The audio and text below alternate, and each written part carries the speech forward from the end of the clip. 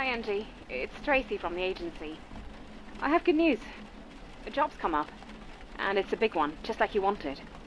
It's a long drive, southwest, right in the middle of bloody nowhere, but it's just one elderly gentleman living on a farm. Early dementia symptoms, so it's all pretty standard. You'll need to do some light cooking, but nothing too crazy. You know the drill. His regular carer's off sick, and he needs someone to keep an eye on the poor chap until she gets back. I'd go myself.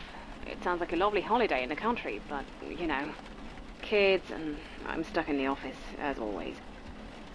But you'll love it there. I'm sure you will. Angie? I can't. Something's come up. I'm sorry.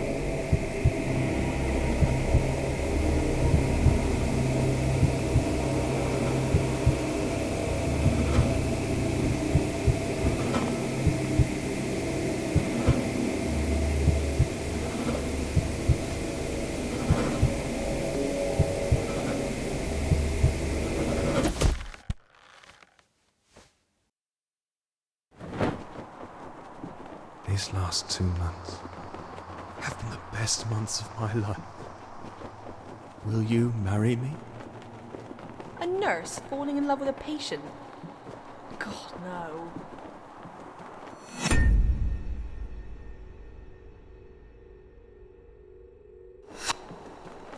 Marrying a dying man. I never understood why she did it. Japan? Are you kidding me? Of course I want to go. It's only like the best place on earth.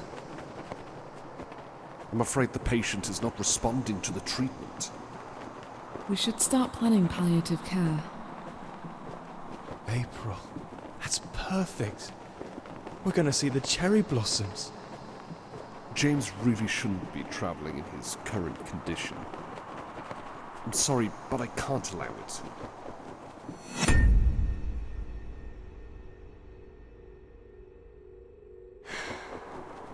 It's all right. We'll go once I'm done with this fucking keeper. Angie. I'm sorry. James was a great guy. I'm sorry for your loss.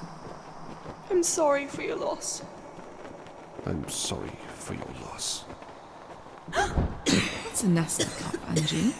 Should go have that looked at. You okay?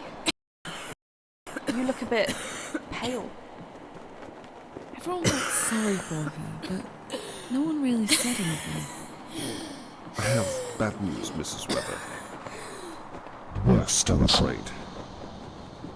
It's lung cancer. Late stages. But didn't her husband die of cancer last year?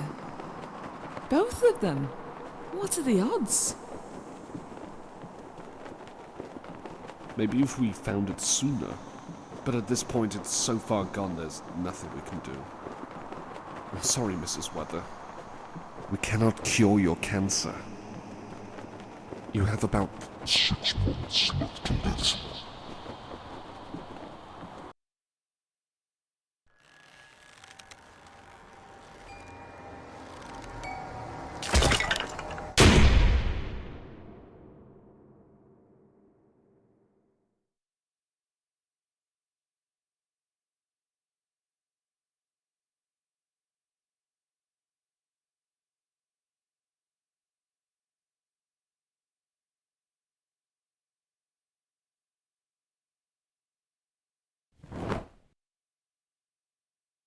Fuck.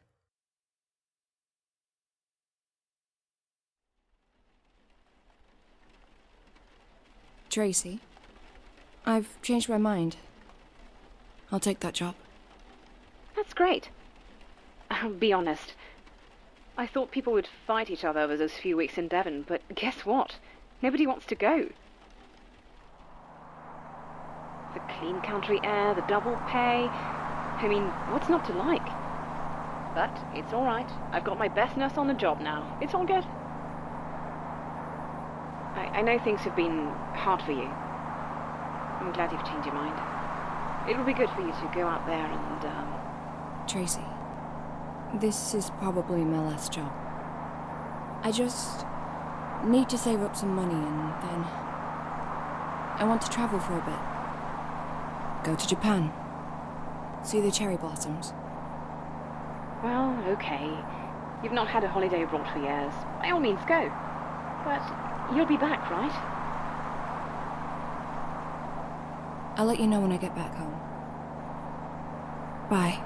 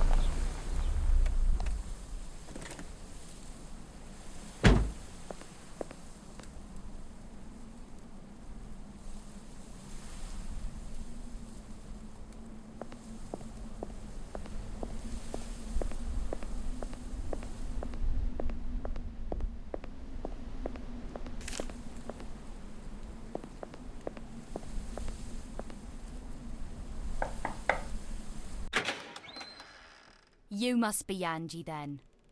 Come in, come in.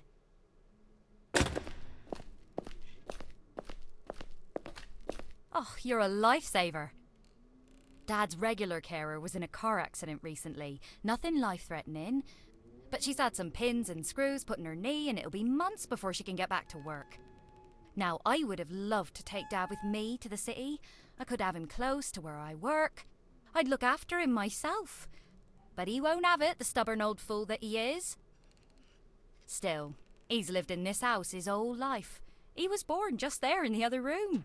He might as well spend what time he has left here on the farm where he's happy, right?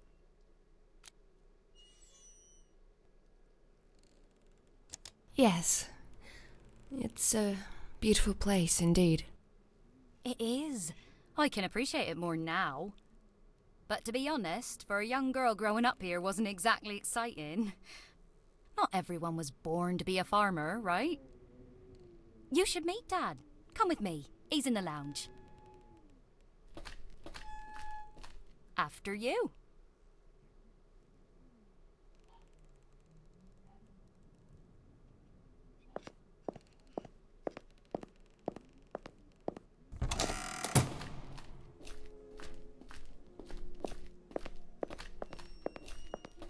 Meet Angie, Dad.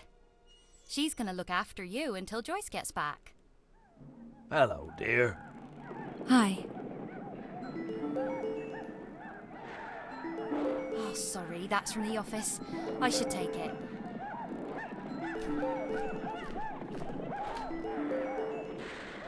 Hello? hi, Sam. No, I shan't be long. I'm just showing the house to that new nurse. I'll be back before 5, 5:30 tops. Ugh, I know. He always does that. Yeah. See you soon. Ta-ta. Oh, I'm really strapped for time today, I'm afraid. I'll just explain everything quickly and leave you to it.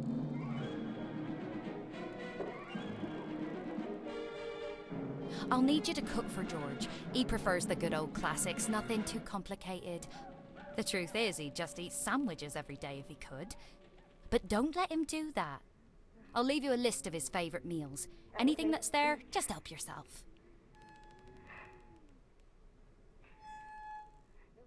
Here's Dad's bedroom. He might occasionally need help with this or that, but on most days he still manages to dress on his own. And here's the bathroom he uses. Again, just watch him to make sure he doesn't slip on the tiles and break his hip or something. Dad likes to be called George. You can take him for a walk sometimes if the weather's okay, but he prefers to spend most of the day here watching TV. That means you'll have plenty of time left for yourself. There's lots of old books in the house if you ever get bored, and an old computer in the office. But I'm not sure if it works. And finally, my old bedroom. That's your space now, so make yourself at home. Just don't let the cats in. They get too cozy indoors and they never want to leave.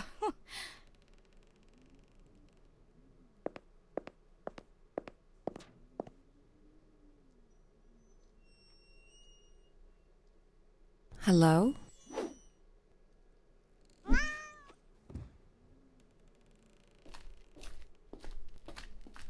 I've left a little guidebook on the kitchen table for you. Make sure to check it every now and then, you know, when you get stumped. And please, keep a close eye on George. I know he seems fine most of the time, but he does have his moments.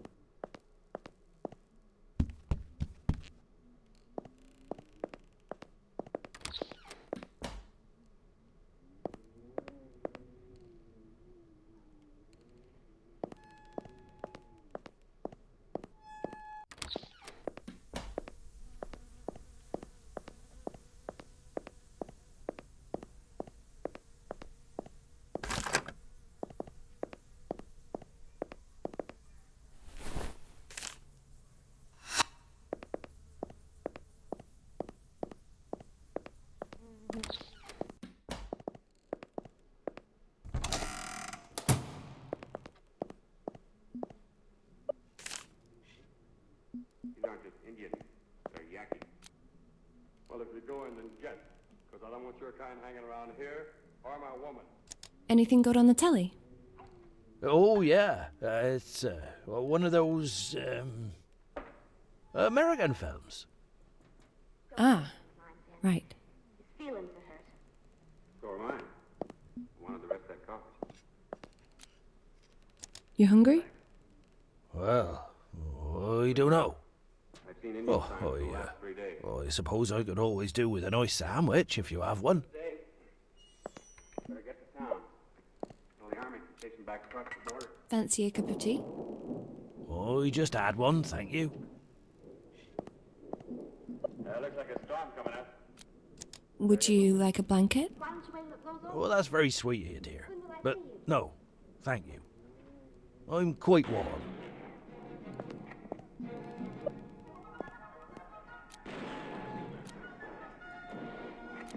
Wanna go for a walk? Oh, that's a bit windy, innit? I suppose. I think I'll give it a miss, if you don't mind. Yeah, Sure.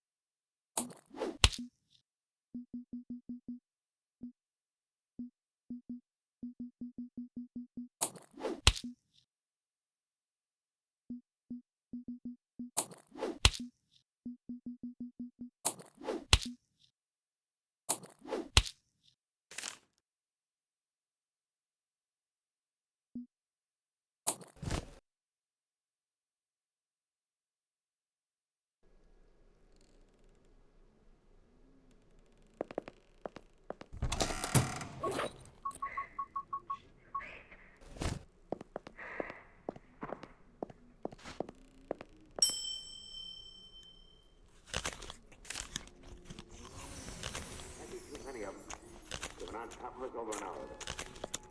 Jim? I'm so Oh, suck your yap. that's the way to talk. What kind of talk do you understand? Quit that stippling, will you? I can fan you over that wagon for a target. I will, Chief. Oh, come on. You damn well better.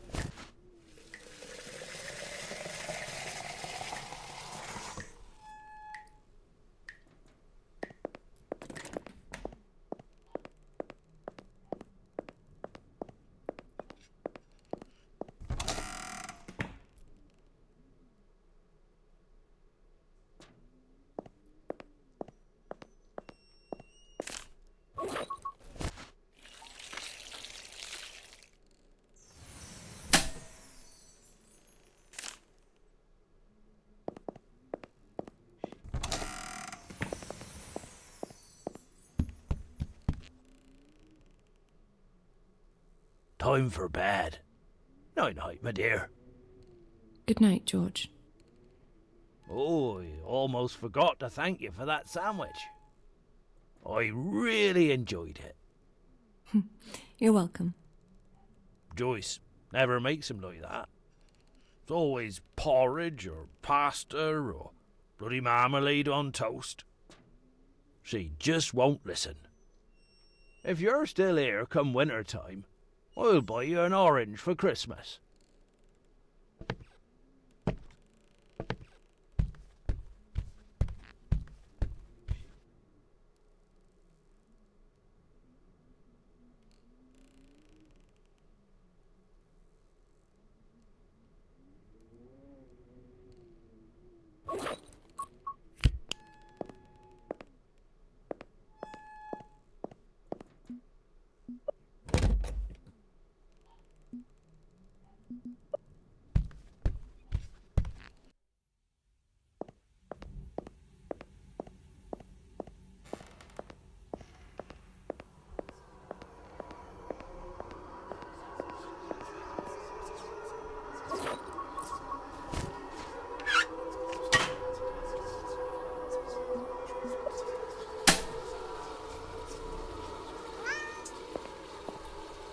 Oh. Hello again, little one. It's alright. You don't have to be afraid of me. I don't bite. Not running away this time. Good. You know I wouldn't hurt you, my little furry friend. I love cats. In fact, if I wasn't fucking dying of cancer, I'd probably get a dozen cats to live with me. People would call me a crazy cat lady, but I just wouldn't give a shit. I'm very curious about that key on your neck. What's it for? Would you mind if I borrowed it? Ah!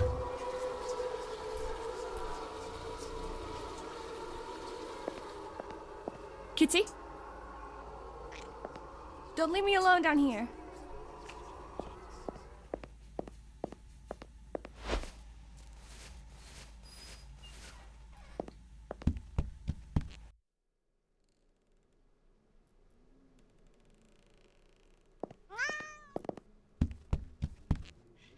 Do we really want to play hide and seek?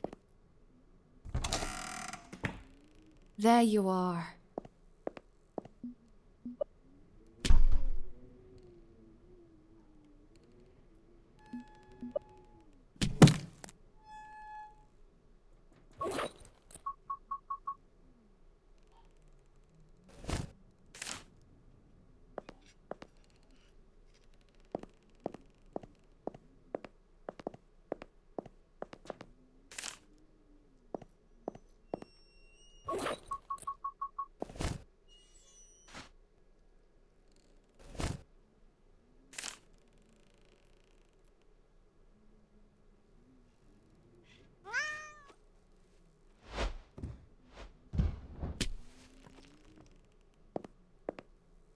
Where are you off to now?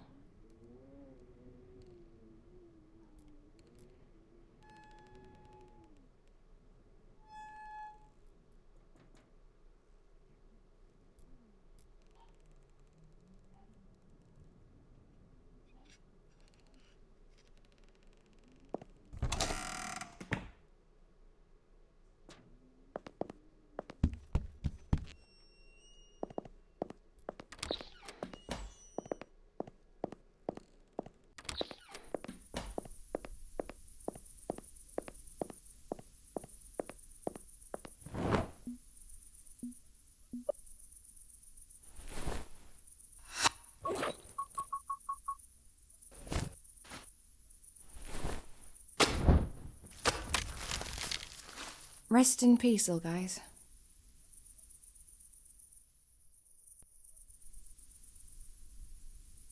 Two lovers sleeping forever in a shared grave. I wish I was this lucky. I'll probably just have worms with me in the coffin, munching on my carcass. And spiders. Horrible fucking spiders. God damn it. I'm really not ready for any of this. This shouldn't be happening. I don't want to die.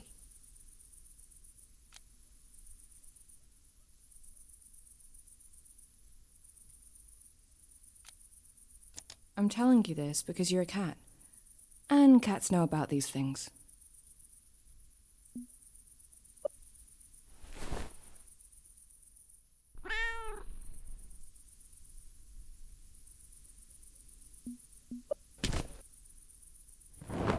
Thank you, darling.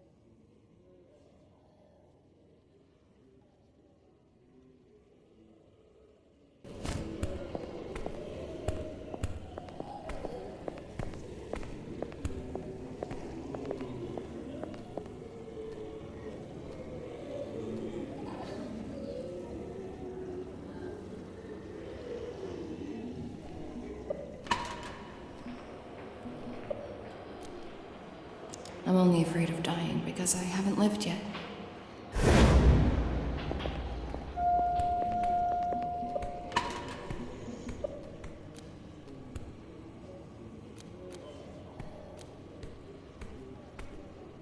Is this the end?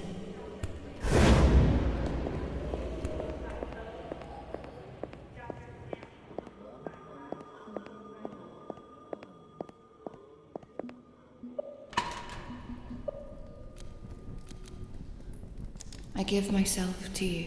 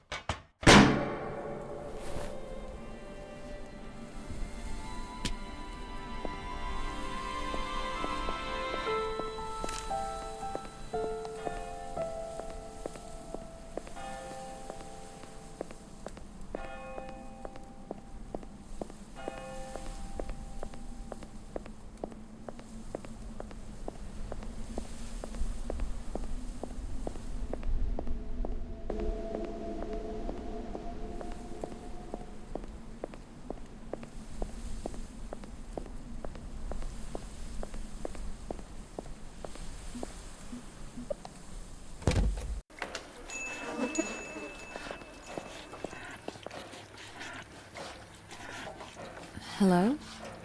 Yes, hello. I know you're in a hurry, but please, I'm almost done here. I'll be with you as soon as I finish this last portion. You a smoker? Fancy a smoke while you wait? Go ahead, that ashtray's there for a reason. You want me to smoke in a restaurant? I really wouldn't go as far as calling it a restaurant, darling. Actually, you know what? A cigarette sounds great. I will have one, if that's alright.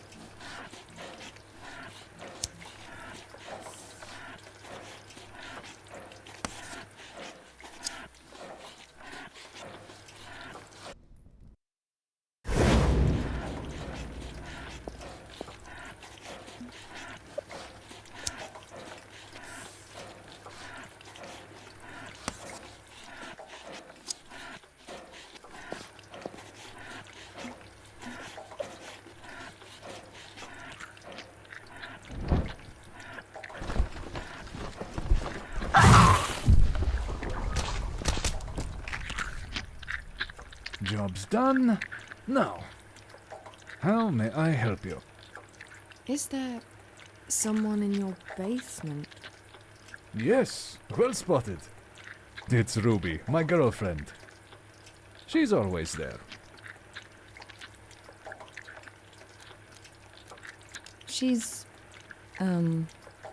making some strange noises. She just gets a bit agitated when she's hungry, that's all. But now that she's fed, it should stop soon. Well, for a couple of hours anyway. Are those chains? Is she chained to the wall? Of course she is. Safety first. That's my motto. You can't do that. No, see, you don't understand. It's all mutually agreed. It's all good. She actually signed a form letting me do that. Wanna see? Maybe later? I know it looks a bit odd, but I've been doing this for a while, and trust me, the chains are necessary. Especially since the Destiny incident. Oh, Destiny. I'll never forgive myself for that.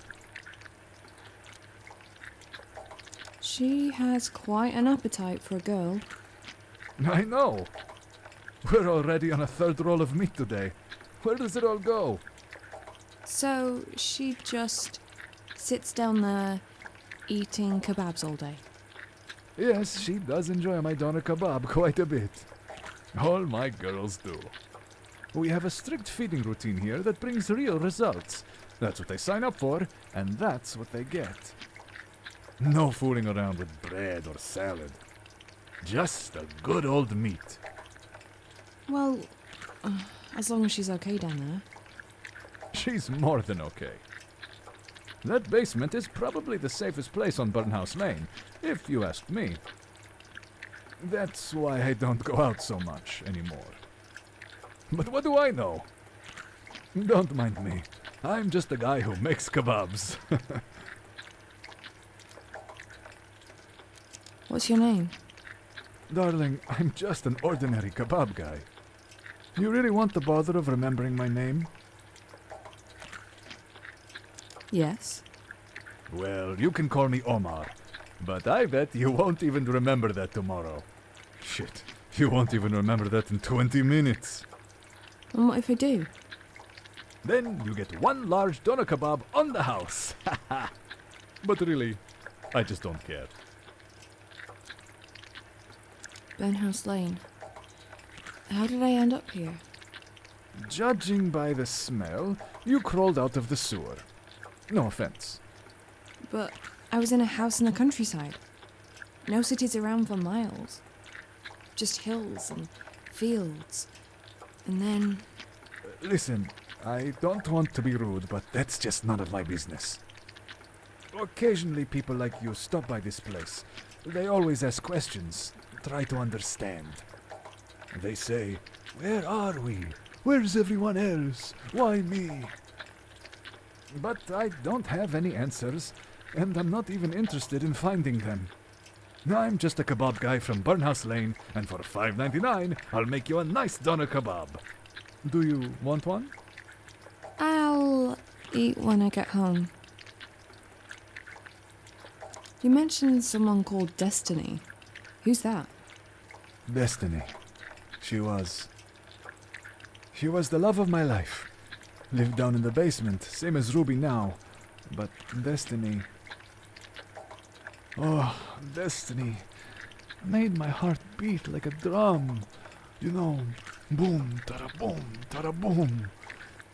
So special, so beautiful, so big. She was able to eat twice the meat other girls could. But then one day... Let me guess.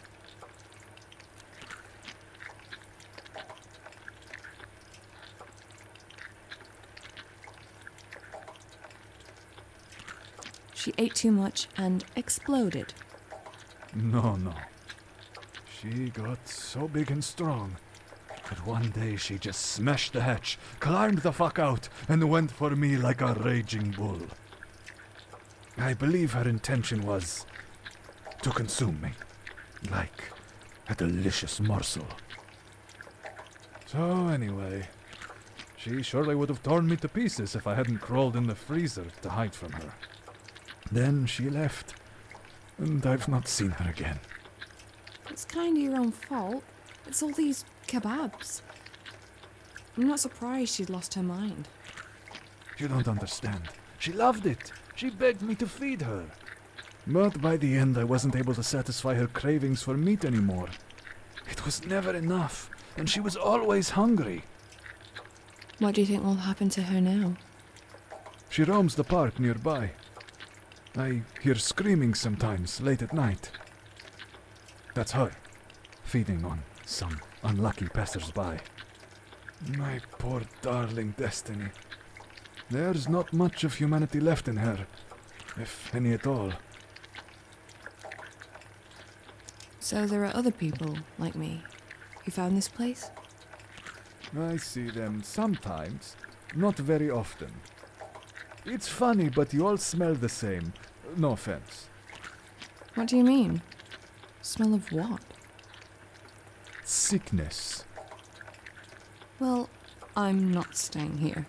How do I get back? You sure you want to go?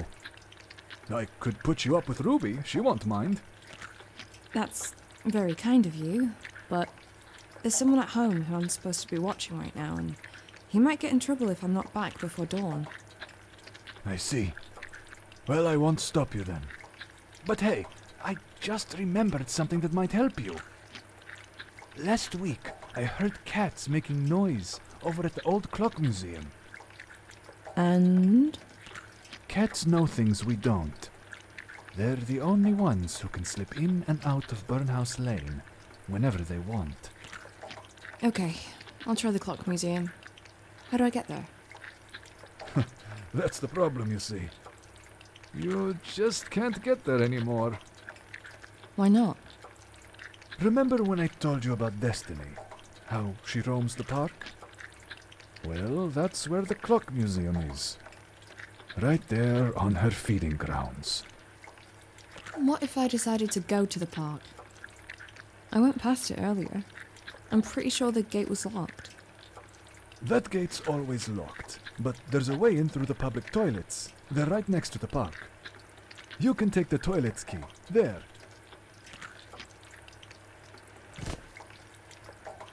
Just bring it back later. I'll need it for the customers, and if you see Destiny, just run. She's strong, she's aggressive, but she's also clumsy. You can dodge her if you're swift enough, but if she grabs you... I won't let her grab me. Good. I'd be sad to see your pretty face turned into lahmacun.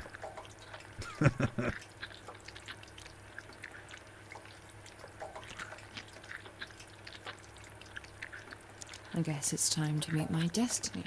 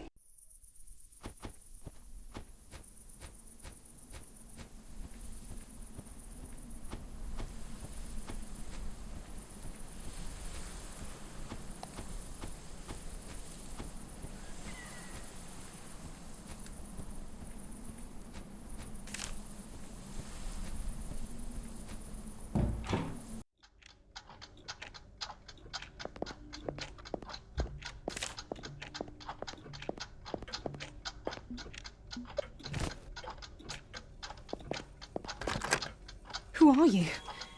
Can you let me out? Charles locked me in here. He was going to get help, but he didn't make it. She got him. She fucking ate him like an animal. I saw it all through this hole. God fucking damn it. Who are you? What does it matter?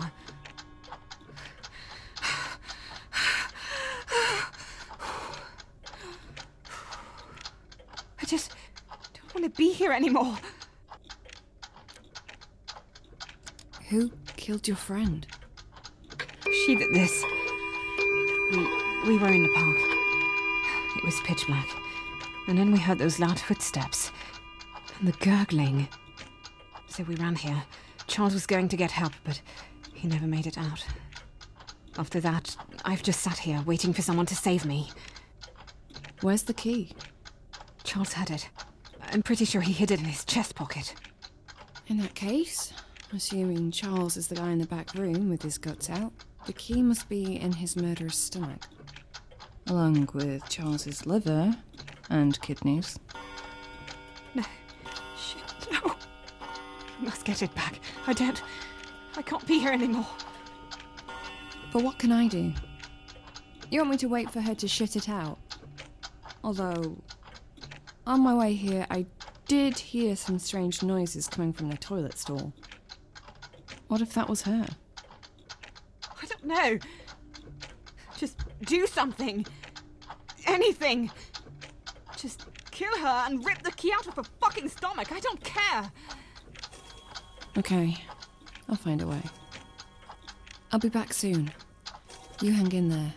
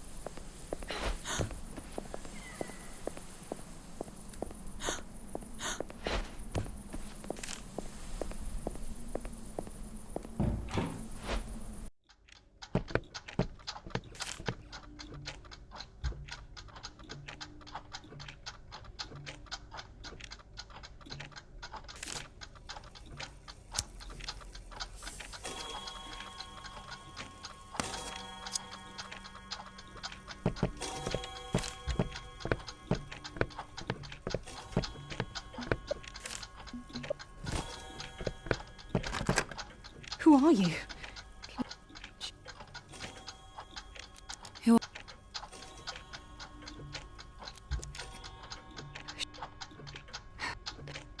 So, Charles. Alone. No. For what? You're. What if? Just. Okay. I'll be back.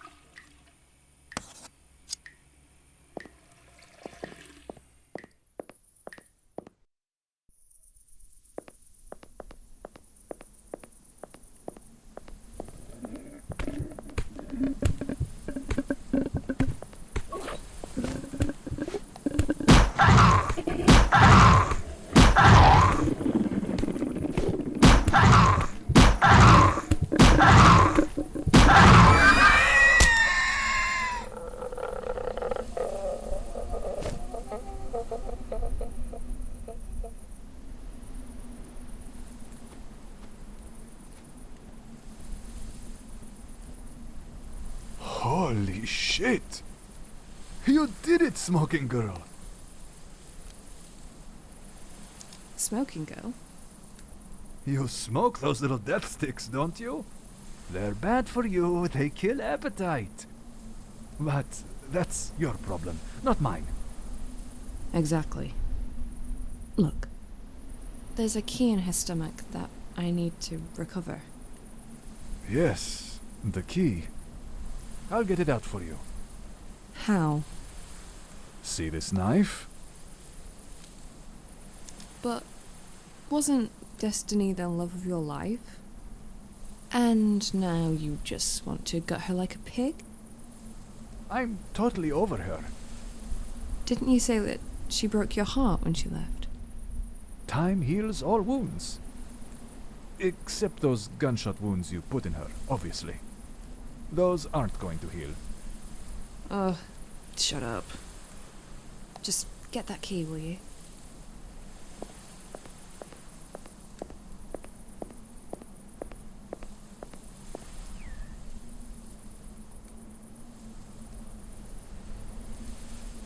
Is this the key you were after? Why? Did you find more than one key in there? No, but I found a golden watch and I'm keeping it for myself. I don't care. Just give me the key. I'll see you again, smoking girl. Bye, Omar. Ah, you did remember it. I promised I'd give you something if you do, so here, something to remember me by.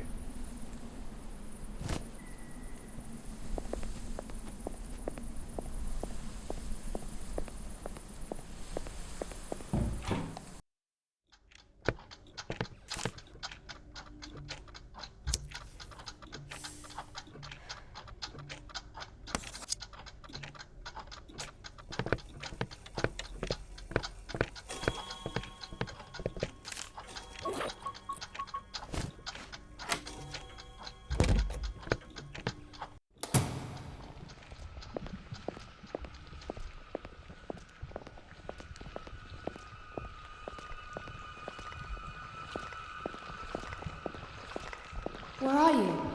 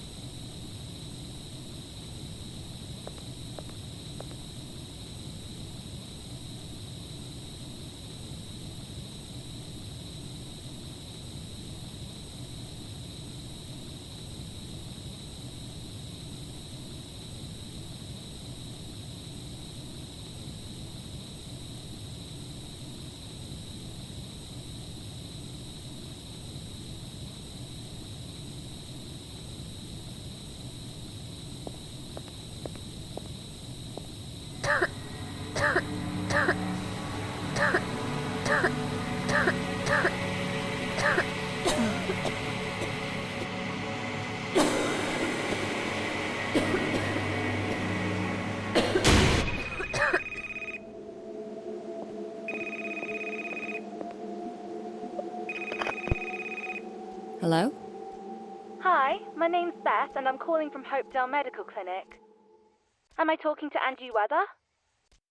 Yes? Okay, that's great. You came to us last week to run some tests. The results are in, and Are they okay? Dr. Matthews asked if you could come in. He'll explain everything. Wait, is something wrong? Am I ill? We don't give out this kind of information over the phone, I'm afraid. Let's arrange a visit, shall we? Can you make it this afternoon? Sorry, can you repeat? I can't hear you very well. I said, I want to help you. Draw an X on the door and come to me. What? I want to take a closer look.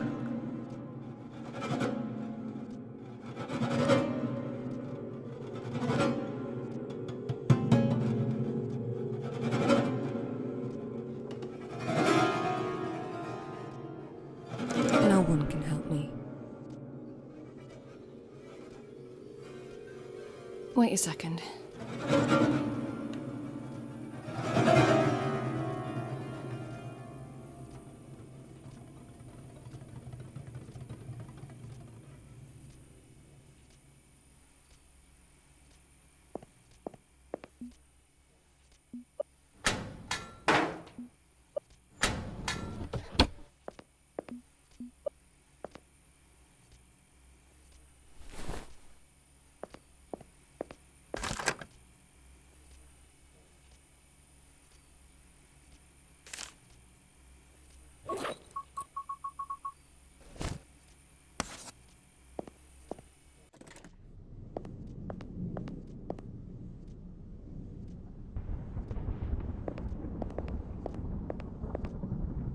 Yes. I think you might actually have a chance. I have a good feeling about you. It's your voice I heard on the phone, isn't it? Who are you? As you can see, I'm a cat. I used to have a lovely warm home, but one day, Andrea got sick. She came to Burnhouse Lane. I followed her, and I stayed. Where else can I go? Who's Andrea? She was my friend, of course. A long time ago. We both died in that fire, but I simply refused to accept it. Why am I here? This is where the sick come to die. Where else would you be? Are you sick too? No. I shouldn't really be here. But cats never obey the rules. Instead, sometimes I try to help poor souls like you. Because I know how to cure your cancer. This rotten sickness slowly killing you from the inside. I can give you a fresh start. If you're willing to work for it, of course. There's no cure. There's nothing they can do.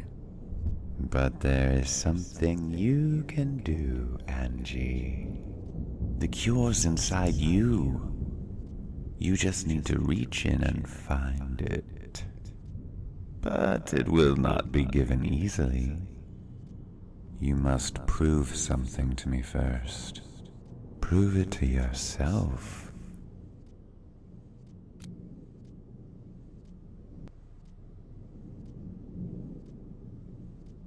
I don't have to prove anything to anyone. Of course. You're still in denial. You're hurting. That's to be expected. But hear me out, please. You must be aware of the dangers coming your way. What are you talking about? I'll give you 5 tasks. Complete them all, and you will live. First task is to bring an evil man here, to Burnhouse Lane. You're going to meet him very soon. Don't let him lull you into a false sense of security, but make him follow you here instead. He won't come willingly, of course, so use the chalk you found to draw an X on the door. It'll take him straight to Burnhouse Lane if he walks through it. Here he will pay for his evil deeds. Go back now. A new day is coming. But... We'll meet again soon. But now, take the door. Go back. I believe old George will need your help.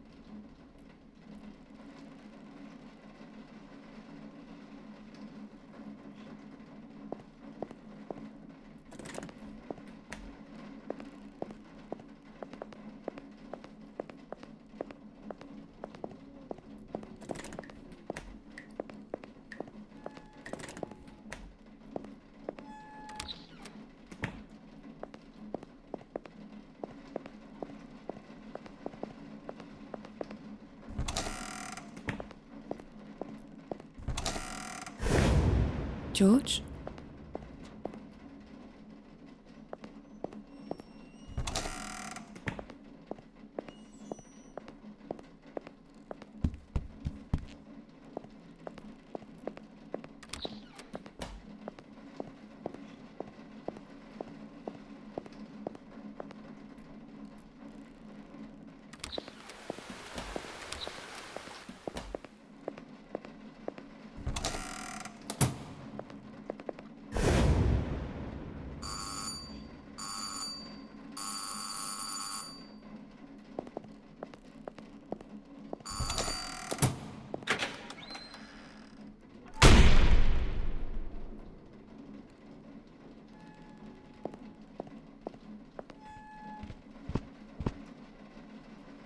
Morning, dear. Looking for Joyce.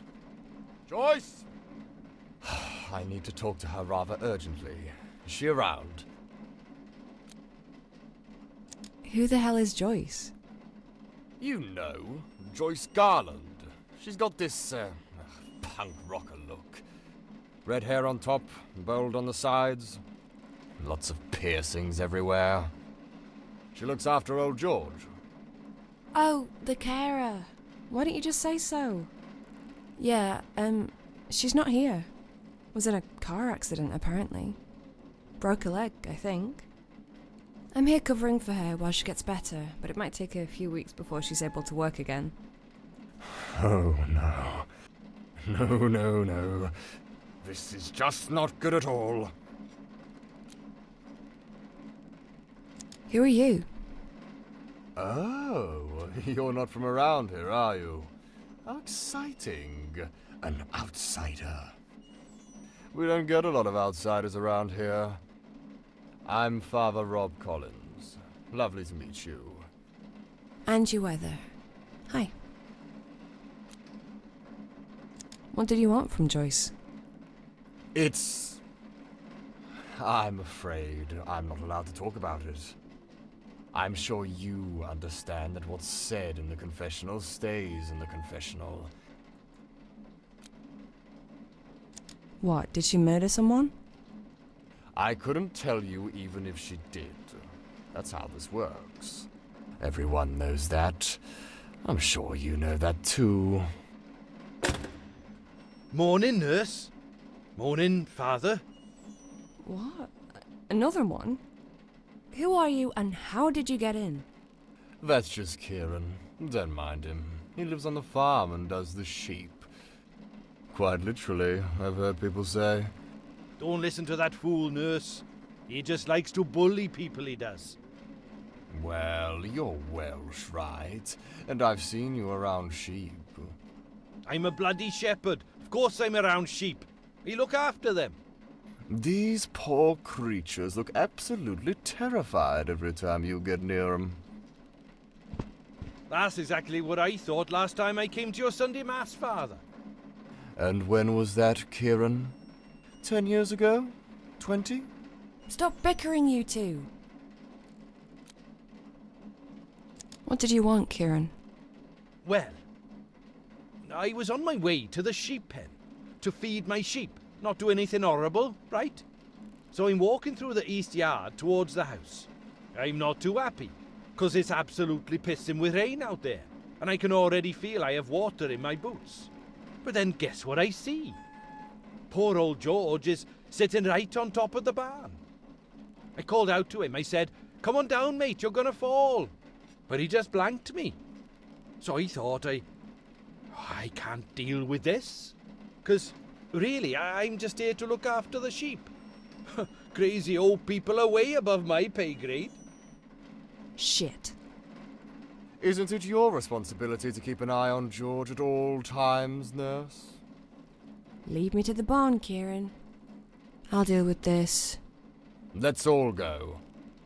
By the sound of it, this situation may call for some divine intervention.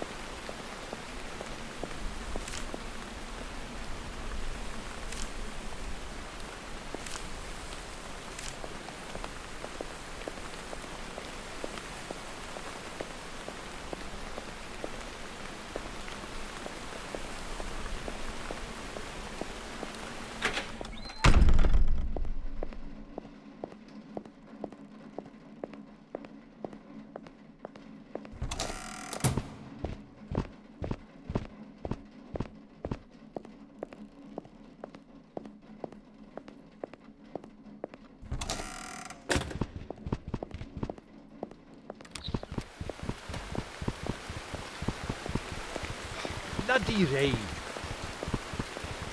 And the rain fell and the floods came and the winds blew and beat on that house. But it did not fall because it had been founded on the rock.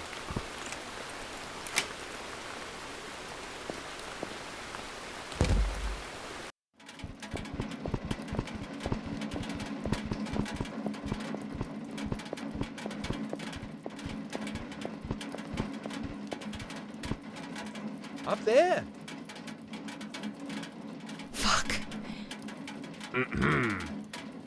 Sorry. But why would he go up there? Why don't you tell us? You're the caretaker. George! Come down, for goodness sake! See? Nobody listens to you, mate. And neither does George. He probably can't hear me from up there. Father Rob, any ideas? I wish the Almighty gave us angels' wings at times like this. But since he doesn't, I think I'll resort to the next best thing. Which is? I'll pray for his safety, dear.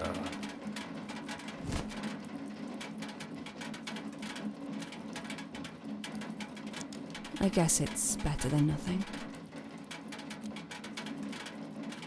Are you any good at climbing, Kieran? Oh no, I ain't going up there, nurse. I'm sorry. The planks are all rotten through. And those ladders? Well, they weren't built for a man of my stature. Or your weight. Can you just bugger off? I don't even eat much. I've got a fat gene from my mother. That makes my agility a wee low. So what? Oh, I've seen you step dancing at the village fest. No fat gene hindering you there. Fine. Last thing we need is you getting stuck on the roof as well. Has George done this before? I wouldn't know. I usually stay with the sheep. I swear, if you call me a bloody sheepshagger once more... Well, I've not called you anything. But you know what they say, Kieran. There's no smoke without fire. This is one tall barn. It's very old, too. George told me that his father built it back in the 50s. Great. That'll make climbing it even more exciting. I wonder if you can see my church from up there. Why don't you climb it and find out? Well, I'm not that curious. You're both useless. I'll get him. Good. That's what Joyce would do. Be careful up there.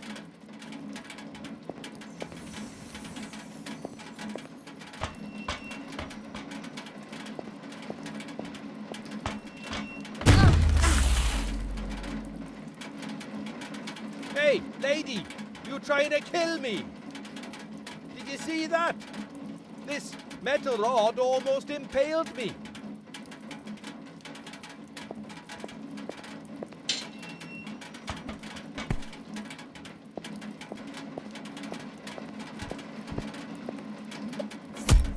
It was this close. Let it go. Nothing happened.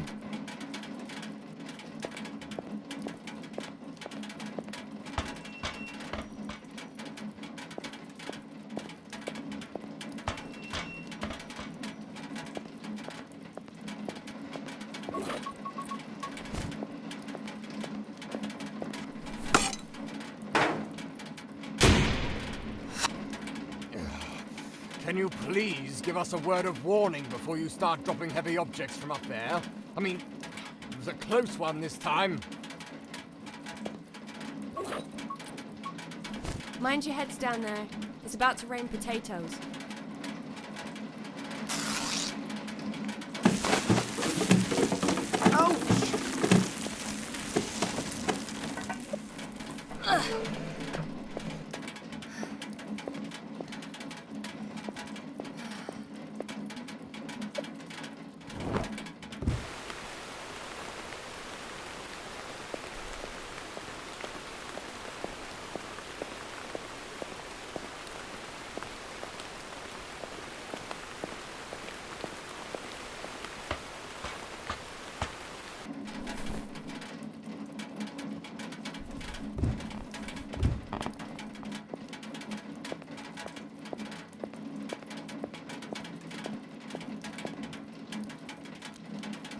Are you out of your mind, George? Getting soaked in the rain like that. That's chest infection at best, and a broken neck too if you slip and fall. You don't get it, do you? Go away.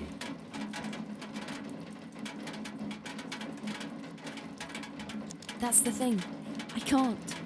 Because if anything happens, I will be responsible for it. You're stressing too much, lass. No wonder you never smile. I didn't climb all the way up here for nothing. Get up, now. I'm taking you inside. Why, you just won't let it go, will you? No, George. Someone's got to act like a responsible adult here. I will count to 3, and if you don't get up and follow me, I swear I will drag you off this bloody roof if I have to. Is that so? Well, in that case, catch me, if you can.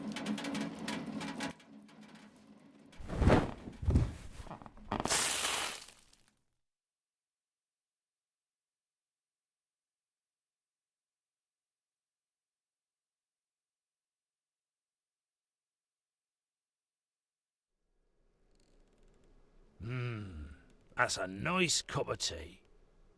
It'll warm you up, George. You'll be all right. Of course he'll be all right. He's a tough bloke. He wrestled bears and punched wolves back in his days. Isn't that right, George? Oh, I don't know about the bears, Kieran.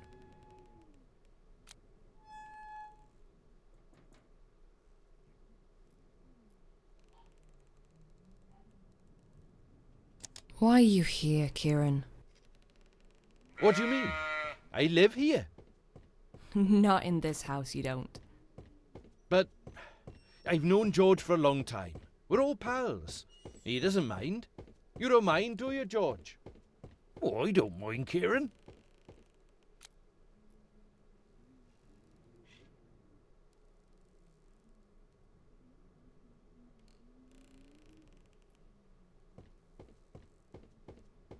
Where's Father Rob? He said he was going to look around. Yeah? I bet he's snooping again.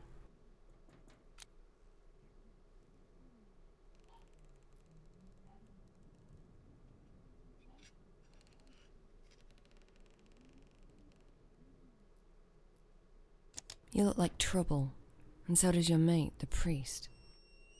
He ain't my mate. I hate him. But if we're gonna judge people by their looks, then you look to me like someone who likes to play with the razors, cutie face. Yes, I noticed those scars, and I know what they are. Do you? I may not look it, but I'm not stupid. Listen, I know you have your own shit to deal with, but that's fine. I don't care. Let's just be friends, for George's sake. I'd rather shoot myself in the head than be your friend, Kieran. You know how to shoot? Yes? Why? We could do some shooting practice later. Oh, I'm pretty sure I don't need that to shoot myself. And also, I was just kidding. I don't hate you or anything. I tell you what, I'll cook dinner for everyone first, and then we'll shoot some bottles. How about that? Oh, so you can cook too? Hell yeah, I can.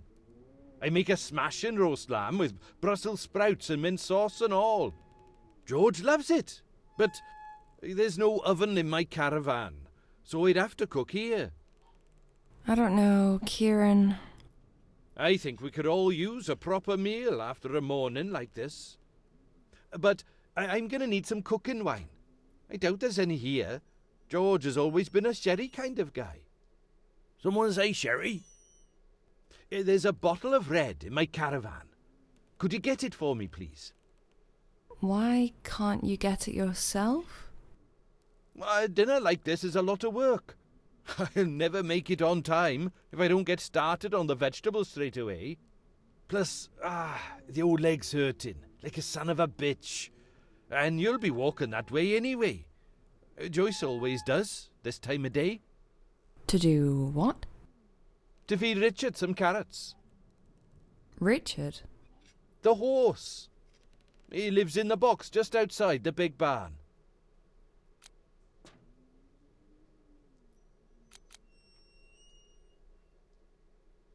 Have you had your breakfast yet? 'Cause you can have this doner kebab if you want. Oh, nice. You sure you don't want it? I'm sure. Yes. All right. Nice. This'll keep me going until dinner. Cheers, nurse. Richard. That must be the worst horse name I've ever heard. Well, I always say he should be called Vicious instead. Why's that? Does he bite? We have a love-hate relationship, me and Richard. Every time I pass by his box, he looks like he'd love to rip my head off and kick it like a football. A horse playing football. Now that would be a sight to behold.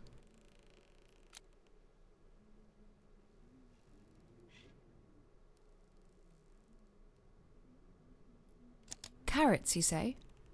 You sure Richard's not a rabbit? All horses love carrots. Don't you know that? Yeah, sure. Of course I knew that. You go in then, 'cause I'm sure Richard's starving. I'll go then. Anything else I should do while I'm there? Milk the cows? Harvest the crops? No. Just get the wine and give Richard some carrots so he can love you forever. Okay. But you better watch George while I'm gone. I won't let him out of my sight, nurse.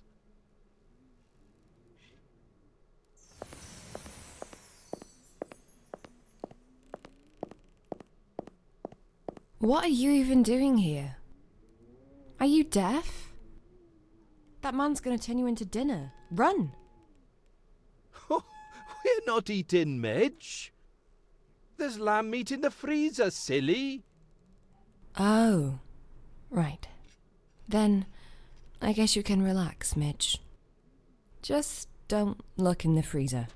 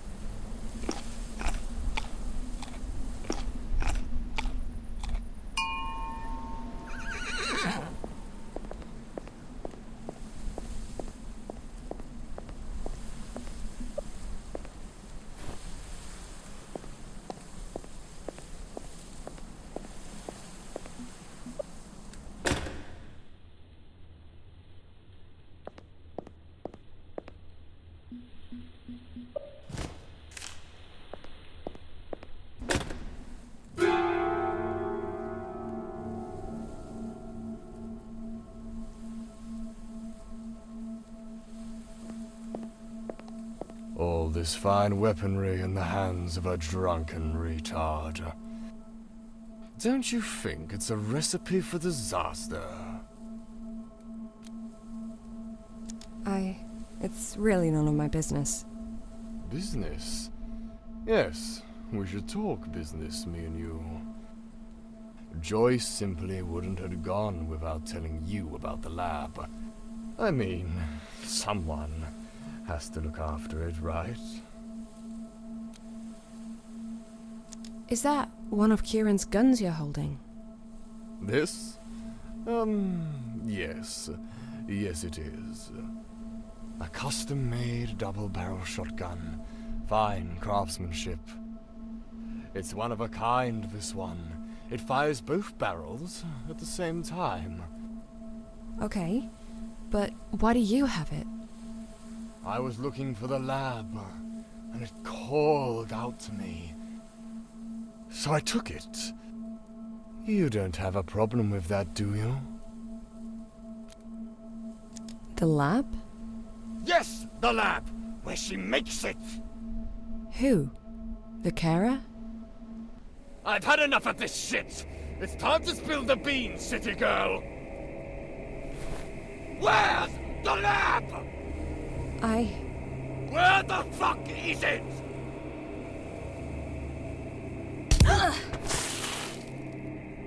You will confess everything. It's just a matter of time.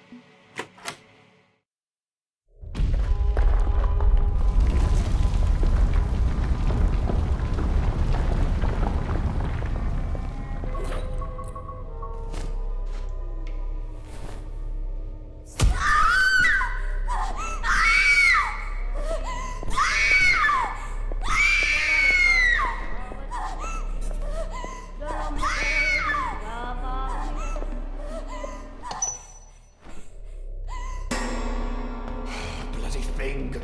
Always breaking.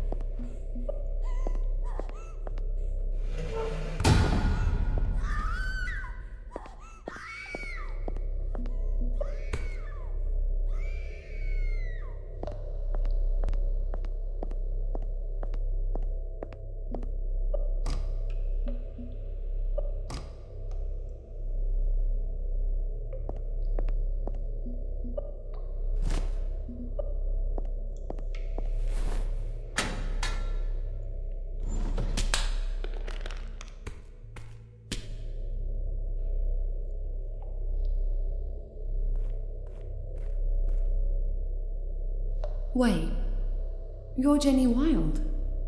The actress? Yeah. And who the fuck are you? I'm just a person that's saving your ass.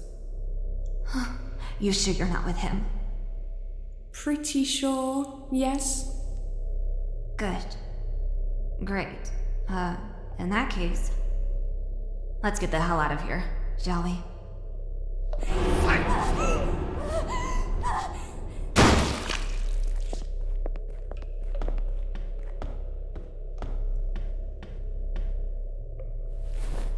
Oh, you ain't going nowhere. Nah! Fuck! Trying to blind me, bitch! That's not gonna work! I have stared into the light of God himself, and it only made me a stronger man!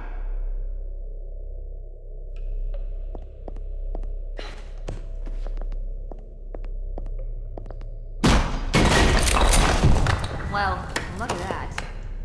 Do you think we could climb up that rubble? I guess. But he needs to stop bloody shooting at us. Huh. That shouldn't be a problem. He's down. One of the bricks hit him right in the face.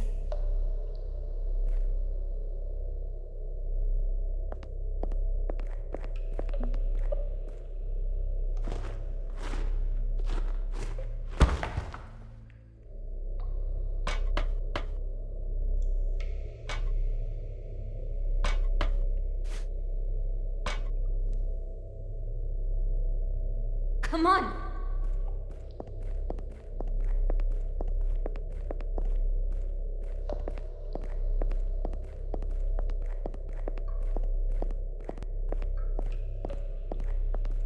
Hurry!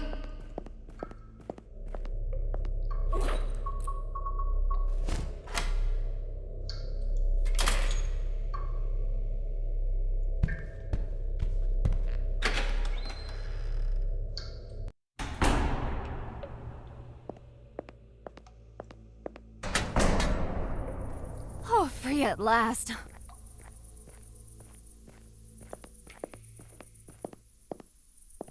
So, as you know, I'm Jenny Wilde. Kinda. Instantly recognizable.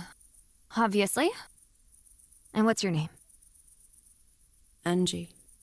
It's nice to meet you, Angie. And thanks for saving me.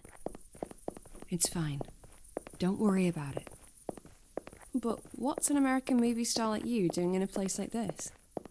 Oh, we just, Finished filming last week. I met some people, went to some parties. You know how it is. Not really. No.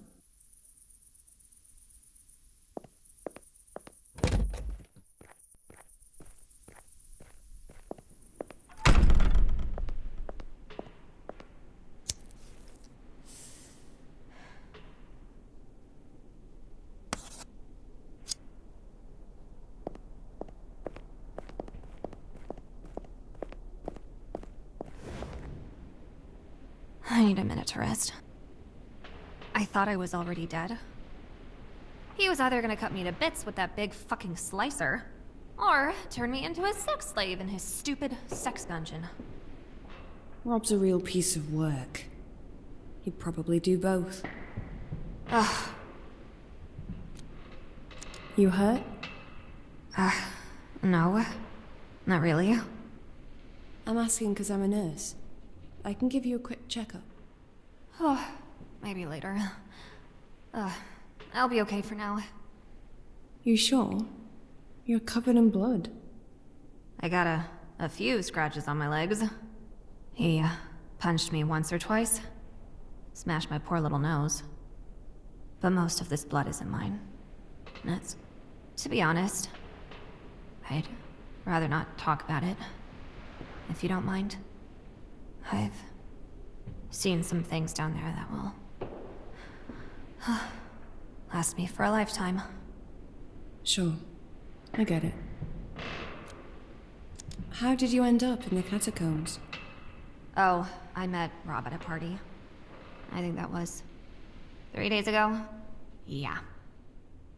He must have put something in my drink, because I remember feeling dizzy, and Rob offering to drive me to a hotel. And you know, I'm a big girl.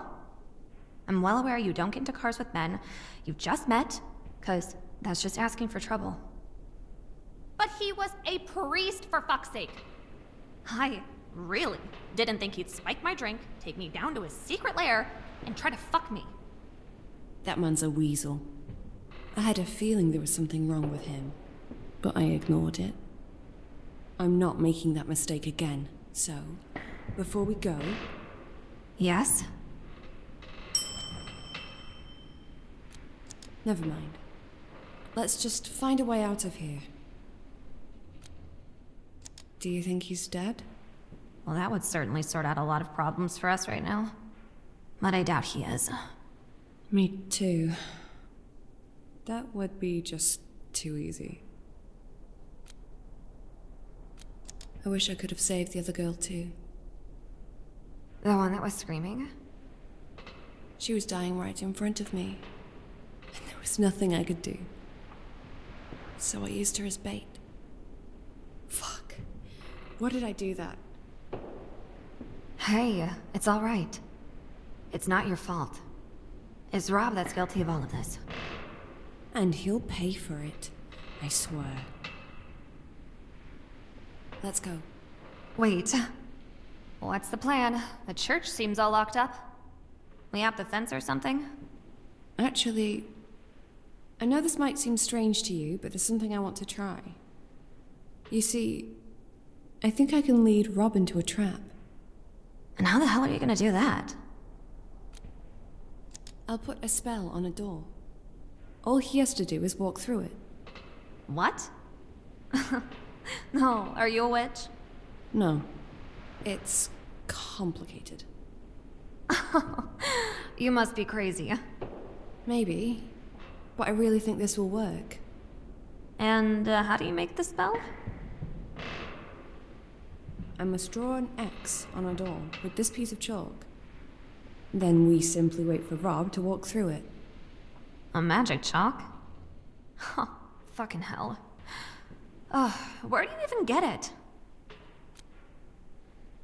It's a long story. I'll tell you some other time. I'll start by getting up to the top floor. Then we'll set up the trap and attract Rob's attention. I'm pretty sure he's not far behind, looking for us.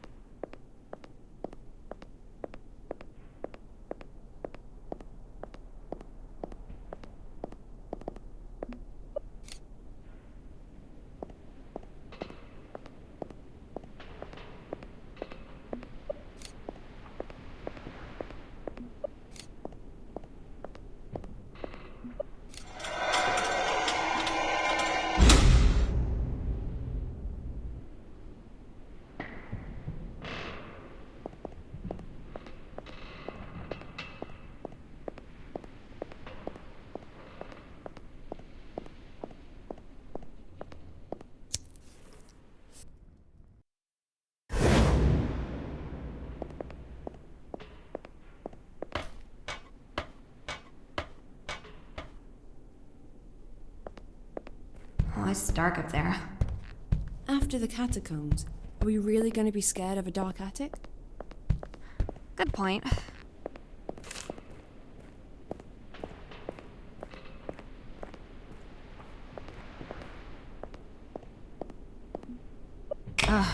That's better.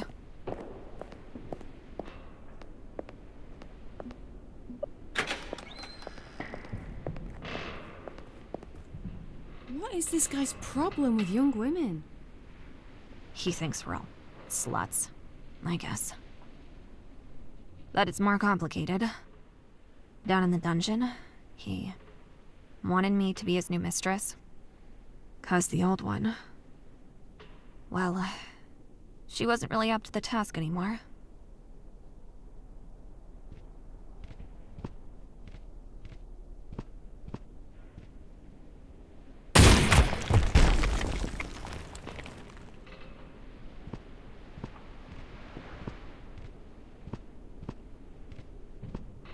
I know you're hiding here. I'll find you. It's just a matter of time. He's here. And it sounded like he blasted the shit out of the back door. It's okay. We have another door right here. What if he destroys it too? I don't think he will.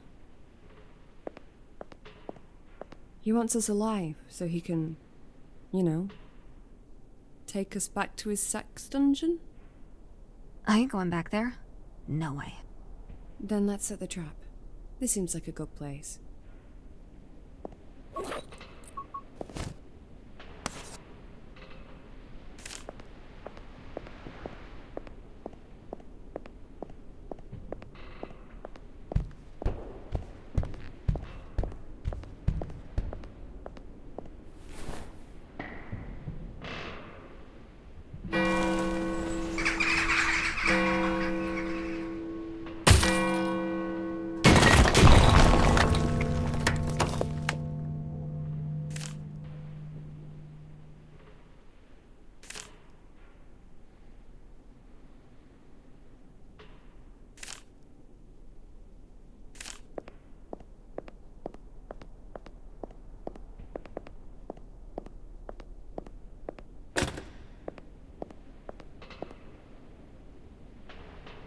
How is Rob gonna get up here now?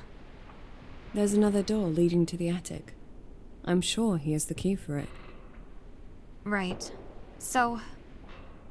what happens now?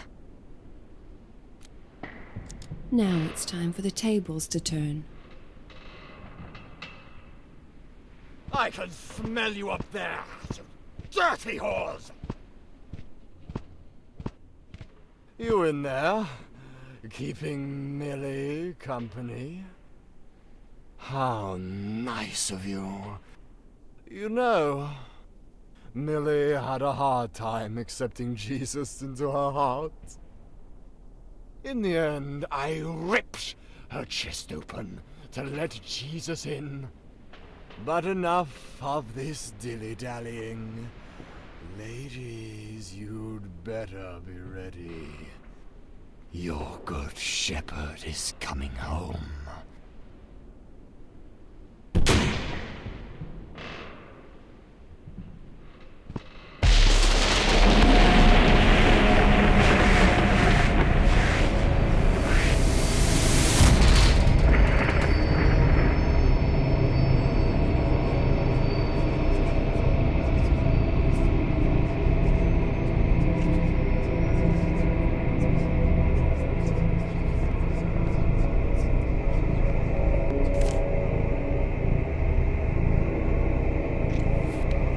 Stay here and wait for me.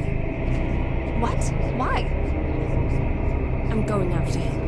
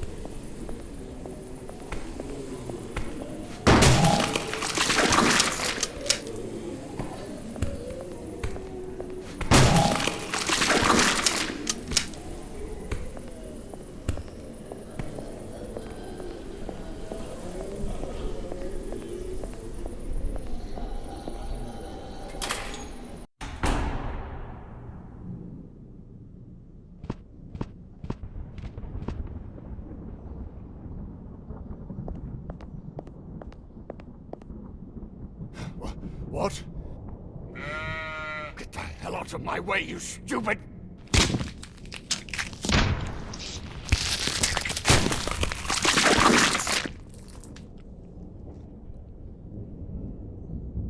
And as the wolf opened his jaws to swallow the lamb, he found there was already an even bigger wolf hidden inside the lamb. The tables turn quickly if you're not careful.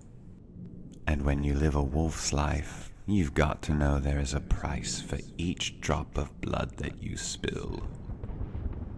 Sooner or later, you'll have to pay it. Thank you, Angeline. This is the man I wanted. Your first task is completed. It's time to end it. Unless... well... you have his gun, and a first-hand experience of being his victim. Perhaps this kill belongs to you. I'll let you choose. I've done enough. He's all yours now. Very well, then.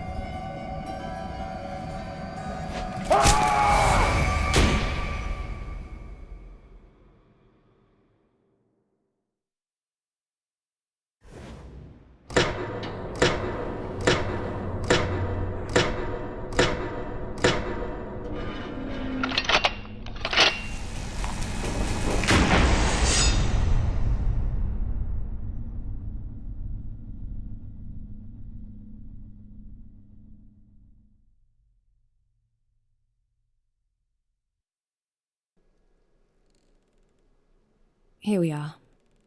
You can stay on the farm until you get your strength back. Don't think the owner will mind.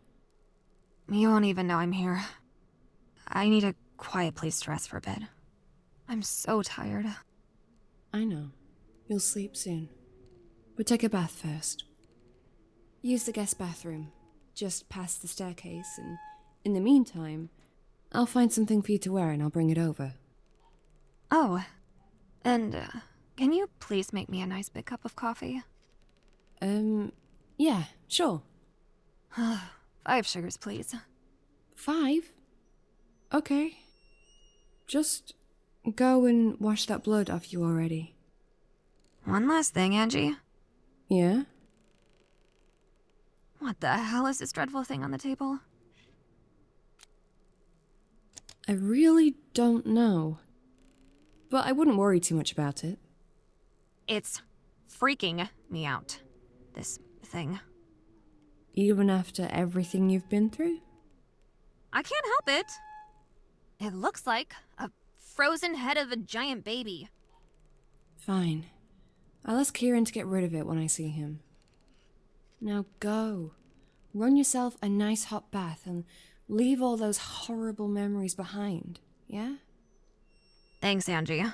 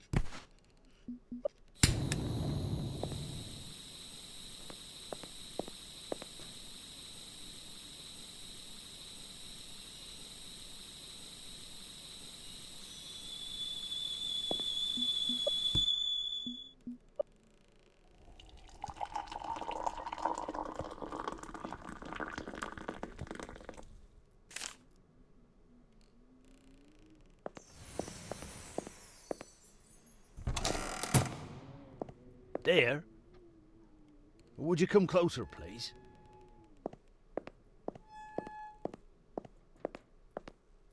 I could be losing my mind, but did I just see a naked lady run past here a minute ago? That's Jenny. Don't worry about her. She needed a place to stay for a few days, and I've offered to help. Is that alright with you? Oh, that's fine with me. Just ask her to put some clothes on. You know, in case that vicar comes round again. Yeah, I'll take care of it. Thank you kindly. Oh, before you go, dear, any chance of another sandwich? Oh, I waited and waited yesterday, but that roast lamb never came. Huh, I wonder why. But sure, I'll make you a sandwich in a minute.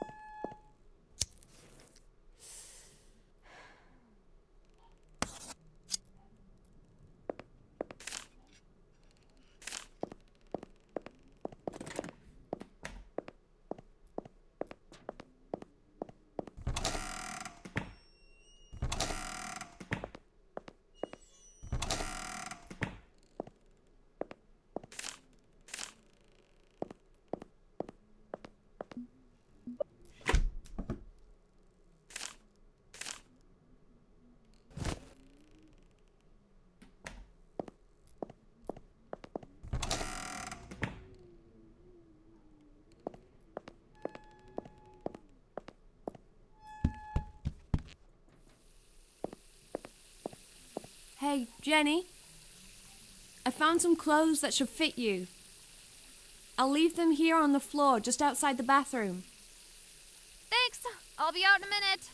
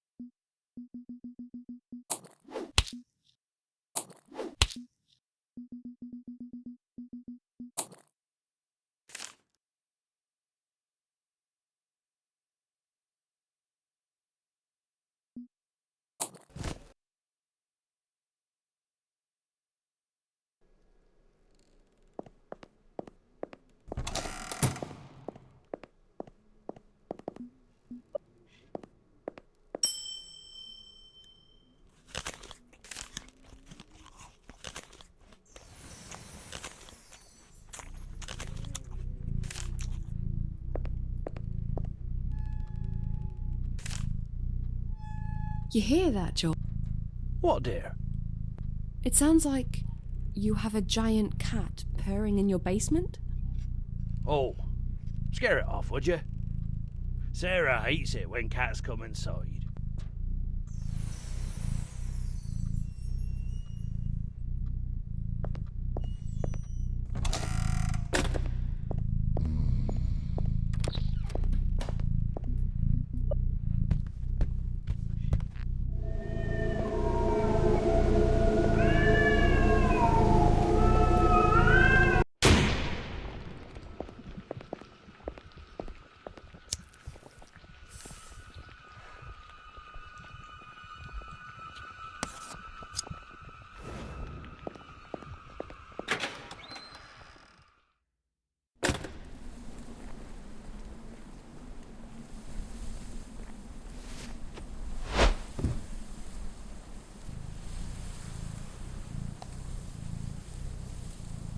Well, aren't you a cutie? Living on Burnhouse Lane, of all places. This doesn't seem like the right home for a beautiful cat like you. Want to come with me?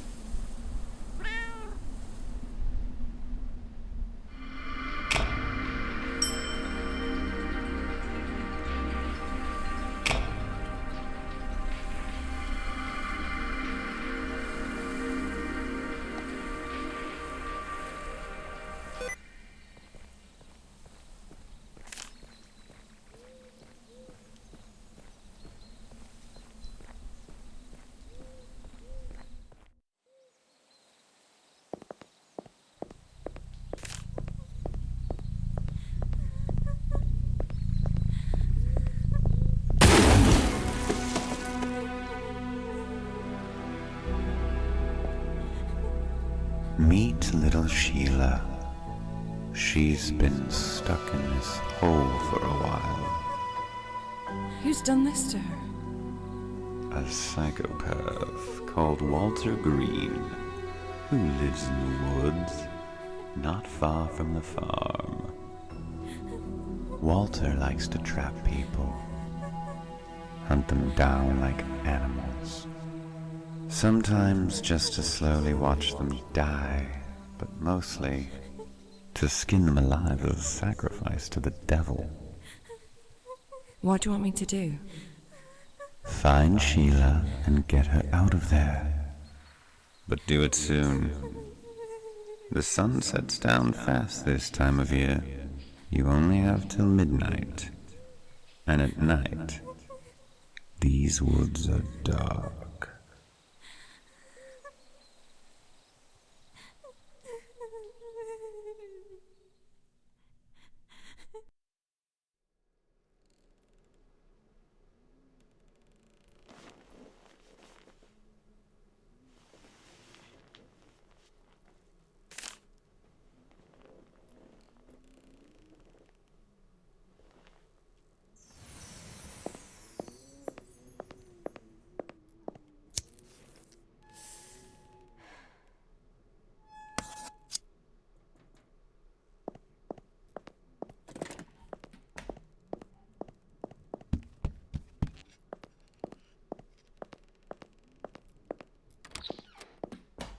You're awake?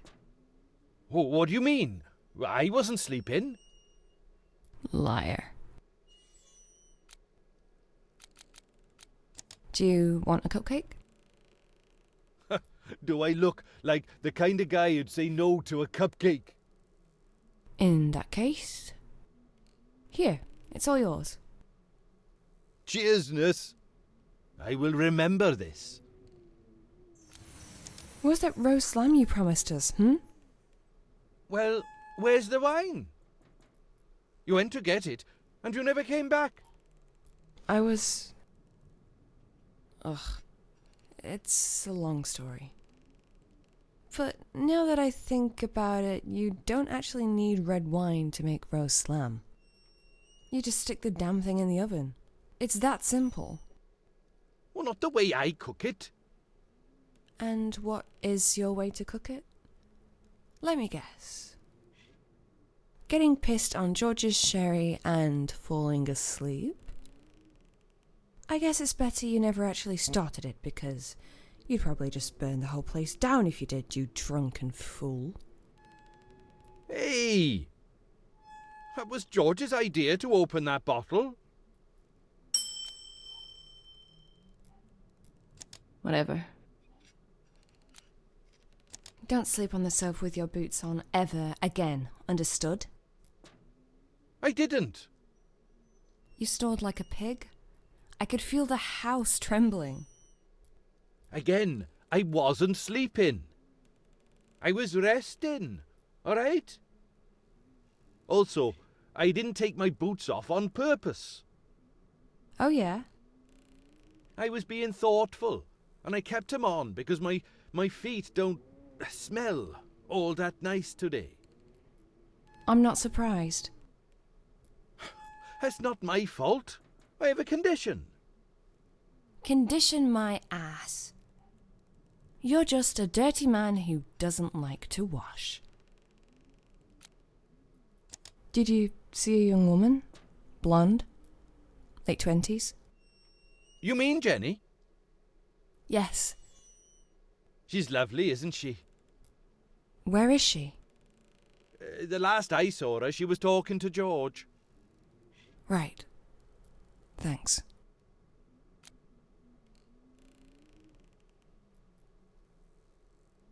Is there a forest near the farm? Why are you asking? Well, I just feel like taking a walk in the woods.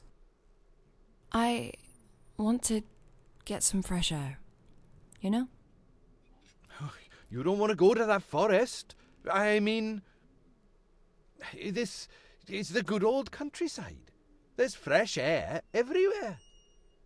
Maybe I like to look at the trees, yeah? Just tell me, how do I get there? Well, if you really must. There's a path leading to it in the east yard, near my caravan. I'll be there all day. Come over, and I'll show you. But you shouldn't go there alone. Why not? I hear stories about things happening in these woods. Bad things. Horrible things. Thanks for your concern, but I can take care of myself. See you later. And don't do anything stupid. Me? Never.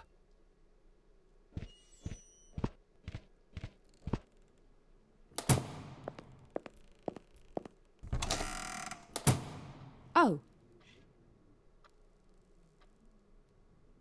I see you've met Jenny.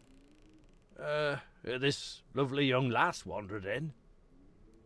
I offered my chair to her, and she must have been very exhausted, because she just fell asleep before I could even offer her a cup of tea. Do you want me to... No, leave her. That's fine. As a matter of fact, I'll go find her a blanket. It's a bit chilly today.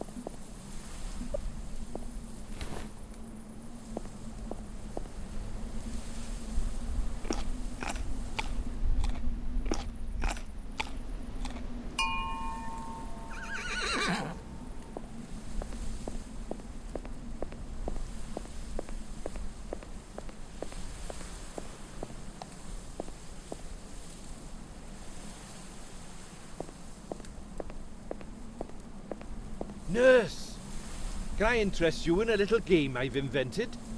There's prizes to be won. What would I have to do? You ever held a gun? Yes. Well then, I throw some empty bottles up in the air. You try to hit them before they fall. Easy. What do you say? Sure, let's try it.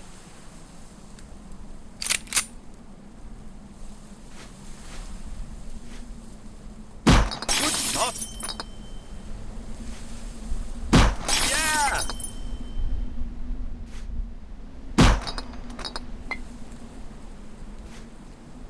Good shot!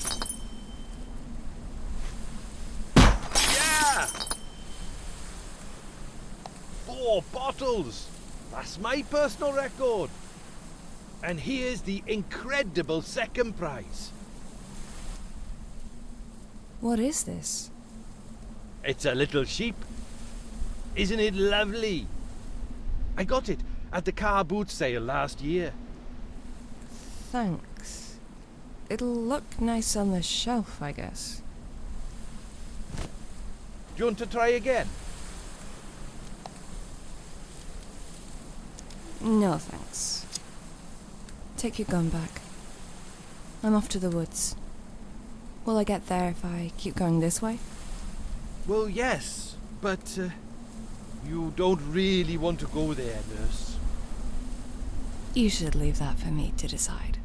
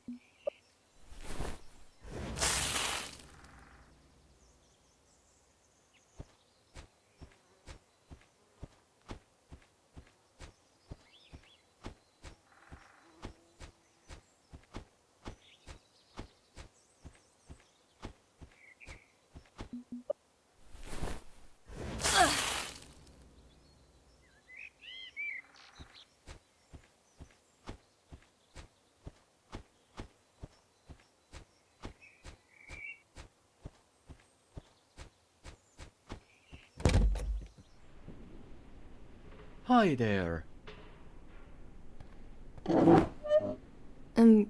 Hi? Allow me to introduce myself. I am Arno. I'm Angie. So, who are you, Arno? Is it okay to ask? Oh, I'm a journalist from Finland. Finland? That's nice. Why come to England? Well, I've been planning this trip for a long time. These woods have been calling me all this time, reaching out to me like a distant melody.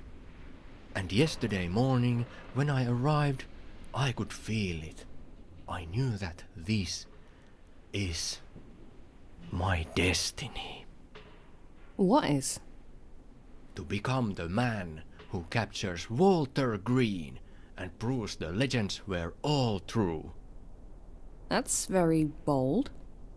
Aren't you afraid that he'll stick you up on a tree and pull your skin off? Or, I don't really know what he does. Eat your eyeballs? Chop your head off? Eat my eyeballs? He's a serial killer, not an animal. He just mostly grabs and stabs people, multiple times. So, if you ever get near him, watch out for the grab. That would be my advice for you. Right. Good to know.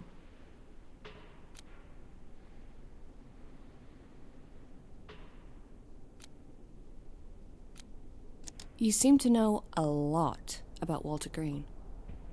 Of course I do. I don't mean to brag, but I'm the world's biggest expert on what they call the Walter Green mythos. I've read every single article ever written on it, including the unpublished blogs and letters. I've lived and breathed these stories for almost 6 years, and I feel confident to say I know his greatest secret. Something nobody else knows. What is it? Oh, I'm not telling it. It's a secret. But if you want to know more, There's a Walter Green's fan page that I've run for the last 3 years. It's a lovely community. You should totally join it. Tell you what, if I'm still alive by tomorrow, I totally will.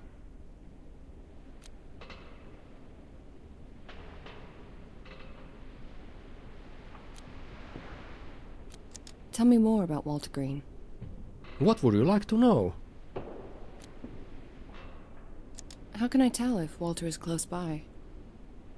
Well, if you can't see him because it's either too dark or he's hiding in the trees, you can always hear him. Julie Marsh, who witnessed Walter during cold winter of 2017, described the sound he produced as rapid breathing of a scared animal. So keep your ears open.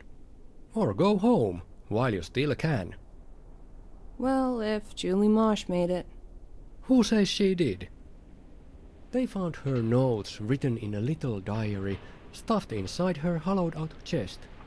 Her guts scattered around in a 10-meter radius inside a large pentagram. 2 large pine cones instead of eyes in her eye sockets. Thanks. I get the picture.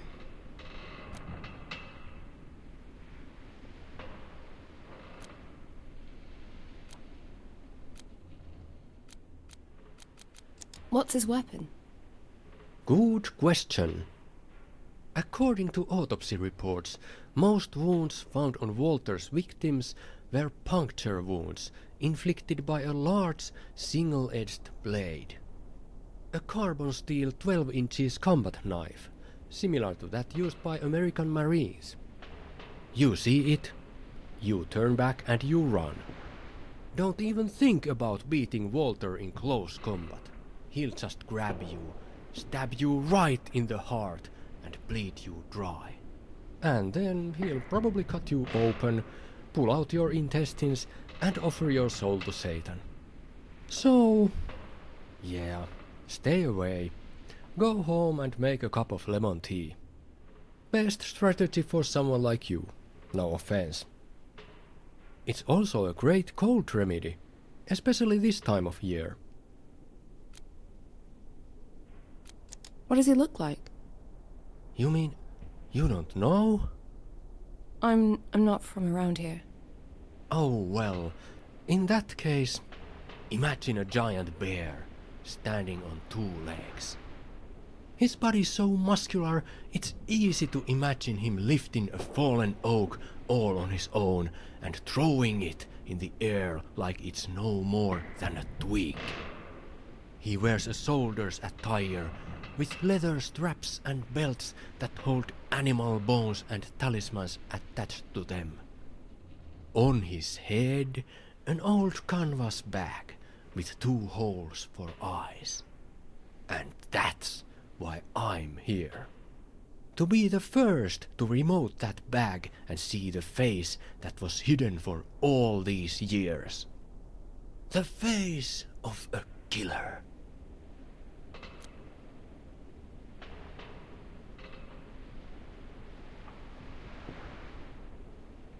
You mentioned a secret. Oh, I shouldn't have brought it up. Come on. You can tell me. That's the thing. I can't. It's my secret weapon. The ace up my sleeve. So forgive me, but no. This one stays with me.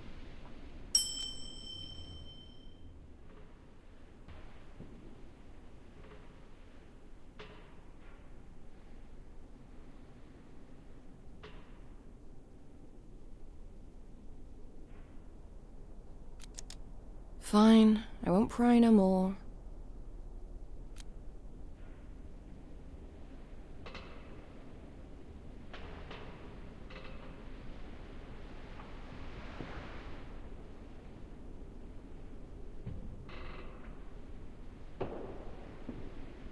That's all I wanted to know.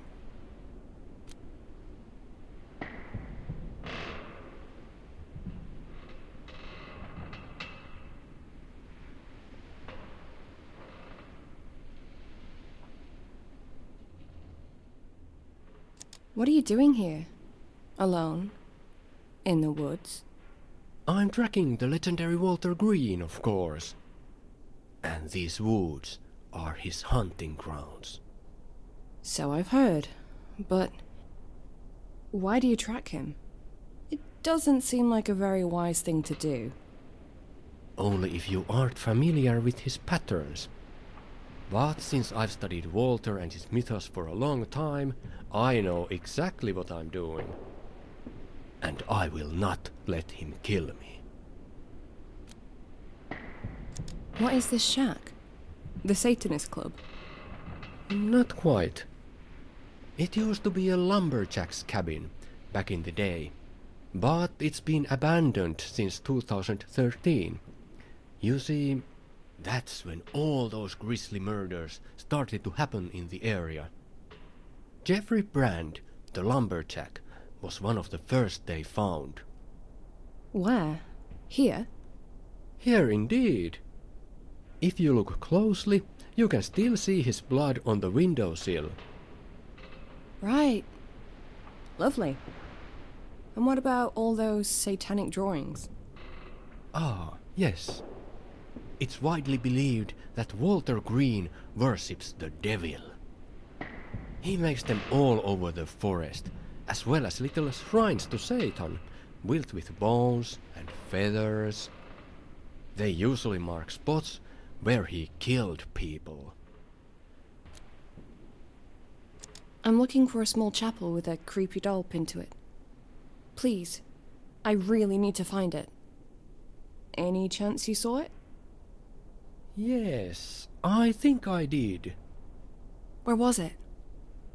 I'd have to draw you a map, I think. Because you know, the picture is worth 1,000 words. That would be great. Thanks. I'll wait. Actually, I was just about to start a fire for the night. It's still early. In these woods, you see, without light comes death. Don't forget, there's a dangerous serial killer lurking nearby. He could be watching us right now. So, while I draw the map, would you mind lighting a fire in the fireplace over there? I would appreciate that very much. All right. I'll get a fire going for you. Wonderful. Now, see this axe stuck in the wall there? You will need that. The axe? Well, don't mind if I do.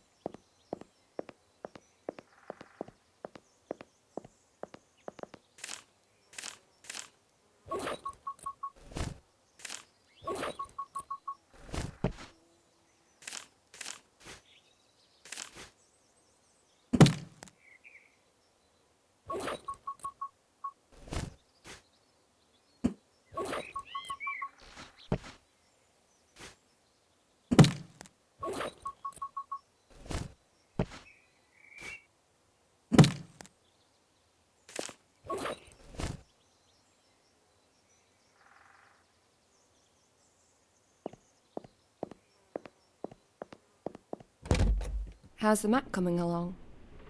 Good, good. It should be ready really soon.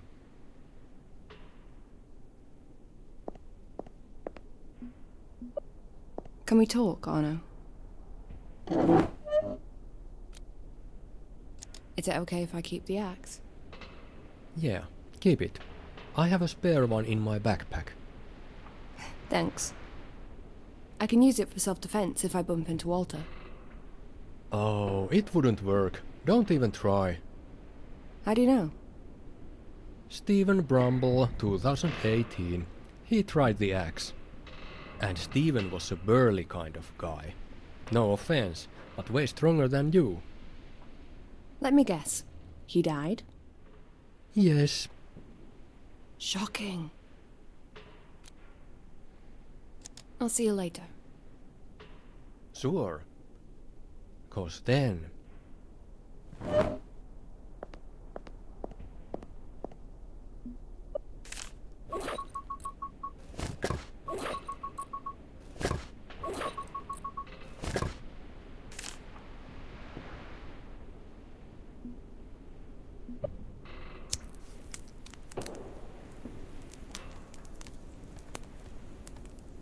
Thank you for doing this. You are a real friend, Angie. Nah. It's not a big deal. Yes, it is. And I will now return the favor. I draw a map that will lead you to the place you mentioned. A little chapel with a doll hanging outside. It's not too far. Just keep going east from here, across the river and through the burnt forest until you see a rock with Walter's drawings on it. You are looking specifically for one with 3 sixes repeated 6 times on the same rock. That's where you make a turn and go through the briar patch. Be careful so you don't cut yourself on it. Then, on the other side, you should see the place you are looking for. Right. Thanks, Arno. Here, take the map. I can't wait. There's something I have to do before midnight. You'll just get lost in the dark. I have a torch. He'll find you. He'll sneak up on you in the dark and he'll stab you. I'll walk really slowly and listen out for him. Well, I applaud your courage. I just hope I don't have to drag your dead body back to the village tomorrow. Just leave it there if you find it. I don't mind. Leave it there, for the wild animals to feed on you. Wild animals? What wild animals? But anyway, that's not what I meant. You are nice. You helped me. I don't want to see you get hurt. Don't be silly. Now, take care and good luck on your hunt. It's time for me to go on mine.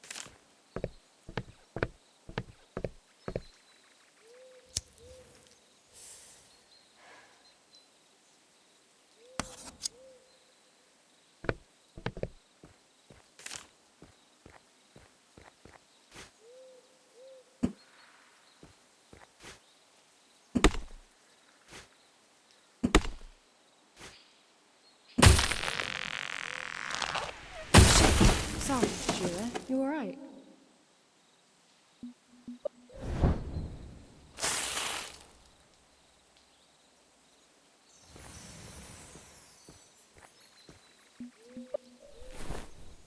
Sheila? You okay? Let's get you out of here, girl.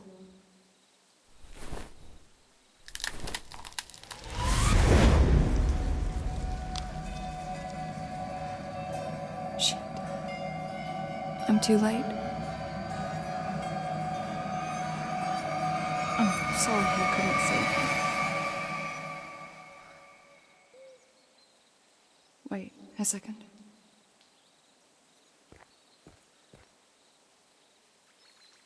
That doll. There's something written on it.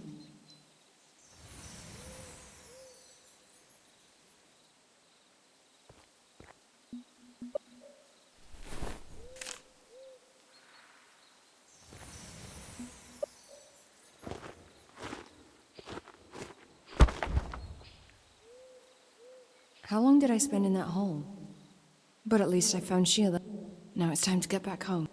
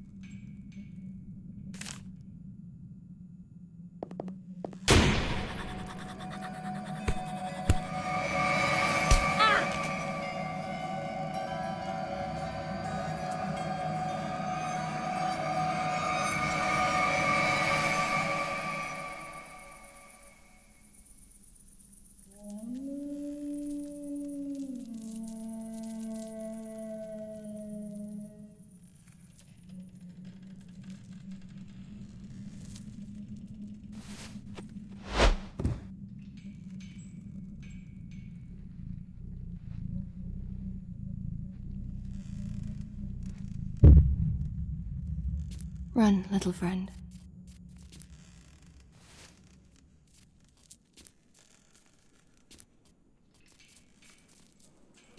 Find a way out. Get help.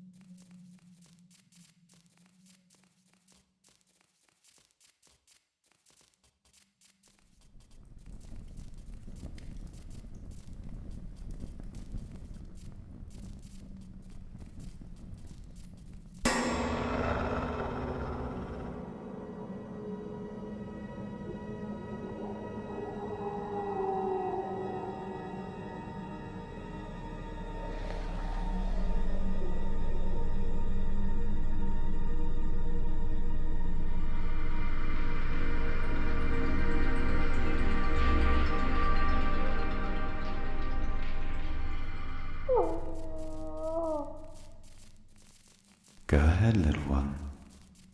Our wolf brothers won't bother you.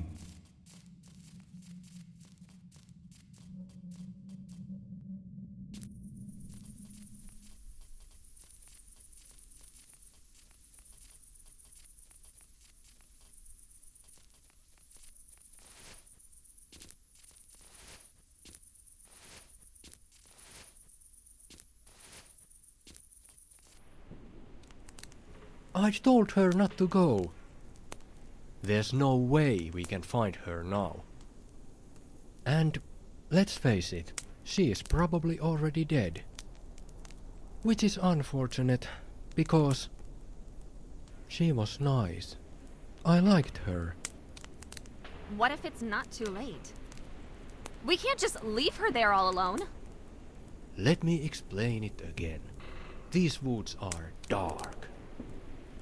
It would be like looking for a needle in a haystack. There's gotta be a way.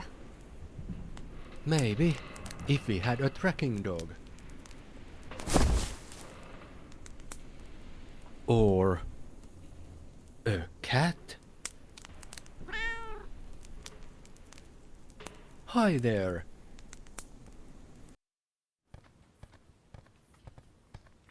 I can't believe we are following a stray cat through the woods in the middle of the night.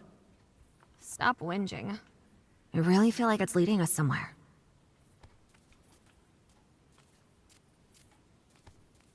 Ugh, this bog stinks of death. Really? To me, it just stinks like shit.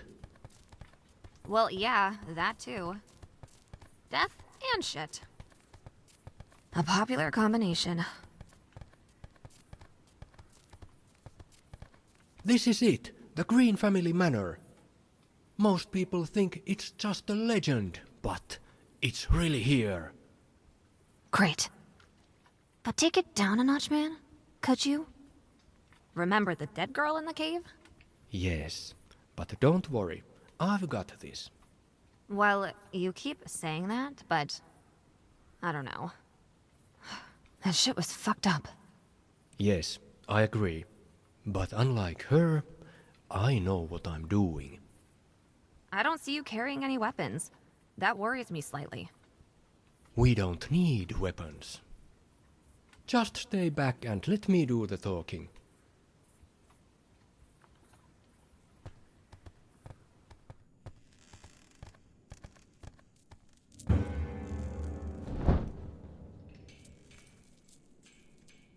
It's really you. Hi there, Walter. How are you? Oh, do not be alarmed. I come as a friend, so please hear me out. My name is Arno, and I'm your biggest fan. I know everything about you. I even know your secret. The thing no one else knows. But that's okay, because it's safe with me. I really admire you, and I understand that you have done all these horrible things for a reason. I came all this way to tell you something important. Something that will change everything. Walter,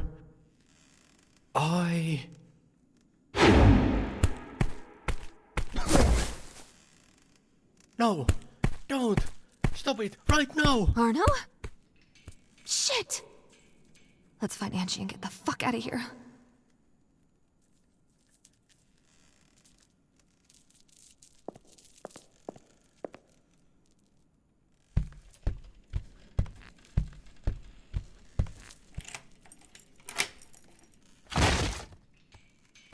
Jenny? What are you doing here? Returning the favor. You're lucky the key was still in the lock. There's no time to talk. We should get the fuck out of here, Angie. Yeah, let's go.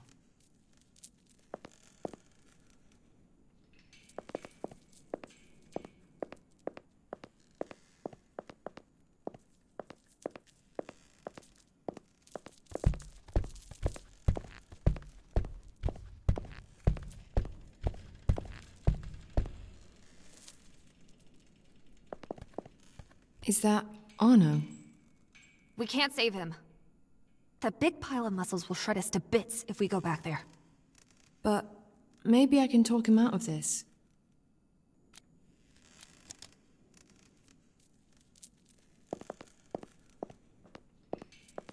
Wait!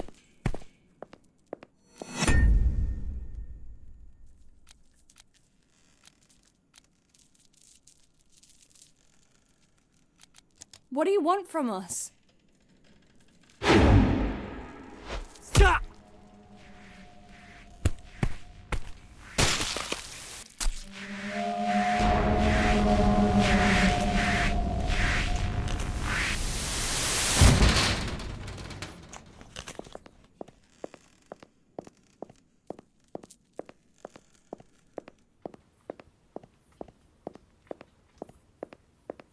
Out of the way, nurse!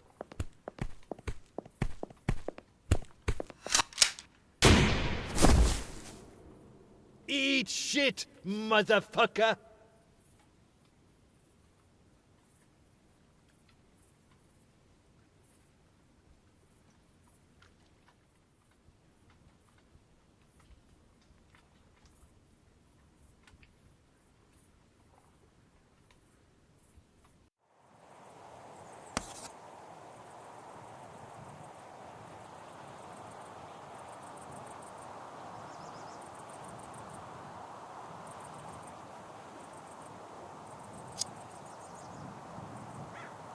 I always knew my elephant gun would come in handy one day.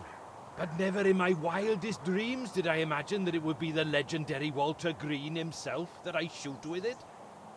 Whoever you shot there, it wasn't Walter Green. A 7-foot-tall strong man in a mask wielding a huge bloody knife? If that's not Walter Green, then who is? I don't know. But in that house, I found an old soldier's body. It had Walter Green engraved on the name tag. Look, it doesn't matter, guys. Whoever he was, he now bites the dust, and I don't think anyone will miss him. I guess. I'll miss Arno, though. He didn't deserve to die like that. Was he that bloke? Yep. Poor sod. If only I'd bought you more time. Maybe you could have saved him, too. What's done is done. He knew what he was getting into. We certainly owe him, but we can't turn back time. It should have been me who died there. Don't say that. Why would you even think like that?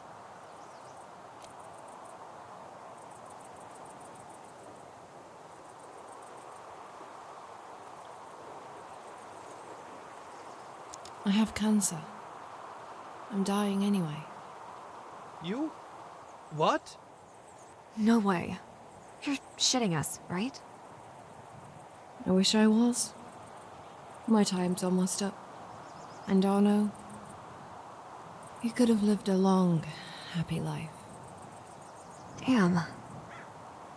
I don't know what to say. There is nothing to say. Let's get back to the farm. I bet George is up already. Someone's got to make him a sandwich.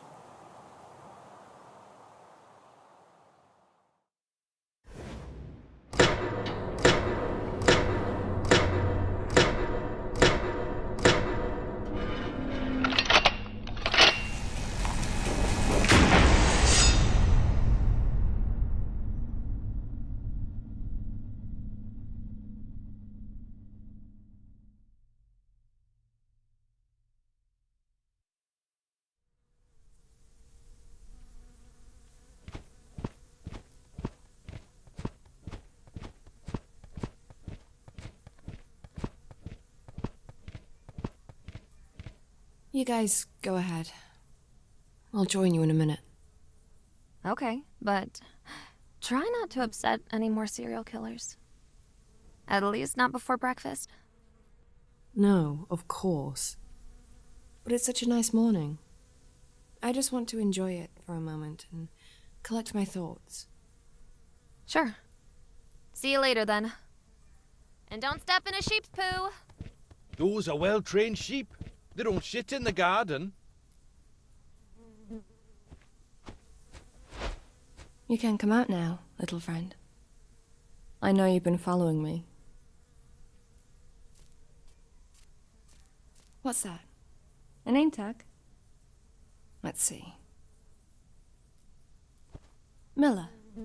Nice name. Where's your owner, Miller? Are you lost? Well, You're welcome to stay if you want. There's always room for one more cat.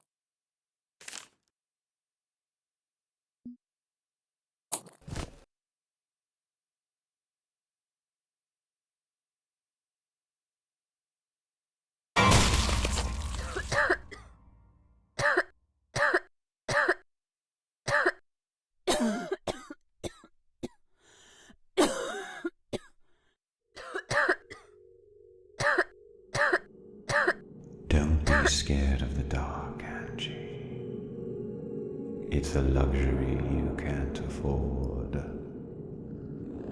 Walk through it like a cat, with open eyes and open mind.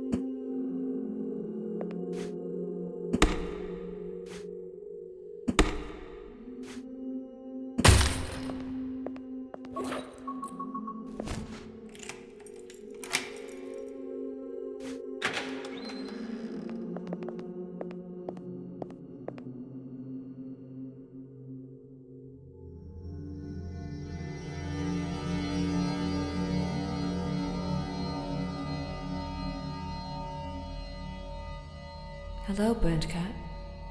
You look bigger today. Do I? Perhaps it's because I'm so proud of you.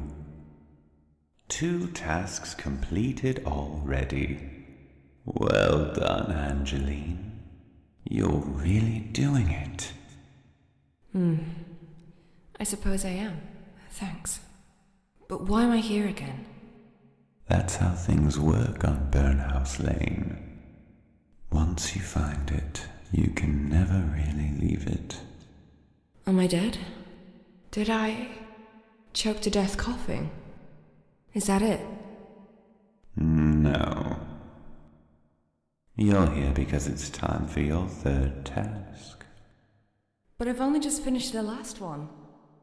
You don't have a lot of time, Angie. You know that. Fine. What do you want me to do now? You must go to the nearby town of Honiton. There's a woman there named Mary Willis. She lives in a house on the far side of town, away from prying eyes. Once, she was on the front pages of all the local newspapers. Now, most have forgotten she even still exists. See, Mary used to be a nurse, a phlebotomist. One day her colleagues caught her stealing blood bags. She was secretly stashing them in the trunk of her car so she could take them home. Mary lost her job, but did not go to jail.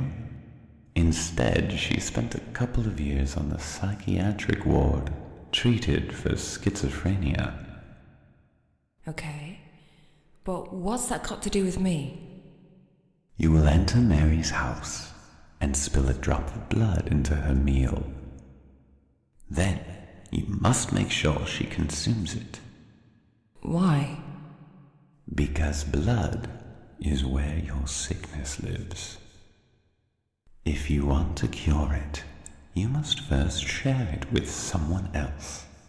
Someone horrible, like Mary. But won't that kill her? No, it's just part of the ritual. The only meaning it has is symbolic. How do I make her drink it, though? She loves all blood. She'll love yours too. They call her Bloody Mary for a reason. You'll see. Now, go back before poor old George starves to death. But No. Quiet now. Listen. Be still. And let the darkness take you back into your world.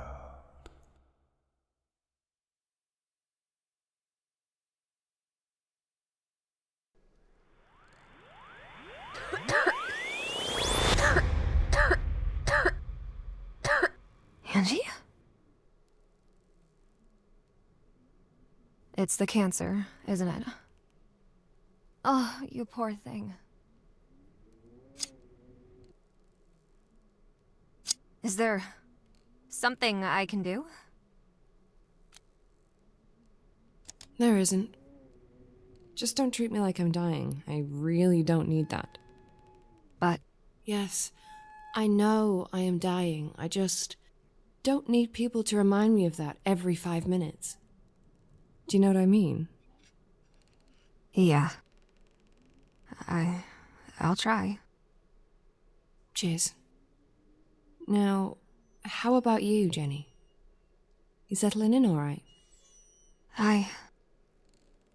Well, George has told me I can stay in the spare bedroom upstairs for as long as I like. That's nice.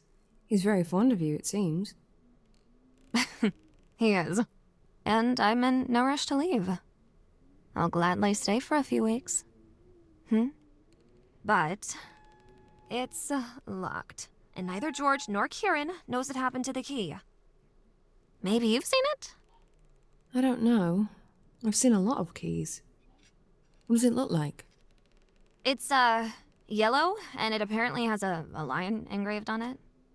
A lion? I think that's the word Kieran used. I honestly can't understand what he's saying half the time. I'll let you know if I see it.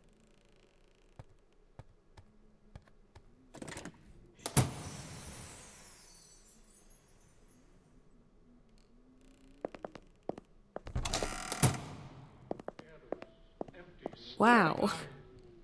Someone's popular today. Huh? What do you mean? The cats, just look at them. They adore you. Cats? Oh, yes. These furry rascals are rather lovely, aren't they? Sarah mentioned something about cats not being allowed inside. Really? Well, she's always preferred dogs. But don't worry, we can keep the cats a secret. Kieran won't say anything to her either. And Jenny, well, ladies like her never stay long.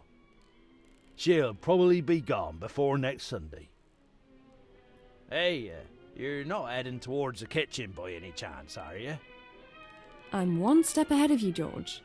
I've already got your sandwich. Oh, goody. You must bring her back. I'm to drive her free, monsieur. How do you suppose those eyes will regard you? And the brain is able.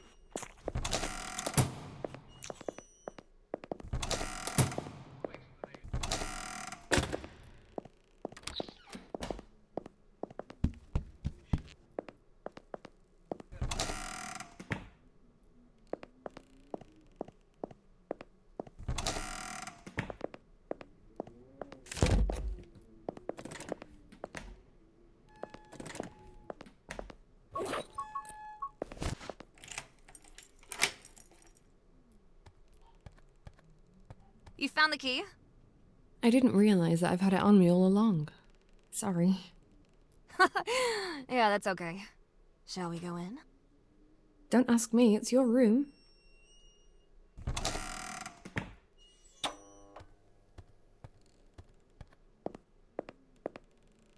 One of the perks of being an actress is that I always stay in 5-star hotels, wherever I go. They have those fancy bathrobes and mint chocolates waiting for you on the pillow. Sometimes they even do room service for pets. What'd you imagine? You can order a poached fucking salmon for your fucking chihuahua if that's something that floats your boat. But this house and this room, they're just so much better. In what way? No one's pretending anything here. This shit is real. So are the spiders. Just wait till you find one. I don't mind spiders. This place is... exactly what I need in my life right now.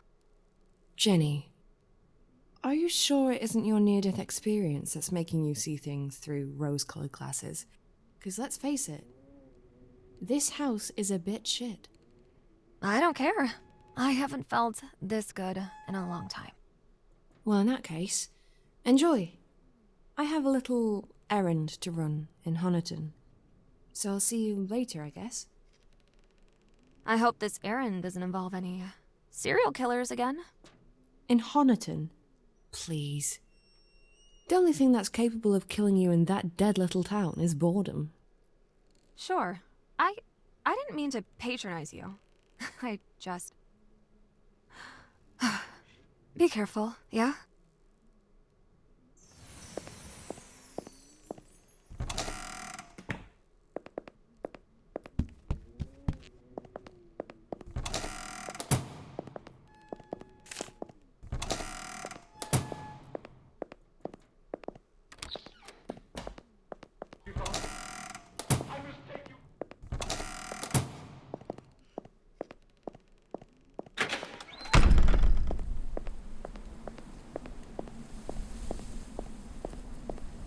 Hey, nurse. Where you off to? Honiton. Shopping? Not really. I was actually gonna give some blood. You know. Oh, like to save lives and stuff. Yeah, that's right. To save a life.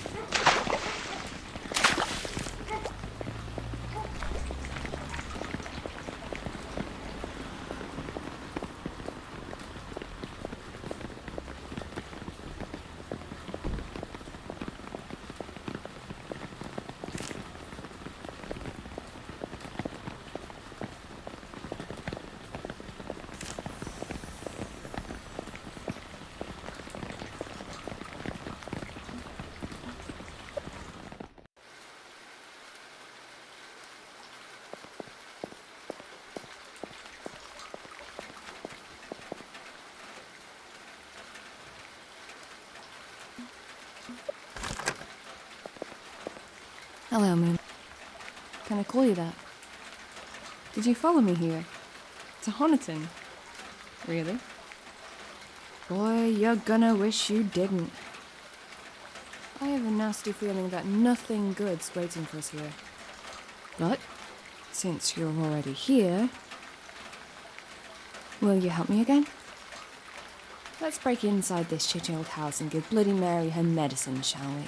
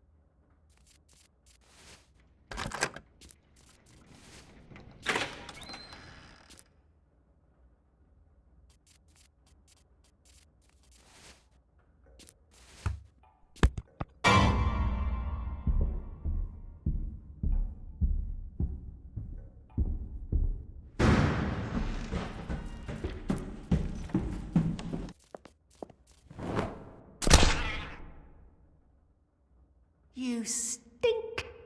I'm not having another bleeding cat sneaking up in here!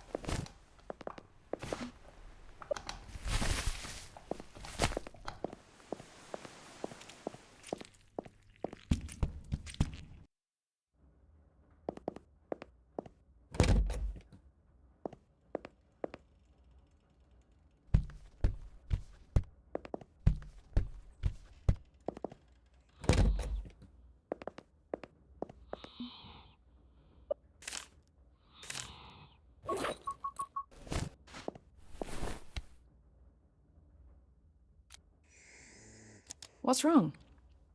I bet you love this shit.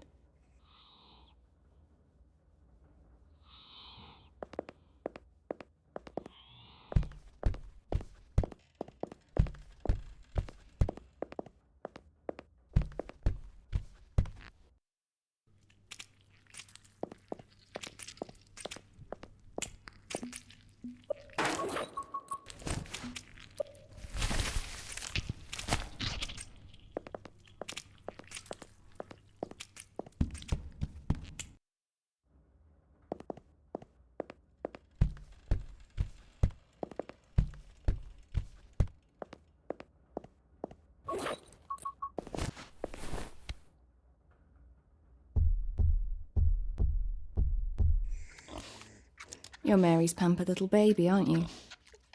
At least, well, I hope that's all it is between you two.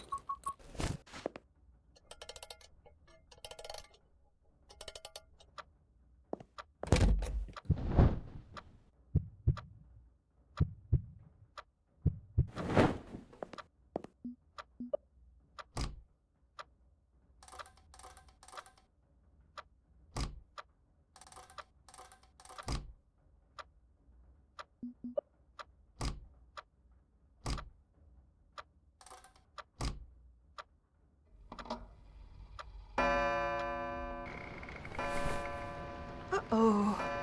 It's time for Jeremy's dinner.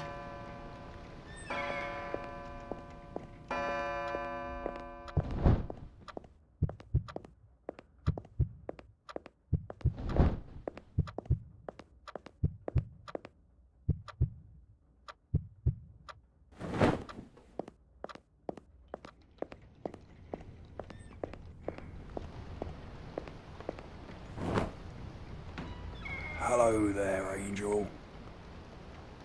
I've been waiting for you.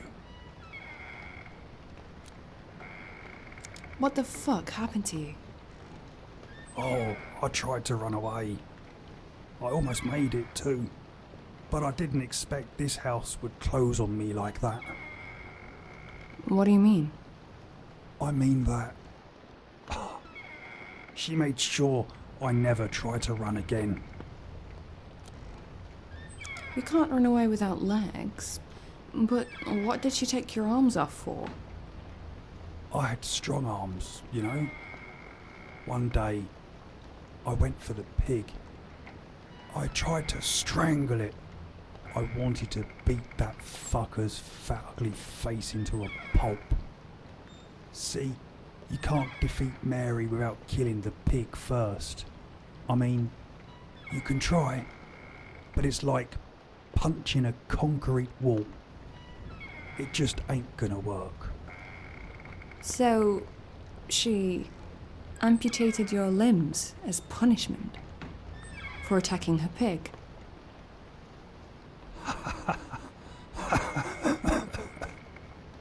Yeah, but that's not even the worst part. She made me watch. I'm sorry. It's fine now. I've accepted my fate. I'm just a dead man, waiting for my angel to take me home. So, you're a prisoner here? I think so, yes. My memory's fuzzy, and the worst part, I can't tell what's real from what's in my mind. I'm real. You're real? Right. What about the big spider? The one right behind you? Spider? What spider? Oh. It's gone now. I must have just imagined it.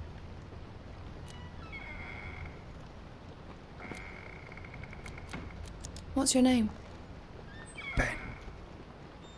I used to run a barber shop. But that was then, and now it's gone. Everything's gone. What's the deal with the pig? That fucking pig. They share a bond, they do. She loves the pig, and the pig loves her. But there's more to it.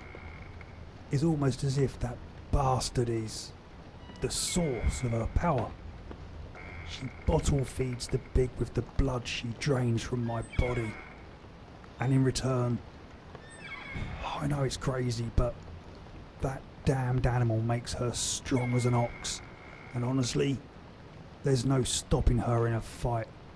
I saw it with my own eyes. If you want to get to Mary, deal with the pig first. Right. Noted.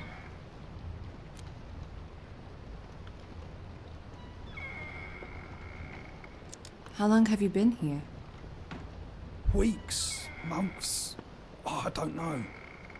Everything's a blur. But I know one thing. I won't be here for much longer. Don't say that. And neither will you. What? How do you... I saw you on the other side, oh yes. It's only a matter of time before we both cross over for good. Is there anything I can do for you? I'd love to give you a haircut before my time's up. I don't think that's possible. No? Why? You know why. Oh, right. You thought I meant here? No. Just find my other barber shop when you're ready. The one on Burnhouse Lane. Burnhouse Lane? How do you know about that? I keep dreaming about it, and in my dreams I can walk and hold scissors again, but the shop's empty. No one ever comes. Please, will you come? It would mean a lot to me if you did. Yes, I'll come. Thank you. Thank you. I have to go. Yes. You fly, my angel. Fly like a bird.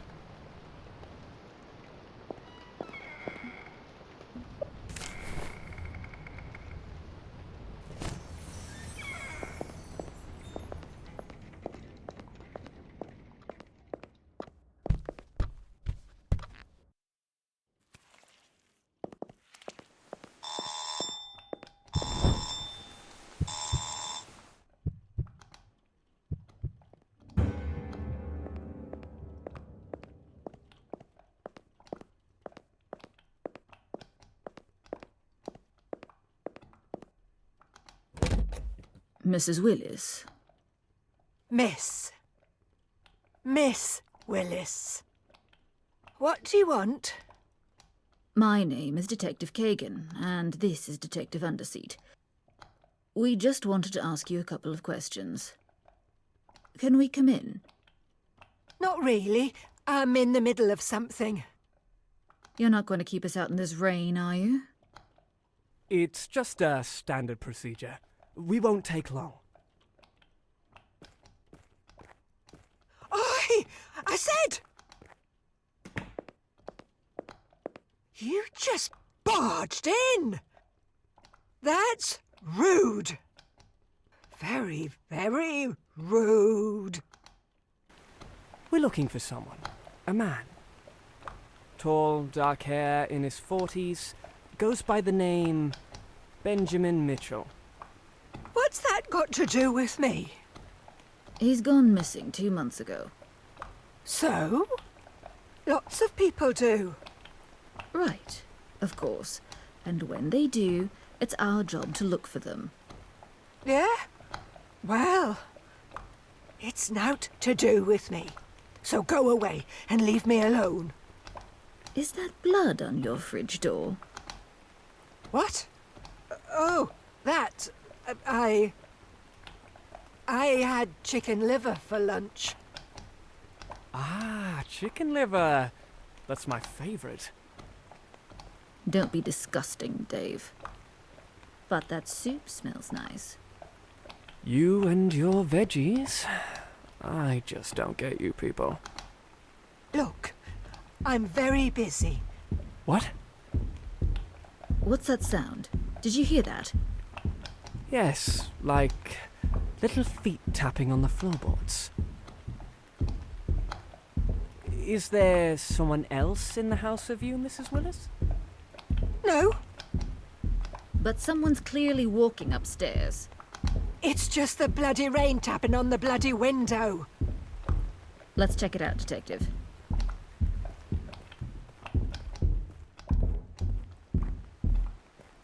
Wait. It stopped.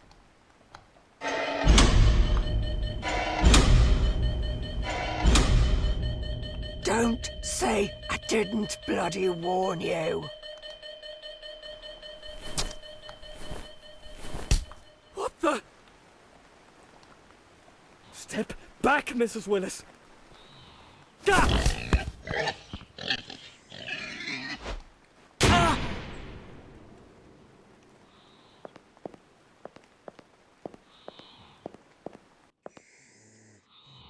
It's Miss Willis. Why is it so hard to remember?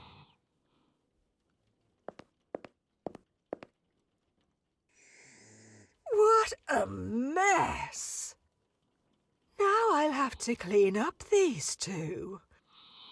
But not without my cleaning tool. You're such a good pig, Jeremy. Thank you.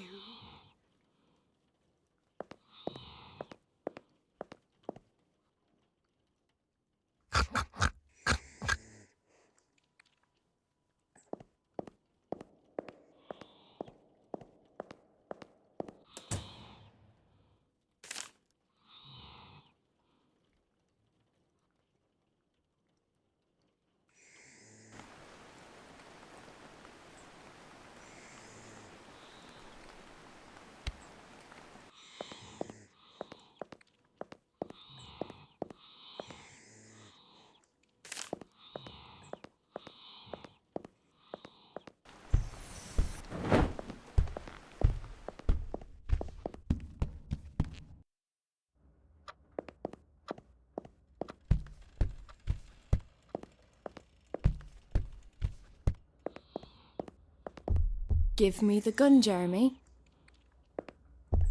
Come on, you don't need it. Pigs don't use guns. I hope. Stay away from that hole.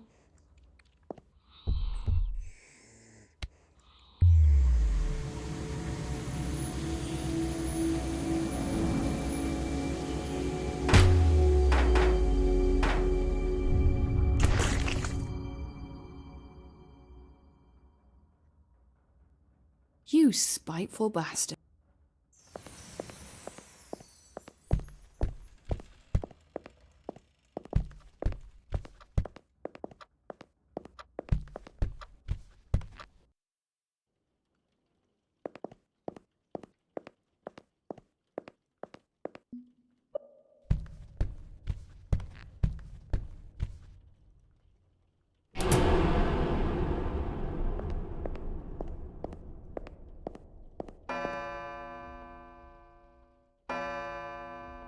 Oh no.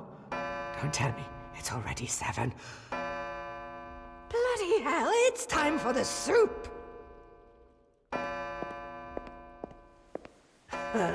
Looks like you two ugly birdies will have to wait your turn.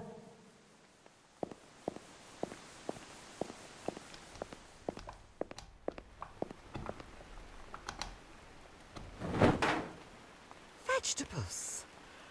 Oh.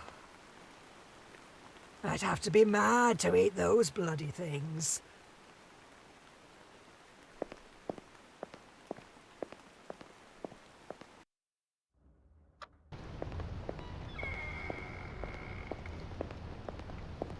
It's time for your soup, idiot. I'm not hungry. Oh, don't give me that. I've had a difficult day. I don't care. Oh, you don't care, do you? I shit on you and your fucking soup. Oh, yeah? Didn't I bloody tell you? I'm having a difficult bloody day. Fuck you, bitch. Nice. Real nice. Right.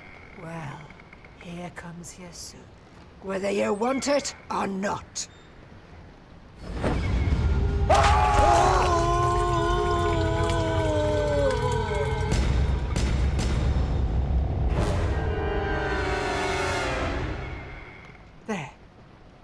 it's done. I won't have to put up with any of your dilly-dallying anymore.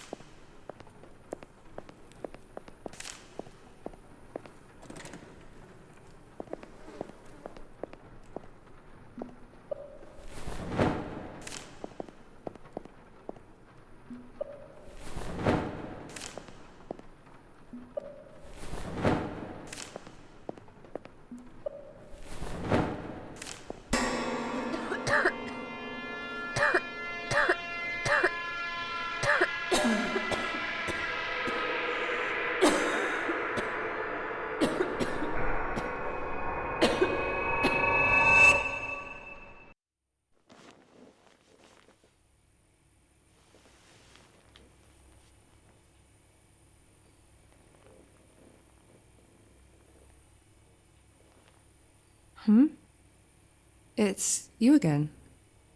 Who else did you expect? Hi. You all right?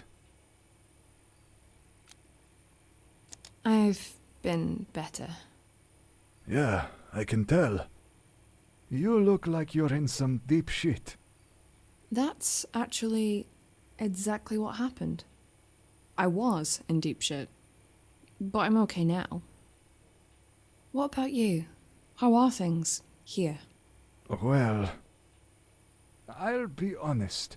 Things have been pretty fucked up lately. What's wrong?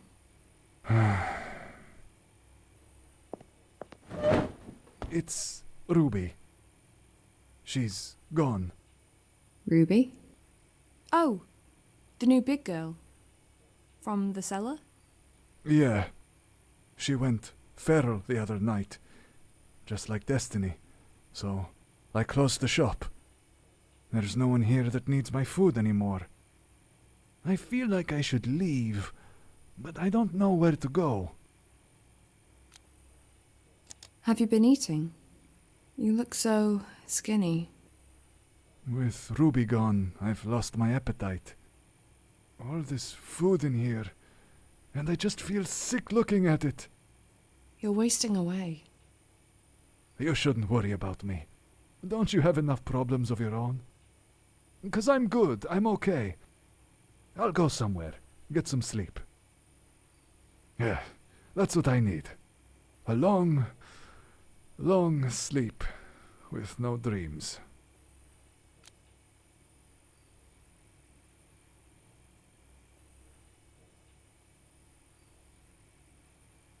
Where did Ruby go? The streets, I think. I can hear the pounding of her feet at night sometimes. I just turn off the lights and hide. My advice: if you happen to bump into her, make sure you have enough bullets on you. Or just run. That's what I'd do. She's slow as shit. Just dash past her and you'll be alright. You can't just give up, you know. I'm not giving up. I've been defeated. And I've accepted it. What else can I do? Just wait. Be patient. Sooner or later, someone new will come along, and you'll make food for them. Isn't that what you want? No, not anymore. I can see things clearly now, and I'm okay with all of this. I must go. We must all go, in the end.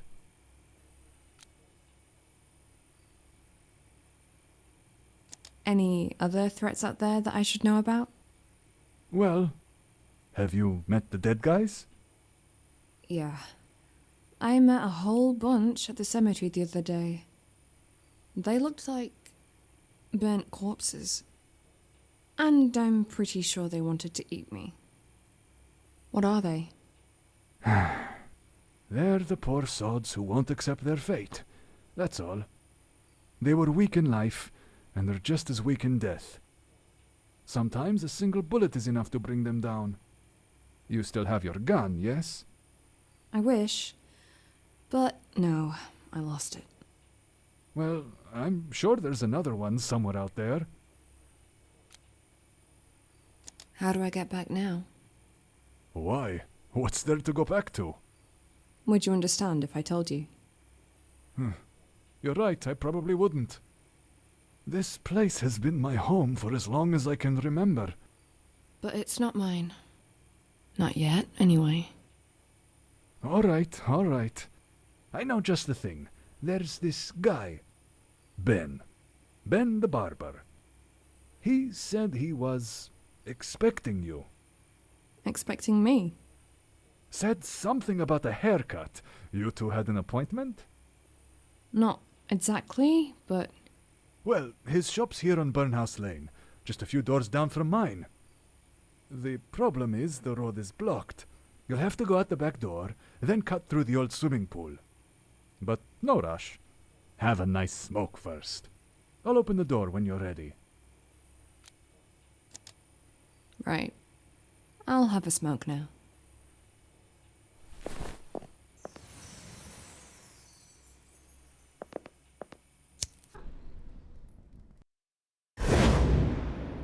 This way. Good luck out there. Hopefully we'll meet again, someday. Thanks. Yeah. See you next time.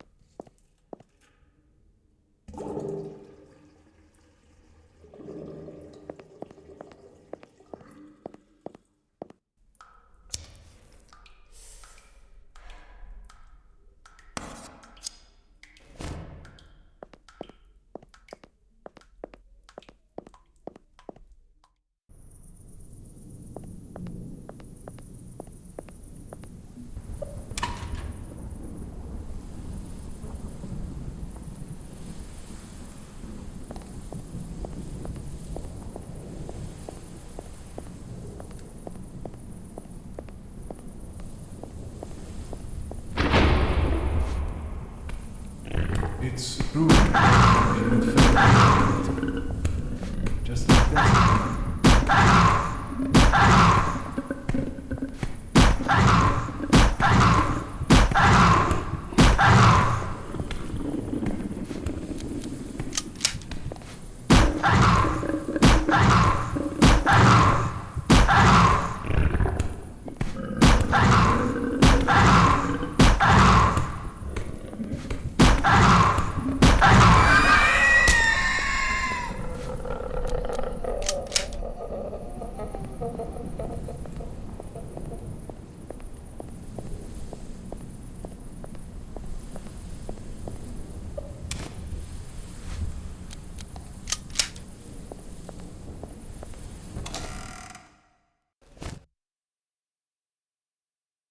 Angel, I'm here. Come closer.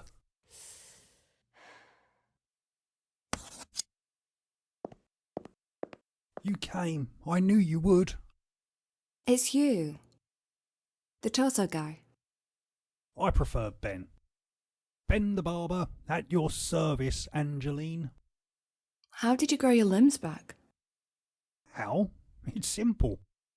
That fat evil woman chucked a pot full of boiling hot soup all over me. And I died. Ah, shit. I'm sorry, mate. It's alright. I was too tired to carry on living anyway. And here, on Burnhouse Lane, I can finally give my very last haircut. The finest I've ever done.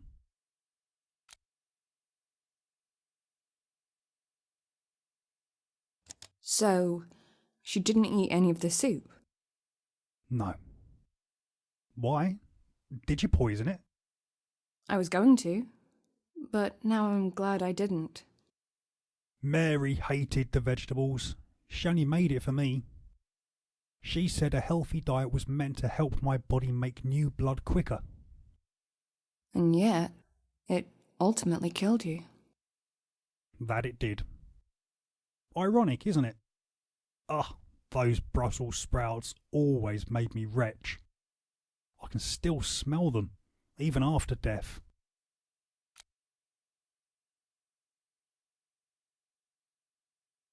You died.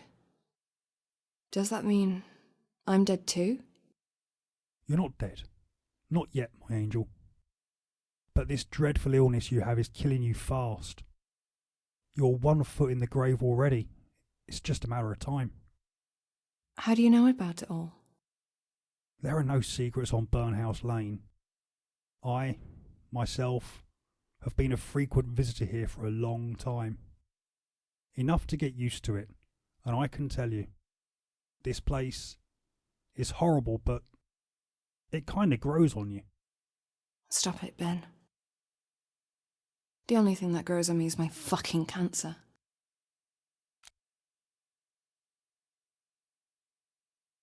Quiet day. I don't see any other customers. It's always quiet here nowadays. The shop is just a ghost of its former self. The kind of people that live on Burnhouse Lane, I guess they don't have a great need for barbers anymore. That's what it is. What people? There's hardly anyone here. Oh, there's people here all right. They sit at home, quiet like, with their doors locked tight. But why? I guess they choose to suffer in solitude. It's not exactly something you want to share, is it?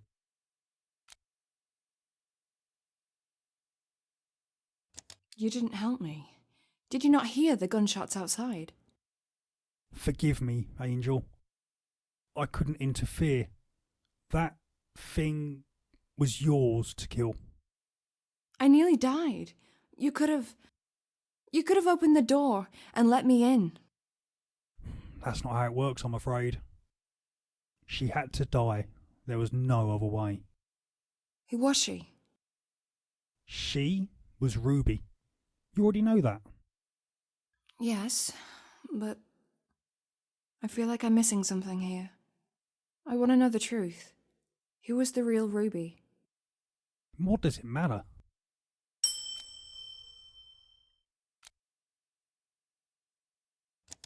Come on, Ben. Tell me. Who was she? She was merely a voice inside your head. A voice that says more. A voice? It's gone now, but that's okay. You never liked it anyway. Did you say something about cutting my hair? Yes, the chair's ready for you. But I thought barbers were for men only. Not this one. Women are always welcome here at Ben's. Especially you, Angeline. Just let me know when you're ready.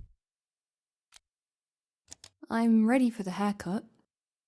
Then please, take a seat. If you require a cigarette first, the ashtray's over there. I'll wait.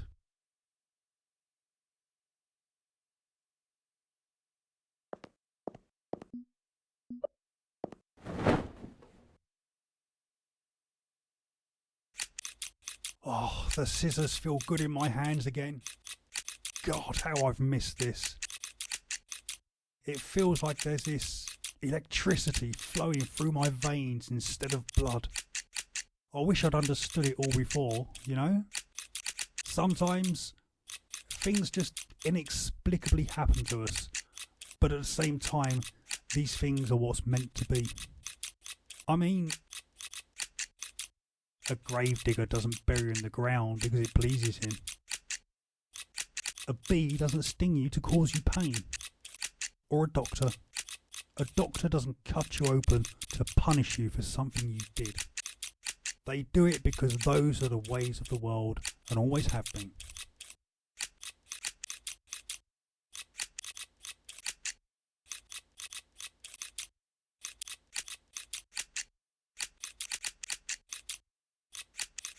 What? God. We were happy back then, weren't we? Long ago, in another life. Little kids splishing and splashing in the puddles on rainy afternoons. Mothers calling us home for dinner. So innocent and pure, so delightfully blithesome. Without a care in the world. Oh, so you're a philosopher now. Okay. Yeah, well, now take a deep breath and let it all go. Surround yourself with sweet nothingness. It's cold here and it's dark. But it's a good kind of cold and a good kind of dark. You knew this would come. The moment you start to fade, it's simply the preparation for what's about to happen. The parts of who you once were begin to crumble and fall like an old tape. And you realise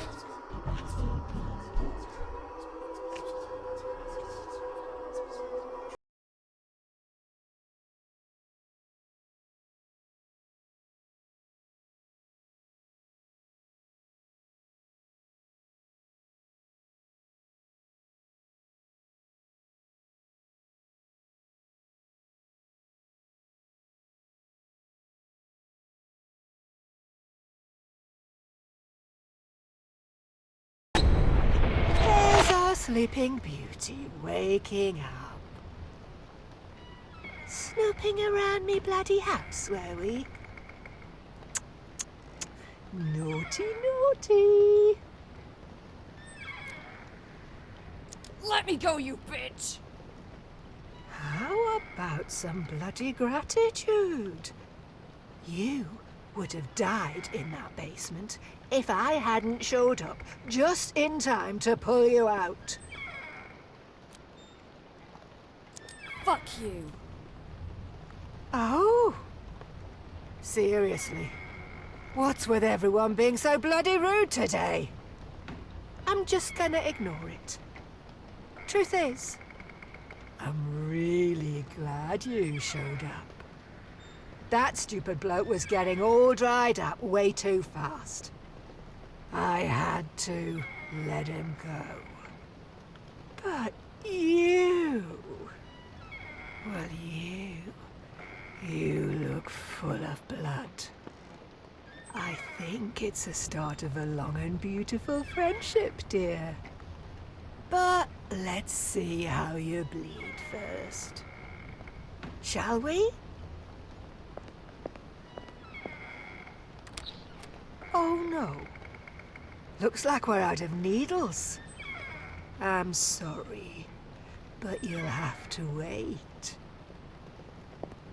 I think I had another box up in the attic somewhere.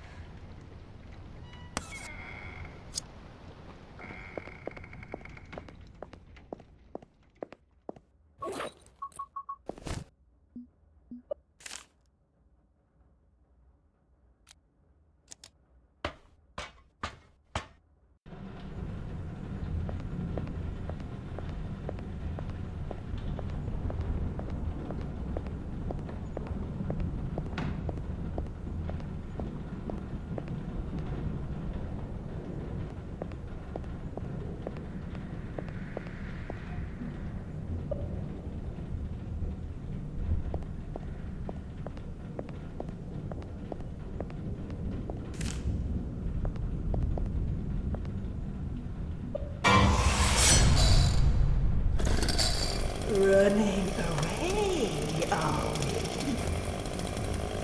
Well, let's see how you run without your skinny, pretty legs.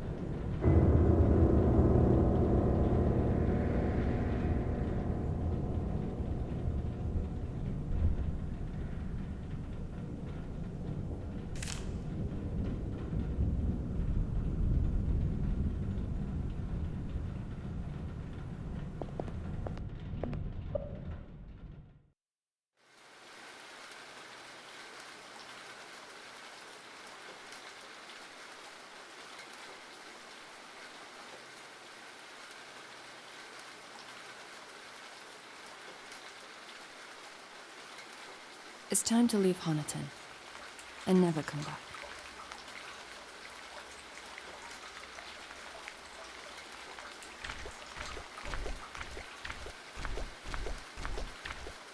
That bite on my leg is really starting to hurt. I won't be able to run. The wound must be deeper than I thought.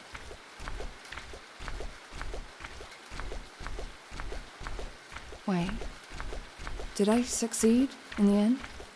I mean, the soup was a fiasco, but Mary did drink my blood in the end. Straight from my leg. Speaking of which, I must put a dressing on it when I get home.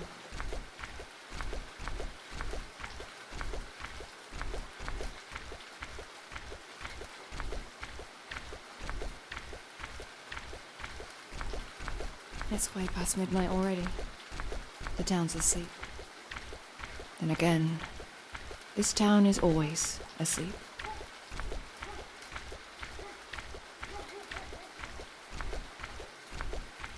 Why did he even park so far away? In hindsight, it was really unnecessary.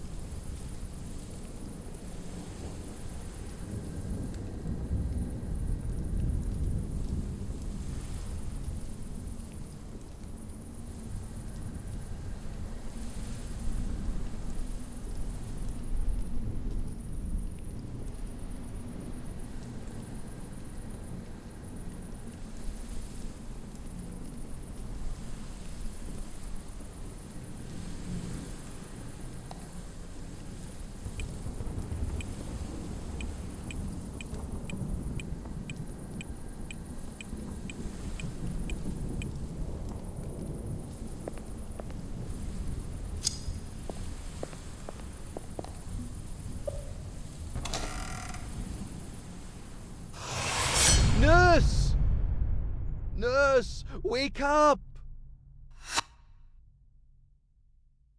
Come quick! You need to save him! This way, hurry! He's in the stable.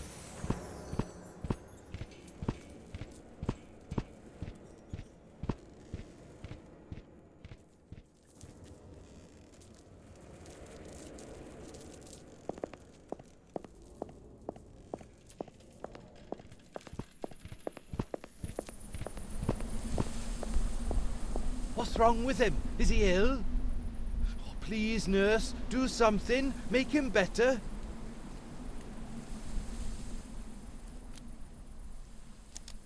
I'm sorry, Kieran, but Rich is gone. Gone? But how? Why? He was fine yesterday. No. He can't just die like this. That's not fair. Death is never fair. It doesn't matter if you have plans, or dreams, or hopes. Death will take them all away in the blink of an eye, just to show you how unimportant you really are. One minute you're here, next minute you're gone. So of course it's not fucking fair. Why would it be? Life's not fair, and neither is death. What if? I just thought... You remember to feed Richard every day, did you? What? 'Cause look at him, poor thing. He's skin and bones. Are you saying it's my fault? Well, it is someone's fault. The poor bugger didn't just drop dead for no reason. So pardon me if I'm a little pissed off to see my old friend dead like this. So let me ask you again. Did you, or did you not, feed Richard as you were meant to?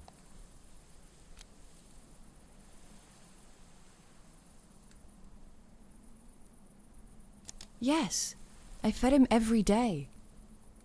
You sure? Yes, I am. It wasn't even my job, but I did it anyway. You know why? Because I'm a nice fucking person. Ah! Bollocks to that! You can all just fuck off!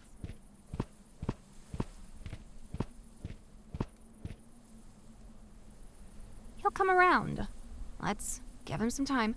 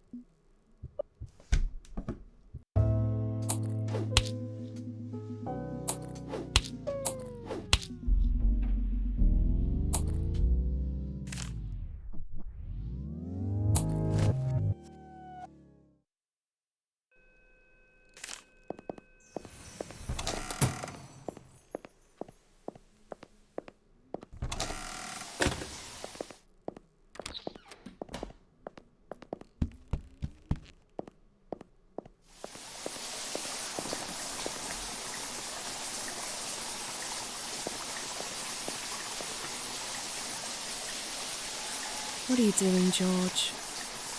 Tell Steve that we're going tomorrow, will you? I need him to get everything ready. Steve?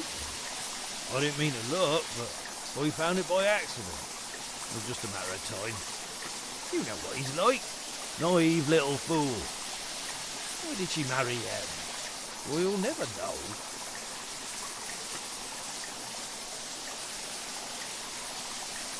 Oh, come on, you're flooding the house. Sorry, dear, I just... What am I supposed to think about this?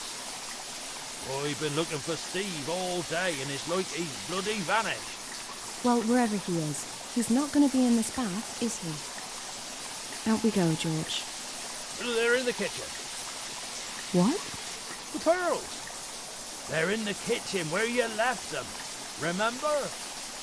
Oh, I knew I should have called the police as soon as I saw him. Showering in your clothes. What's wrong with you? You shouldn't have taken it, son. It wasn't yours in the first place, and it sure as hell ain't yours now.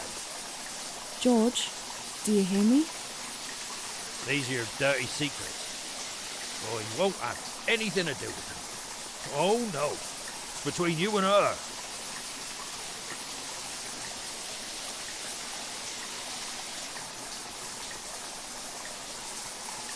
Steve isn't here. It's me, Angie. Fine. Have it your way. Sarah always listened to me. But you were always trouble. Snap out of it, George. I know. I'm sorry. I tried.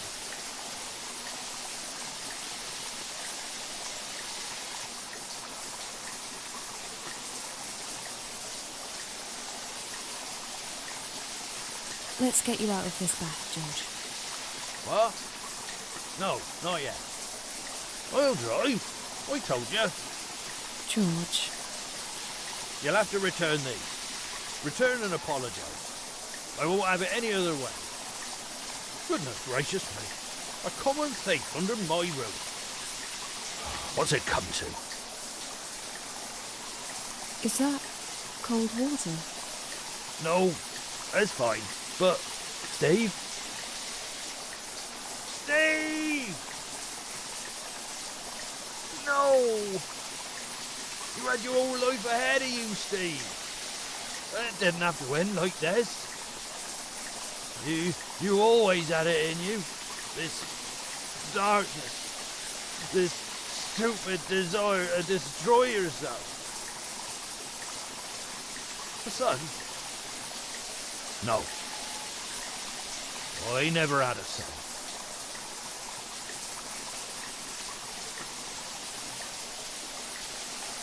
Right. I'm sorry, but I'm getting you out, whether you want it or not.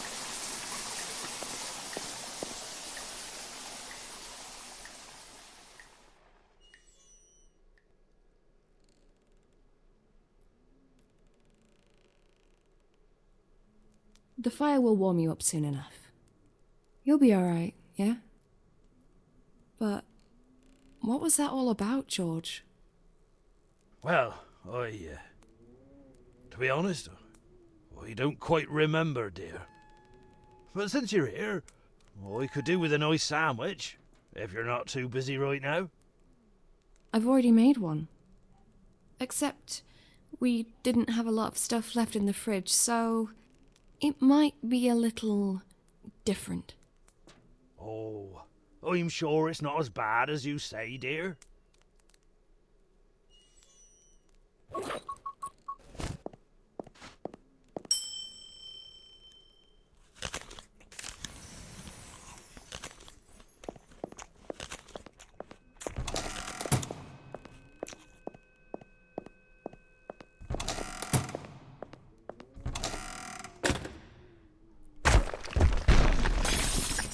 It's all right. It's just me. Jenny? Where are you? Down here, I found something.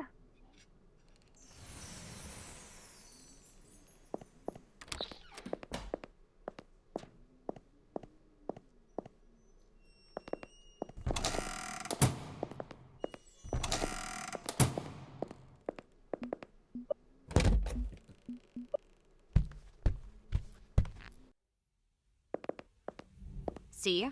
A secret door. It was well hidden behind these shelves, but I had a feeling there was something special about this basement. Is it locked? Of course it's locked. You ever seen a door like this that wasn't? And not just with a normal lock. Oh no, it's some fancy electronic device I don't quite understand. But I will figure it out. I'll get in there. Even if I have to blow this fucker up.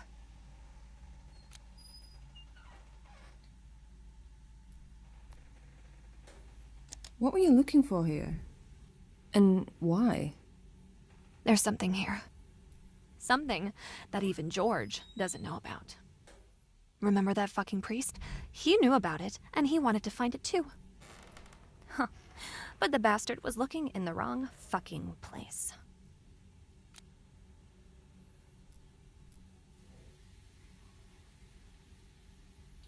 This door's bad news.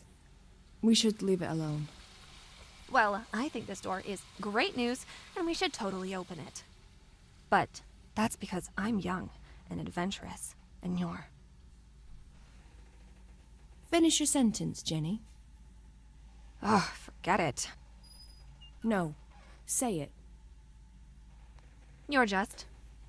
not a lot of fun, are you? Oh.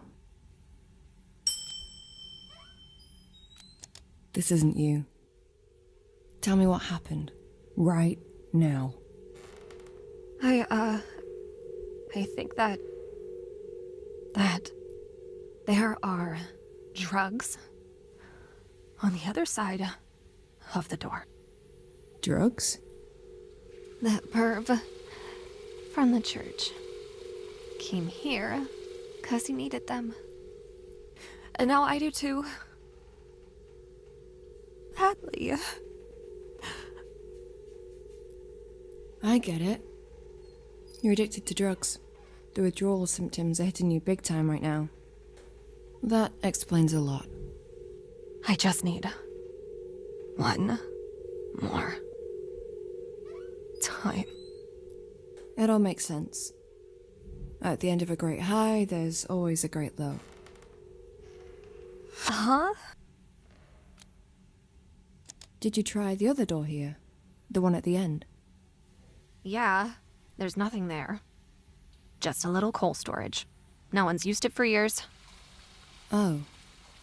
Okay. Why? No reason. I was just curious. It sounded like you were wrecking the place. Jeez, Angie. Why do you always have a problem with everything? I just knocked over a bunch of boxes. It's not like anyone gives a fuck. So please, pull that fucking stick out of your ass and chill, yeah? Beg your pardon? Don't be so negative, could you? That bad energy on you, fucking hell, Angie. You really need to work on that.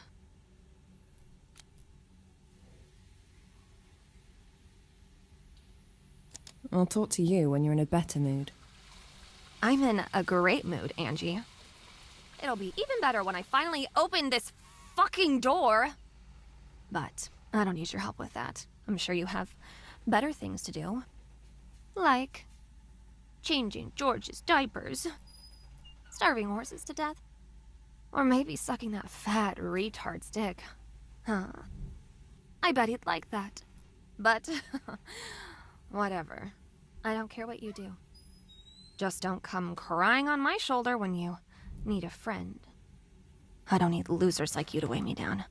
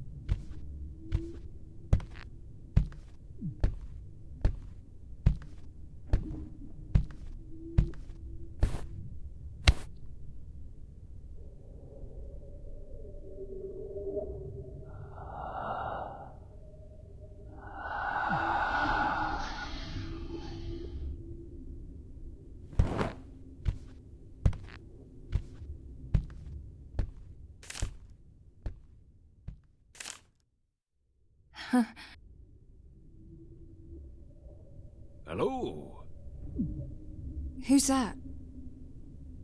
The name's Murphy. I'm the one in the hat. Can you see me? Well, don't just stand there. Help me! Calm down, will you? I can't help you. I'm stuck, like you. Stuck? What do you mean? It's the damn sea air, darling. Didn't you see the warning signs? You fill your lungs with that shit, and it freezes all your motor functions for as long as it's circling in your system. It's also painful as hell. Not at first, but mark my words, you'll feel it too. Who's the man with no face? How should I know? He didn't tell me his name. I don't think he can speak at all. All I know is that he brings people here once they're paralyzed. Then he coats them in hot wax so he can turn them into statues, dressed as crew and passengers of this fucking ship. He's left for now. You know why? Yes, you guessed it. He's getting a bath of molten wax nice and ready for you, 'cause, darling, you're about to be dipped in that shit from head to toe. So, perhaps it's best that, well, you prepare for it, mentally. No. Oh, yes. Yes, indeed. I'm already half dead inside my wax shell, darling, just waiting for the suffering to end. Oh, thanks to that. What would you even call him?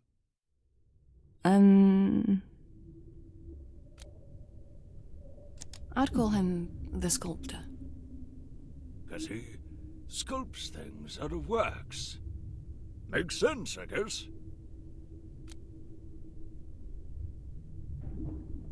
How long have you been here, Murphy? I don't know. The day and night cycle doesn't exist aboard this ship, but it feels like a very long time.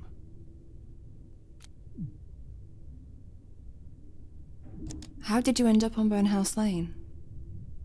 Oh, darling, the things I'd done, it was all just a matter of time. I came to Burnhouse Lane to pay for the lifetime of overindulgence.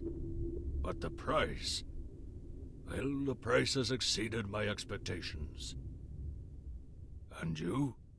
What's a fine young lass like yourself doing on Burnhouse Lane?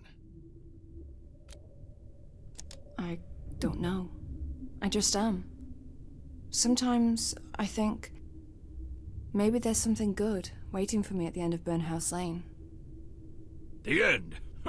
Does it even exist? No. This is as far as we get. But we should be proud anyway. We lasted longer than most. Isn't that something?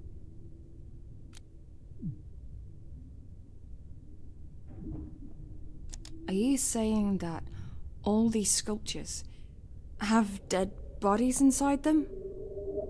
Oh, yes. And all the ones up on the main deck, too. Some are quite old, all rotten inside, barely holding together. Can't you tell by the stench of death? Your sculptor has been quite a busy bee. And the worst part is... I know. The worst part is, we'll soon join them. At least the pain will stop. It stops when you're dead, right? Well, I'm not gonna die like this. Give me a moment to think. I admire your willpower, darling. But I've tried everything. We are gonna die here. Oh, I should have never set my foot aboard this ship in the first place. But you know what they say. Curiosity killed the cat.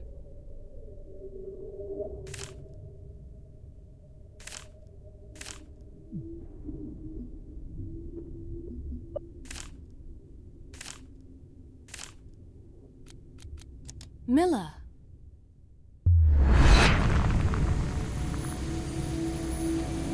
Fuck me.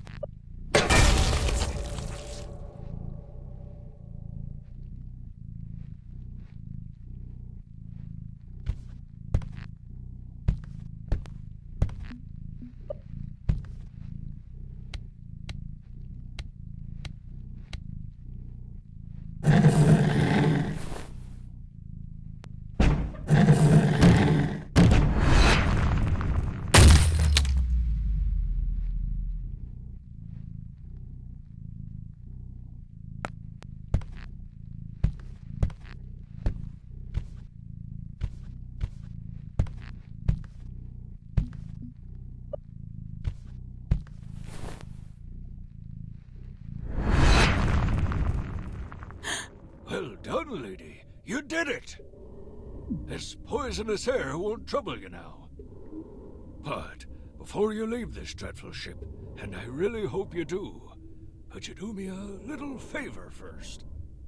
Yes? Thank you. Find something big and sharp and smash me to pieces with it, would you? Are you mad? Why would I do that to you? I'm in so much pain. I just want the suffering to stop. Please. I've been here for so long. I'll welcome death with open arms. I'll think about it.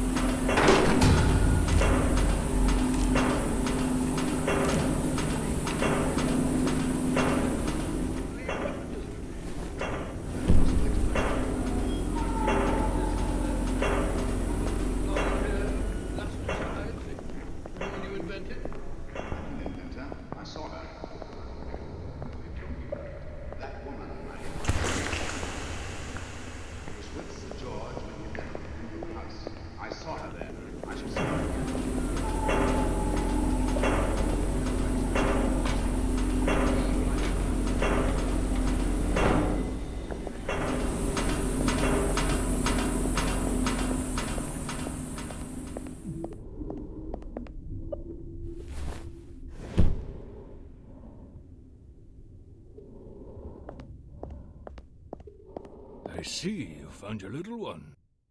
I found something. A creature. But I don't know what it is. Put it down somewhere, will you? We'll take a closer look.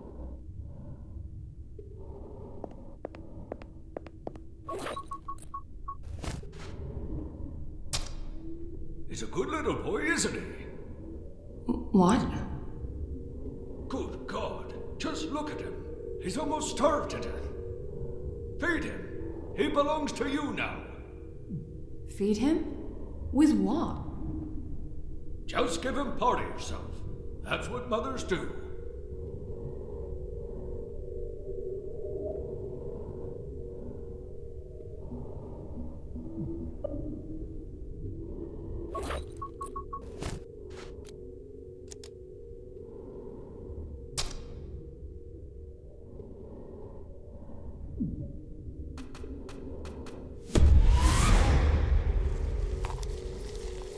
Just look at him run!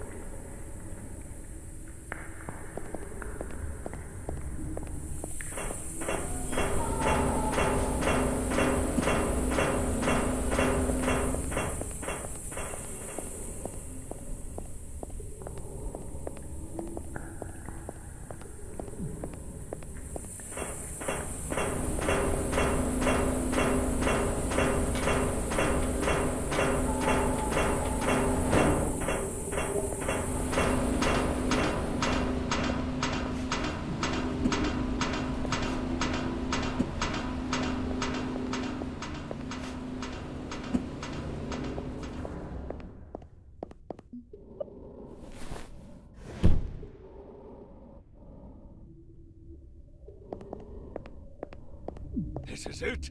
That axe! Hit me! It is time for my agony to end! Yes, and again! It's time for the final blow!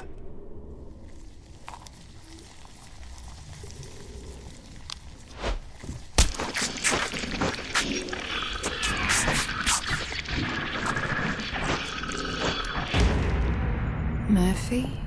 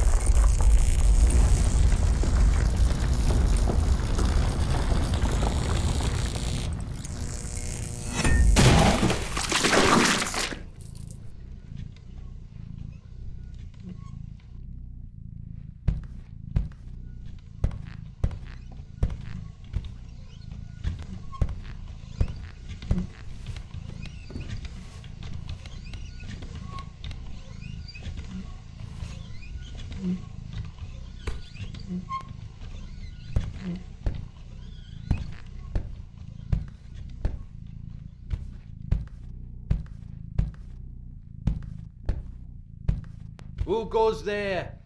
Identify yourself right now, or I shall obliterate you!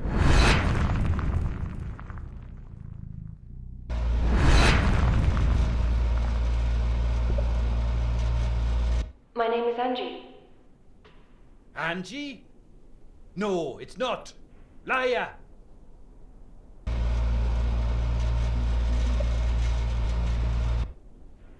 My name is Rob. Rob? Yeah, I remember you, Rob. You crooked, thieving priest. You old perv. You stole my shotty, you bloody bastard. Well, eat shit, motherfucker.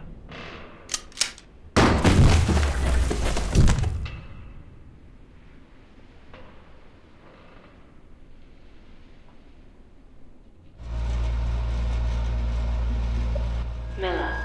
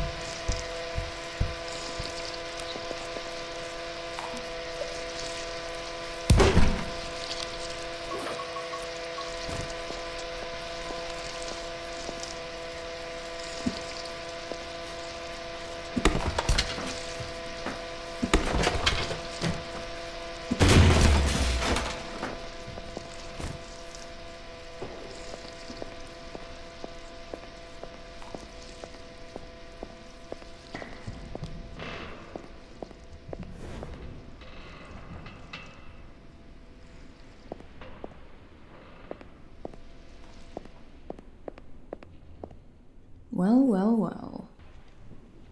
Just look who's here.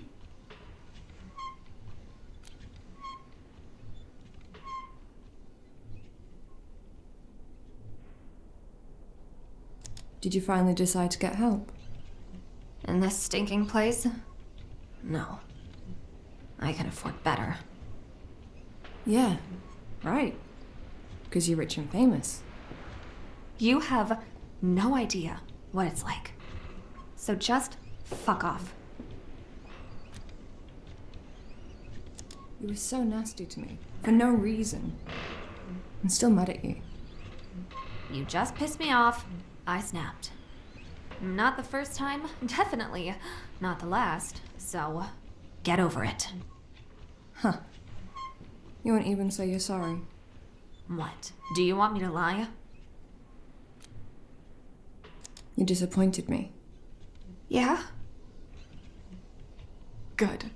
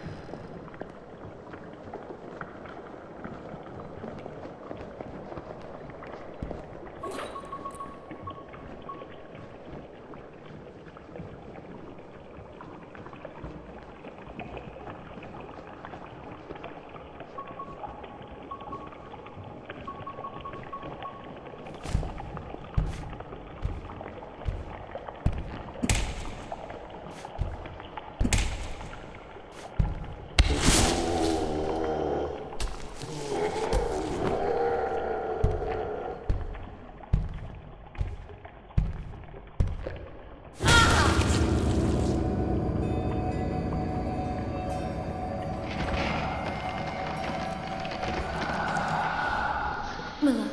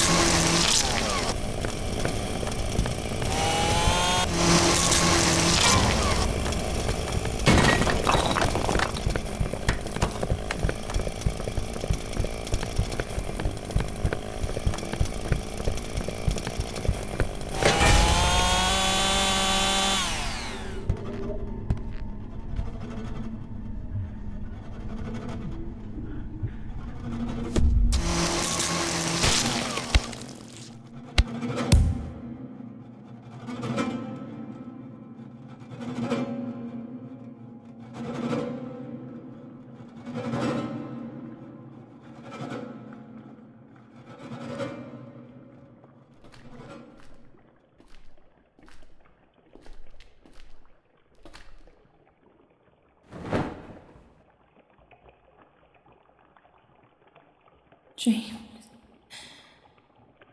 Am I? No. You're alive. You're safe now. Take a deep breath, Angie. The worst is over. At least for now. Are you really here? I think so, but I feel like we don't have a lot of time. I'd like to hold you in my arms one last time. Just in case we wake up and find it was all just a dream.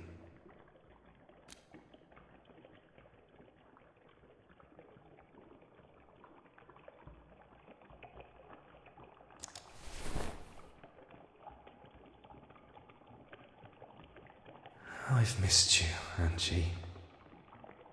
Those 2 years we had together.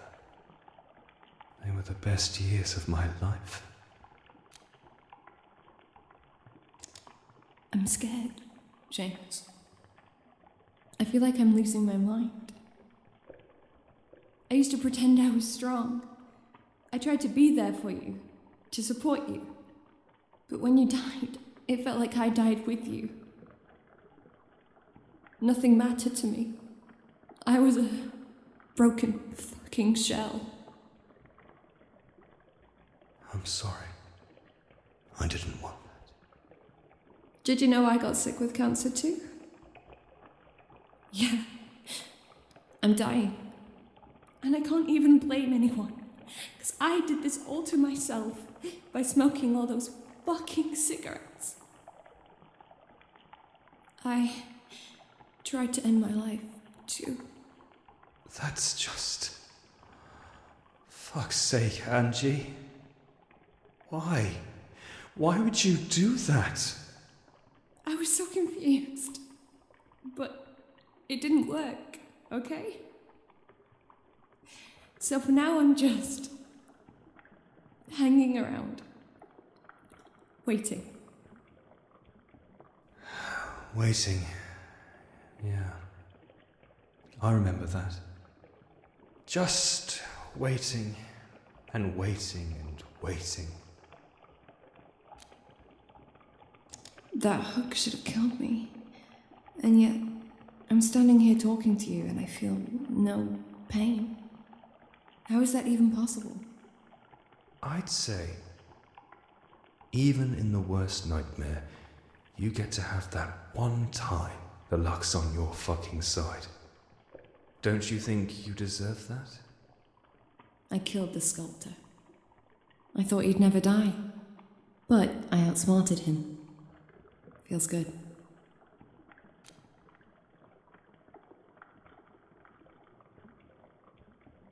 Remember how happy we used to be? I didn't think it was possible to fall for someone like that. Like, in the movies. A lonely young nurse meeting a handsome stranger. Who also happened to be her patient. We didn't care about any of that. I wish we could say the same about your matron. Yeah. But she was just jealous. She probably wanted you for herself. Oh, I looked like a fucking rock star back then, but a dying man isn't exactly the best husband material. Even for your matron. You were in remission. We thought... Well, shit happens, don't it? Yeah. Do you ever regret, any of this? Getting involved with me on the level we did, just to get your heart broken?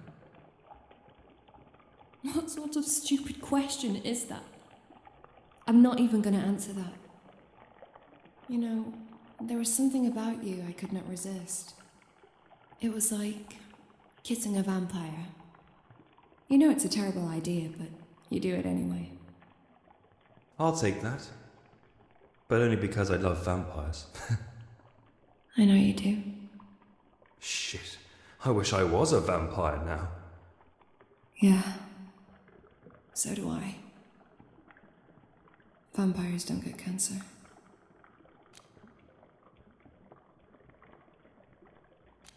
How did you get here? I'm not really sure. I've been away, wandering the empty streets of a city I didn't know. I was cold and lost. But then I found something, and I instantly knew that it belongs to you. I had to give it to you. What is it? I'll take you to it in a minute. It's a reminder that sometimes not everything's fully lost.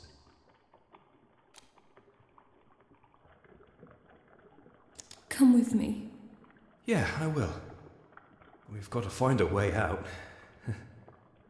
I can't lose you again.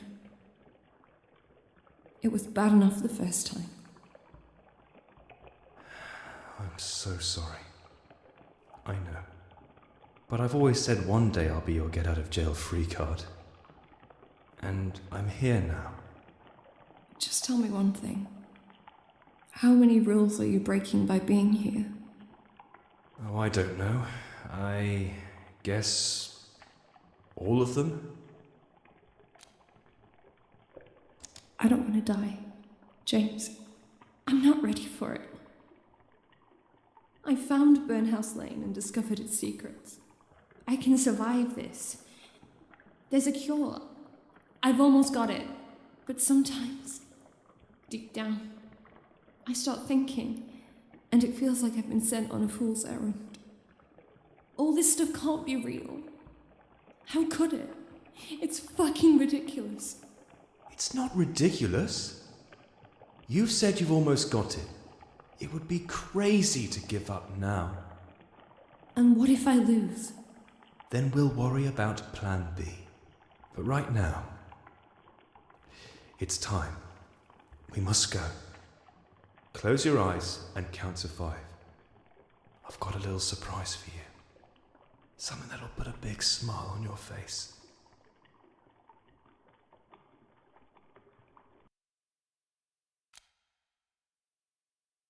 1, 2, 3, 4, 5.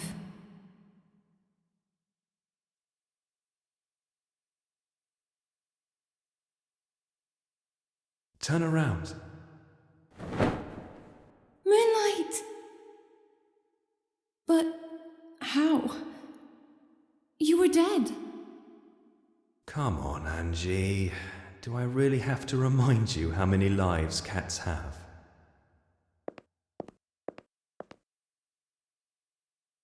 I knew I had to bring him back to you as soon as I saw him. A friend you'd lost. A friend reborn. He'll guide us through the dark. All we need to do is follow him and stay inside his light. Or else the darkness will take us.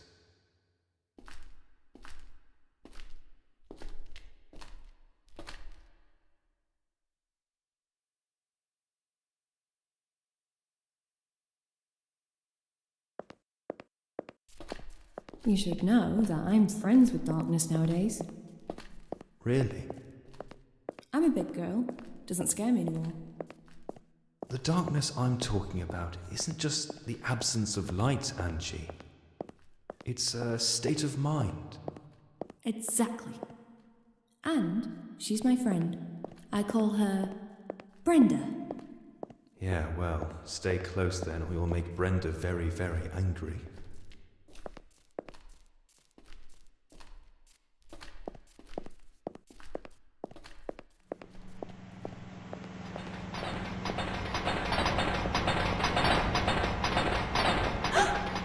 James? No.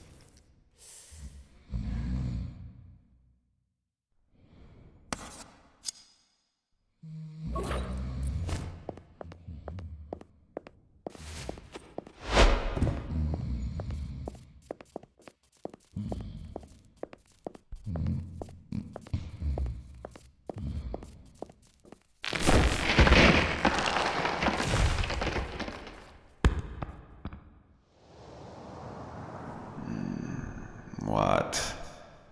Oh. My apologies. I was waiting for you and I dozed off, I guess. You did take a long time getting here, to be fair. Yeah, well, it wasn't easy. But I'm here now. Yes, welcome. Did you really have to drag me down here? This place is... hell. It's dark and it's warm. That's what cats like the most. Well, I'm not a cat, and I hate it. I did what you asked. Can I go home now? I honestly thought you'd give up by now. But you are a persistent one. 4 tasks completed. What can I say? Impressive. But you're not quite done yet.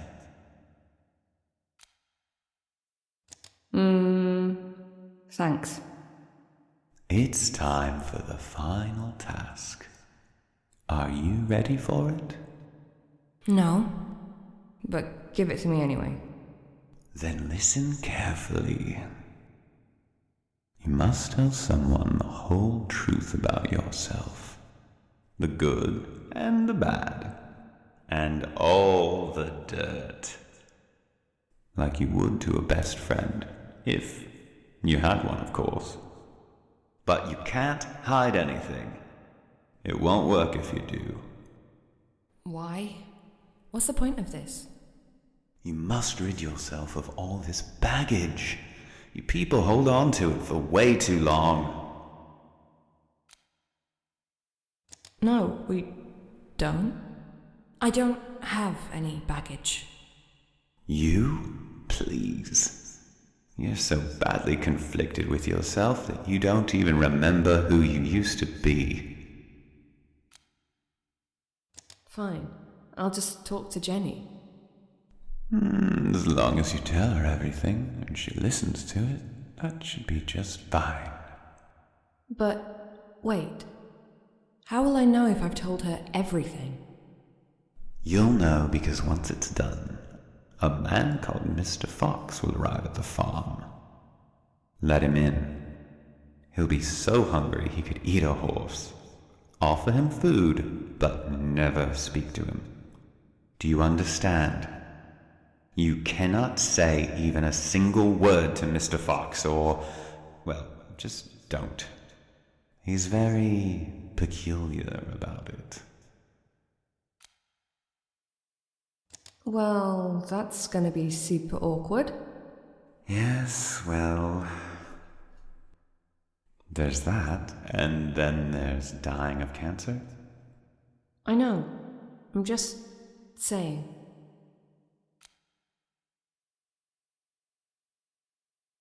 At least I won't say the wrong thing for once. Once Mr. Fox is fed, he will go, and you will follow him to a place on the moors. He'll show you a spot where you must dig a hole and recover a treasure buried underground. With that in your possession, you will finally be able to remove the illness from your body. Oh, he will also require a drop of your blood, so don't say I didn't warn you. Okay, I got it. I think. Good. Go back now, get some rest. You're gonna need it. Richard!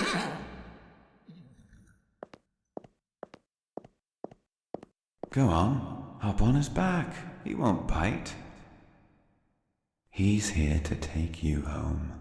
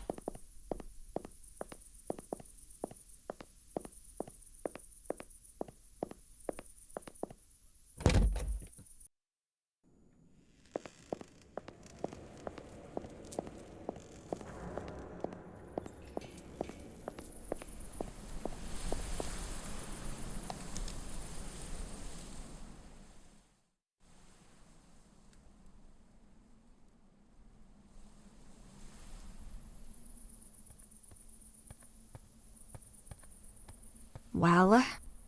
What? The cigarette. You said I could have one. Oh, right. I did, didn't I? Here.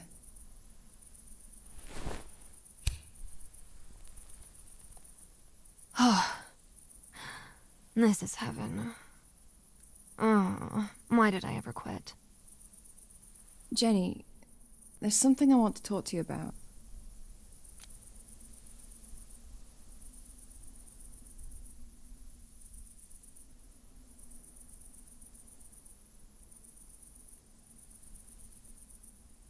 Remember when I told you that I have cancer? Cancer? Yes. But didn't you say you were getting better? No. This is incurable, inoperable lung cancer. It'll keep growing until it kills me. Are you sure? You don't look like you're dying to me. Wait, what? Of course I'm sure. Just because there's no blood pouring out of my eyes and I don't crawl on the floor doesn't mean that I'm fine. For now. I don't believe you. My pap had cancer, and he looks like Uncle Fester. You know, from the Addams family. And he puked a lot. That's because you probably had chemo. I'm not doing it. It's too late. And I've seen what it does to people. I don't want to die stuck in a hospital bed. I know a good doctor in LA. I'll give you his number when I get back home. You don't understand? This can't be cured. Not by the doctors, anyway. I'm not sure if I fed Richard the way I was meant to. Wait. Who is Richard again? The horse? Oh, right. Oh, sorry. Too much wine makes me forget stuff. By the way, I'm trying to get Kieran drunk so he would tell me more about the bunker door in the basement. He's lived on this farm for a long-ass time, right? He's gotta know something. Another few drinks and he'll spill it all to me like a good little girl. I want to live, but I don't even know how to anymore. I can feel the doom clock ticking above my head and it's driving me insane. I should make a bucket list like other people do, to live while I still can.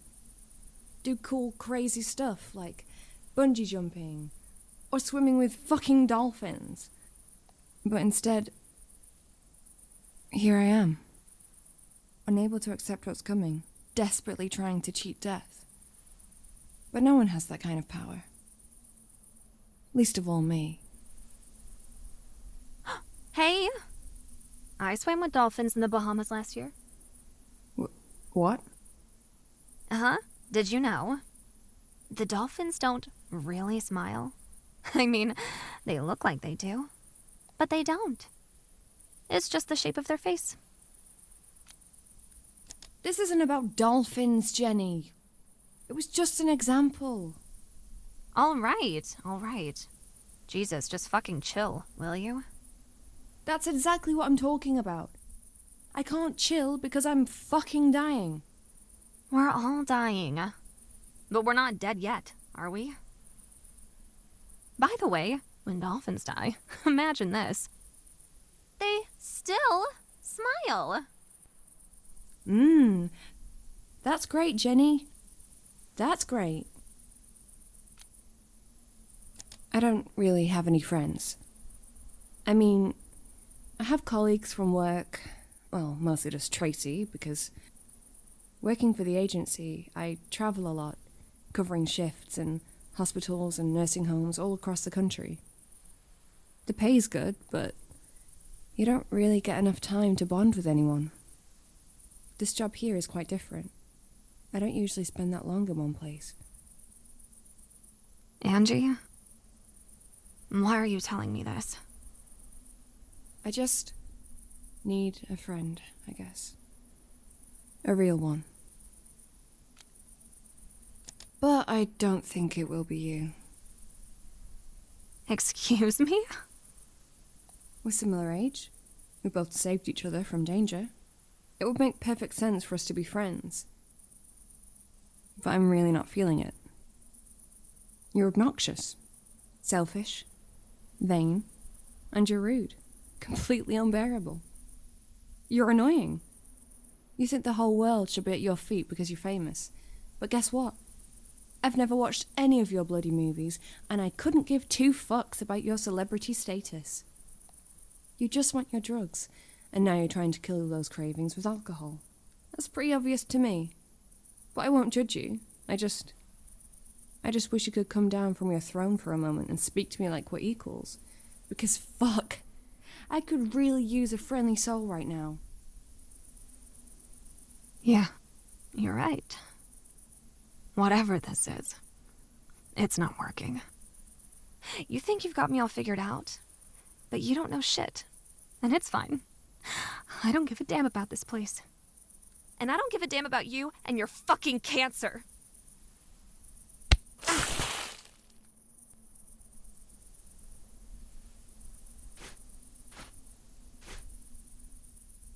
You know, it wouldn't surprise me if you made it all up just to get some attention.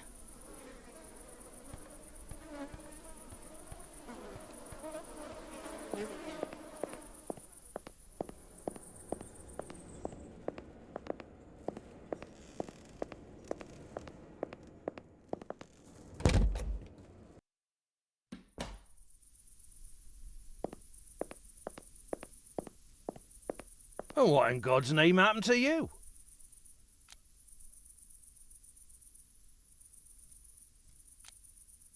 Jenny pushed me into a puddle.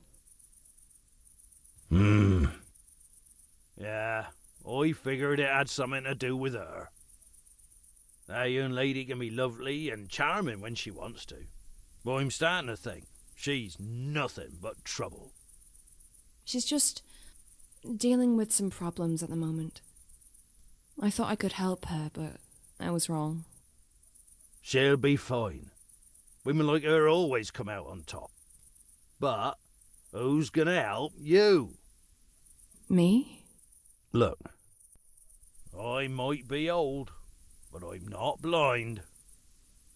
It's time to open this big bag of worries. You've been carrying it around for weeks. I don't know what you're talking about. You're a very private person. I get it. But I can see you're carrying a great burden on you. You shouldn't have to deal with it on your own. You'll feel better if you share. You really will.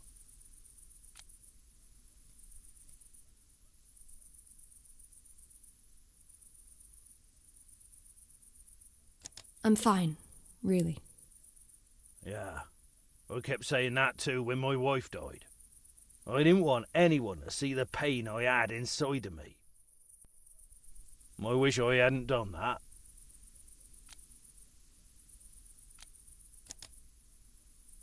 All right.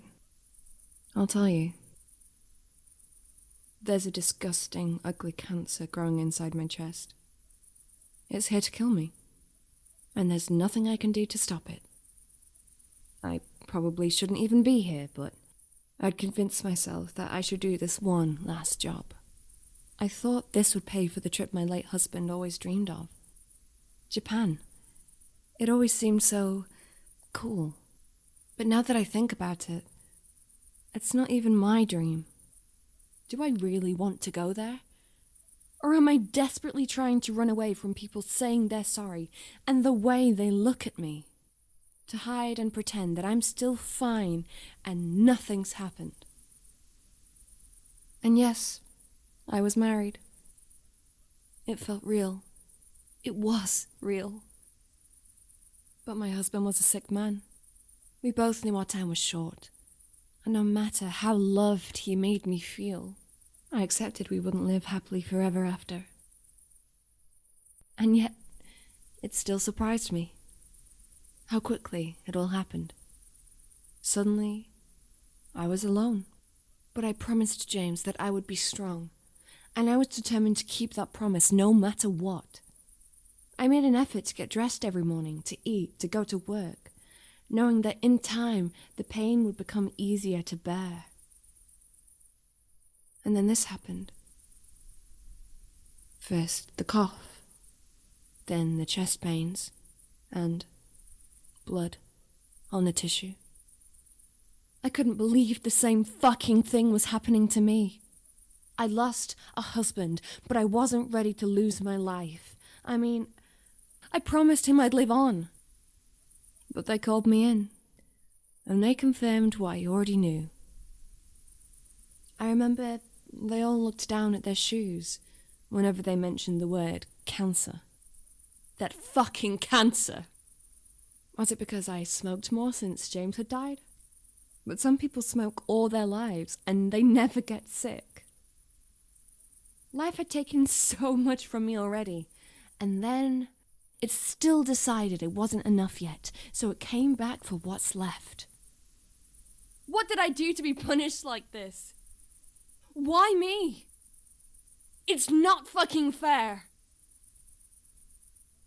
So, now, I know how this ends. I get nowhere. My whole life was fucking pointless. I achieved nothing, and those few people that know me will soon forget I ever existed. And on top of it, I'm probably losing my mind, because I've seen things. A talking cat from a burned house. Different worlds. Disfigured creatures. But that's probably just my cancer spreading into my brain, because I'm sure it was all in my head. George, I'm just tired. I'm scared. And now I'm covered in mud, and I don't even have any clean clothes to put on. And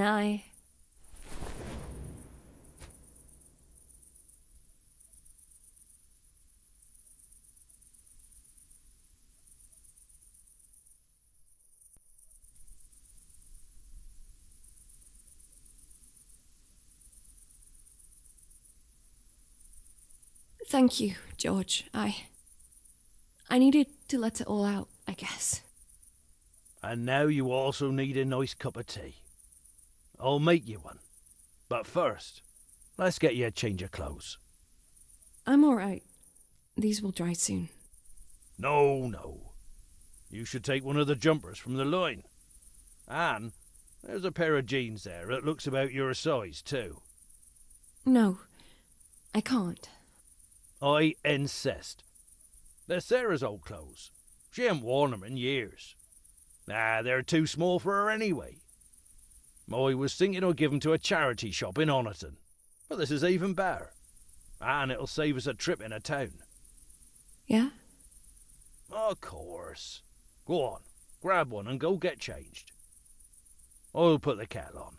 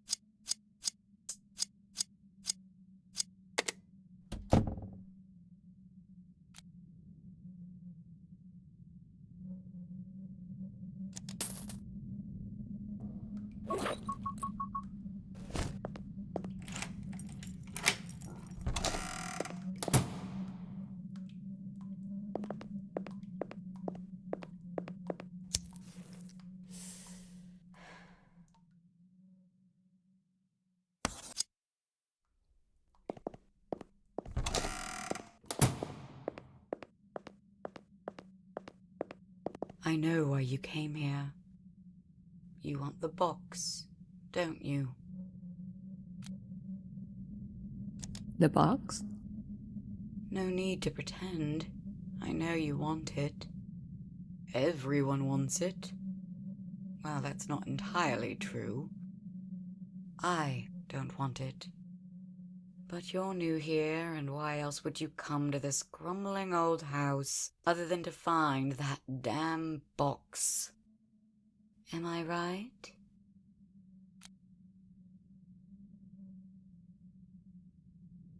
Yes. At least I think so. It's okay to want it. I mean, everyone wants it. Even I sometimes. But you can have it. I would never be able to make use of it anyway. Tell me more about this box. Well, it's black, which, by the way, happens to be my favorite color. And it's made of wood, about this big. But it's not the box itself that you want. It's what's in it.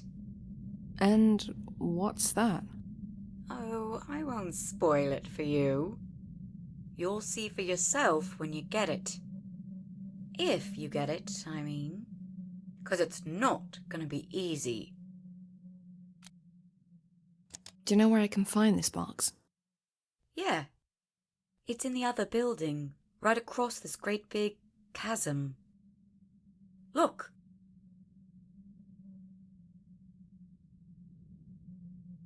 But how can I get there? I know a way. I could take you there. But there's something we should do before we go. And I know this will sound a bit crazy, but we'll need a cat to help us. The bent cat? You know him? What? No, he's not burned. He's white as snow, with a black stripe on his tail. He kinda looks like a big raccoon. You know what I mean? Moonlight. Yes, so you know him. Oh, we've been to hell and back together. He's an old friend. Where is he? Well, it's a long bloody street. He could be anywhere. But you can summon him. Summon? A cat? Summon a cat, indeed. How the hell do I summon a cat? Well, there's only one way I know. So, tell me, can you by any chance play the piano? What? Yeah. I can. I used to be pretty good. But what's that got to do with bloody cats? They love it. How do you know? I have this friend who always opens the window and plays for the neighborhood cats. And they all come running like she's their cat mother calling them for dinner. Shall we ask a friend to play then? No, she can't come to Burnhouse Lane, thankfully. So, yeah, it's gonna have to be you, I'm afraid. Oh, and make sure you put out a bowl of milk for the cat first. They like that. Okay. Milk and music. Yeah, I can do that. Who are you? Look. Whenever I try to remember my name, I get this huge fucking headache. It literally feels like my brain's being stabbed with hundreds of tiny knives. So, no offense, but I'll just skip that part, may I? It's not like it matters anyway. I'm just another ghost living on Burnhouse Lane. waiting for something. I think it should be happening any day now. Why do you not want the box for yourself? Oh, that's because I know what's inside. And it's not for me. Or rather, I know I'd be very tempted to use it, because I really don't want to die. But that would make me someone that I don't want to be. So I'll pass. Thank you. But you can have it. It's okay. I don't judge.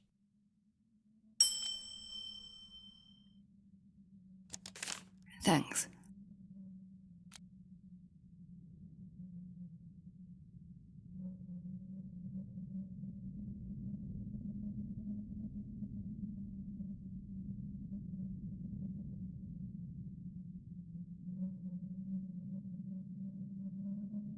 Is there anything in particular I should play? I don't think it matters, as long as the music is coming straight from your heart. I haven't played in years. Don't worry. It'll all come back to you. I'm sure of it. You're sick. Like me, aren't you? Everyone's sick on Burnhouse Lane. Haven't you noticed that yet? We're all dealing with it differently. Some of us give up right at the start. They put a gun to their head and pull the trigger. They swallow poison. Anything, really, just to escape the horrors waiting for them here. Then there's the weak ones. They try to fight, but how can they win against their own minds? So they all turn into pathetic shadows of their former selves, and they wander the dark corners of this place like zombies. And then there's us. We are strong enough to see it through to the end, but at what cost?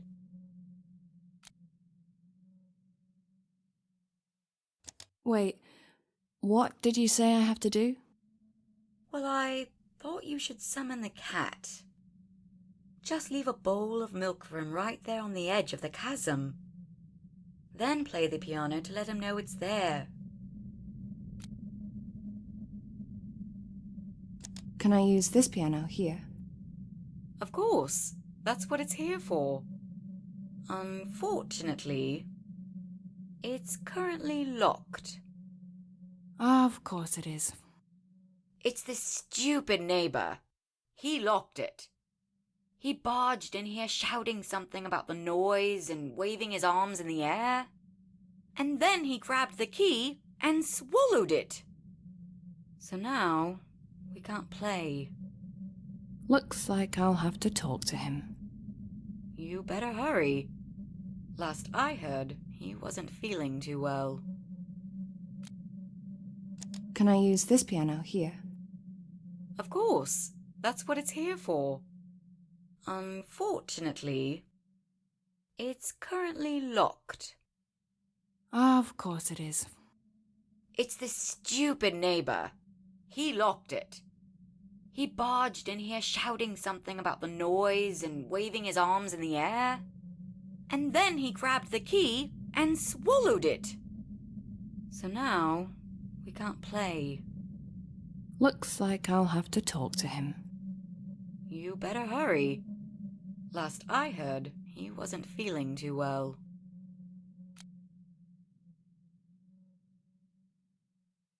Where can I get milk around here? I'm not sure. Are there any shops still open? On Burnhouse Lane? No. But there used to be a coffee shop just around the corner. Perhaps try that? Thanks.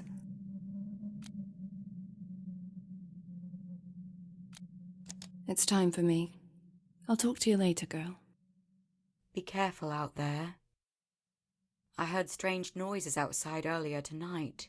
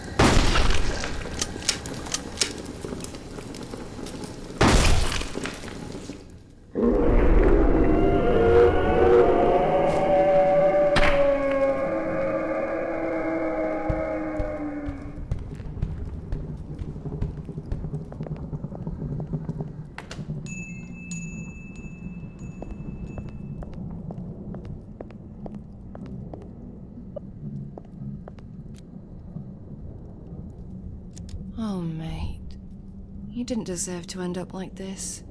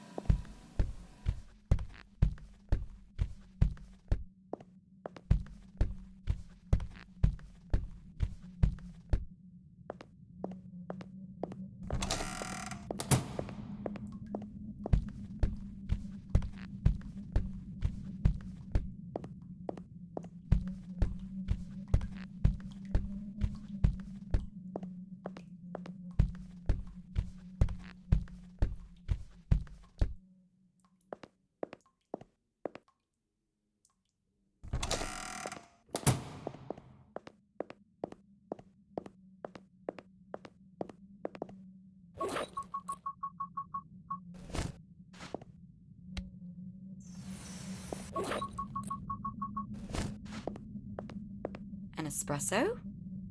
Yes, I'd love one. Thanks.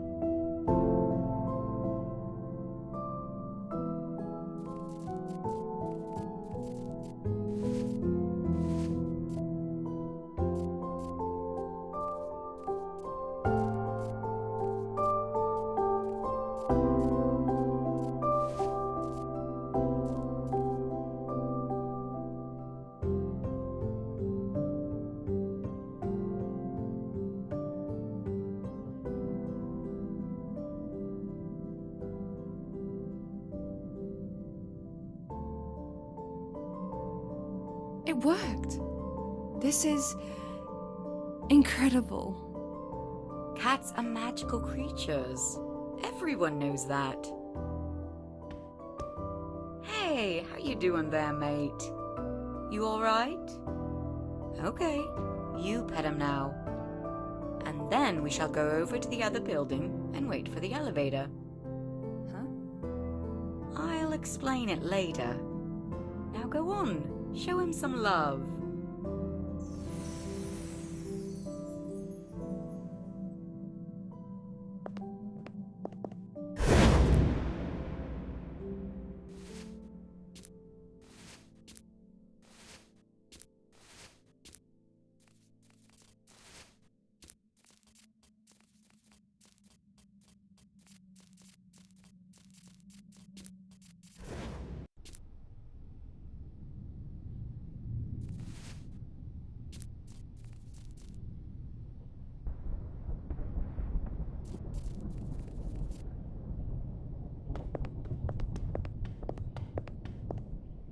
So, here's the plan. We need to get up to the top floor. That's where the box is, behind the red door. Apartment 13. It's locked, but I can handle it. How exactly? I've been known for my ability to unlock things with lockpicks. I'm not a burglar or anything, but it's a useful skill to have. Sometimes, it even saves lives. The problem is with the elevator. It doesn't work like it should. And that's where our friend Moonlight steps in. It's kinda tricky, so listen carefully. There's this device up there, a scale of sorts. Moonlight can bring items scattered around here and place them on the scale. If he picks the right ones, the elevator should go straight to the top. What sort of items are we talking about? Well, at first glance, they're just ordinary, everyday objects. But they all represent the good and bad things that people like us will never get to experience in life anymore. And how is a bloody cat supposed to know what they are? Cats know more than you think. I thought you'd understand that by now.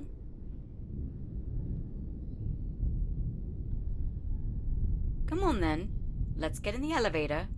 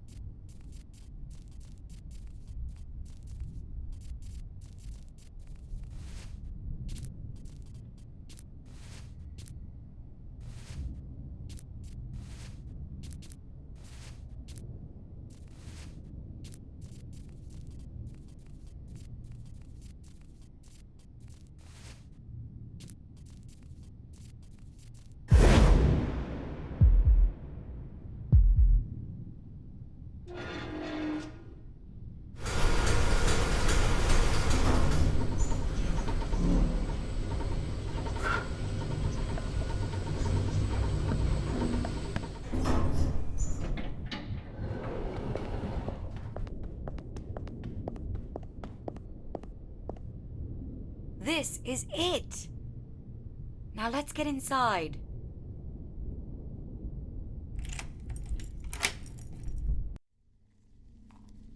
Well, shit. Spiders.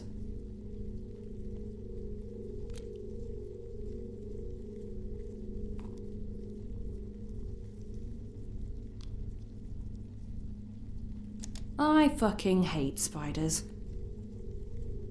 I kinda like them. You know, there's this dark, indescribable beauty in spiders. Really? Look at those spider eggs. Or whatever the fuck they are. They look beautiful to you. Yeah, okay. That's fucking gross.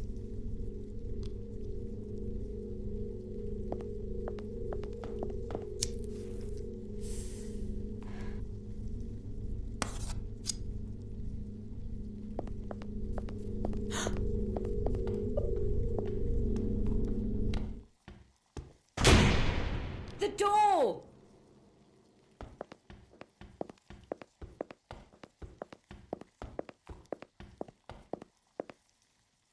Fuck! I'll hold it! Go! Run! I can't leave you here. Please, you have to. It's too late for me, but you've still got a chance. So get the fuck out of here!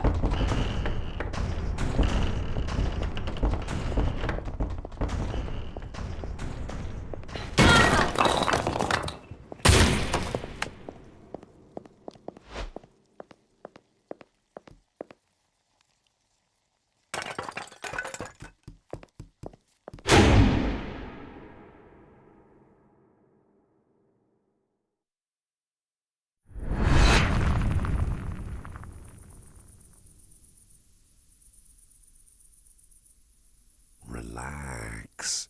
You're safe now. Whatever you saw in there, it's gone. For now, at least.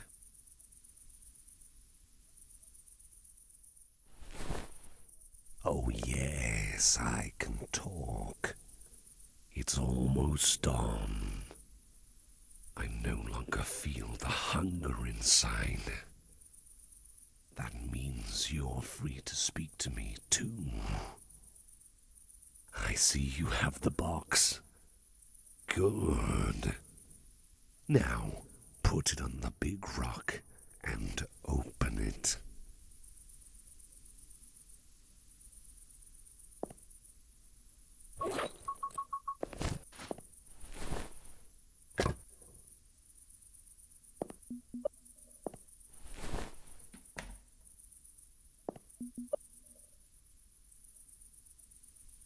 Good. Almost done here. Last but not least, you must cut your hand. We need a drop of your blood to soak into the cigarette.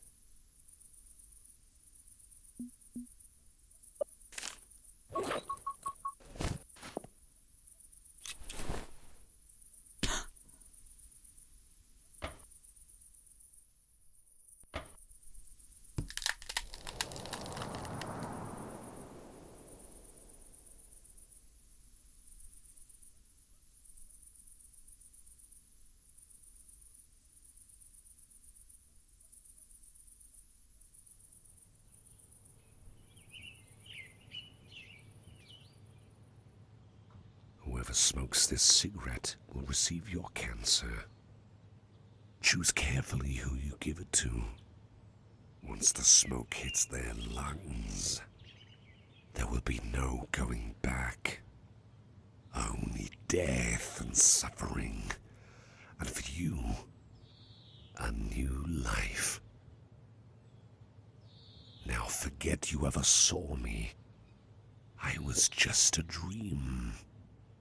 A ghost. A shadow. One day we'll meet again. I'll take you with me for a long walk down to the river. But don't trouble yourself with that now. Now it's time to celebrate your success. Shouldn't you smile?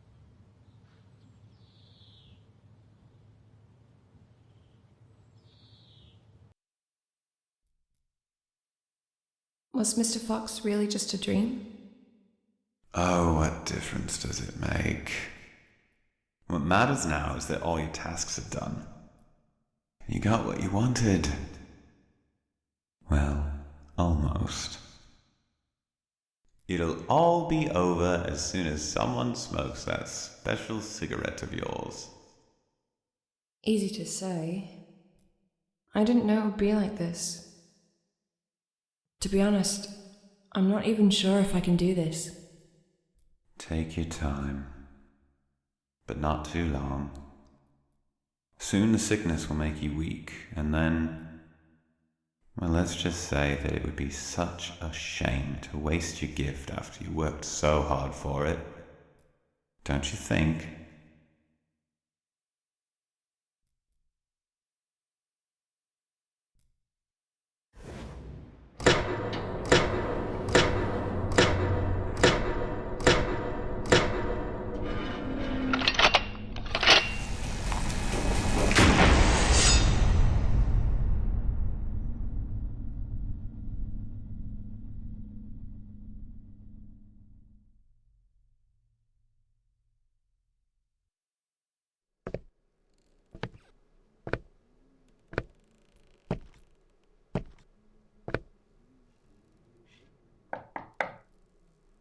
Angie? You alright? You haven't come down all day. I'm getting worried about you, dear. I'm sorry. I didn't realize. I've not been feeling too well. Oh. But I'll be done in a minute. What? No. No. You stay in bed, darling. I'm managing perfectly fine here on my own. So take your time and rest, and don't worry about a thing. I'll go and make you a cup of tea, shall I? And a nice sandwich. Yes. I bet you'll feel better once you've had some food in you.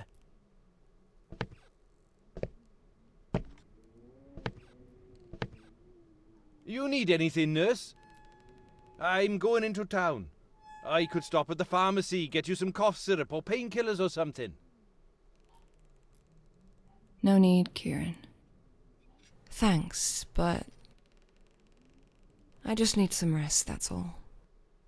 You sure? 'Cause that's no bother. Not at all. I'll be fine. Well, okay. But give us a shout if you need anything, yeah? 'Cause, we're all worried about you, nurse.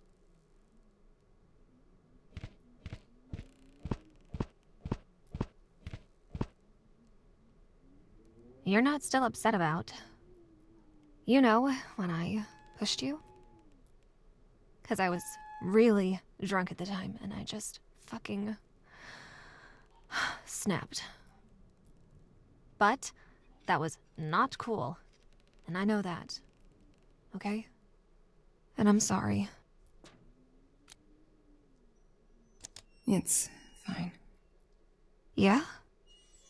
Okay. Cool. 'Cause I was thinking you could come over to LA when this is all over. I'd take you out for a meal and then we go shopping. I know some really amazing places. Like, you wouldn't believe.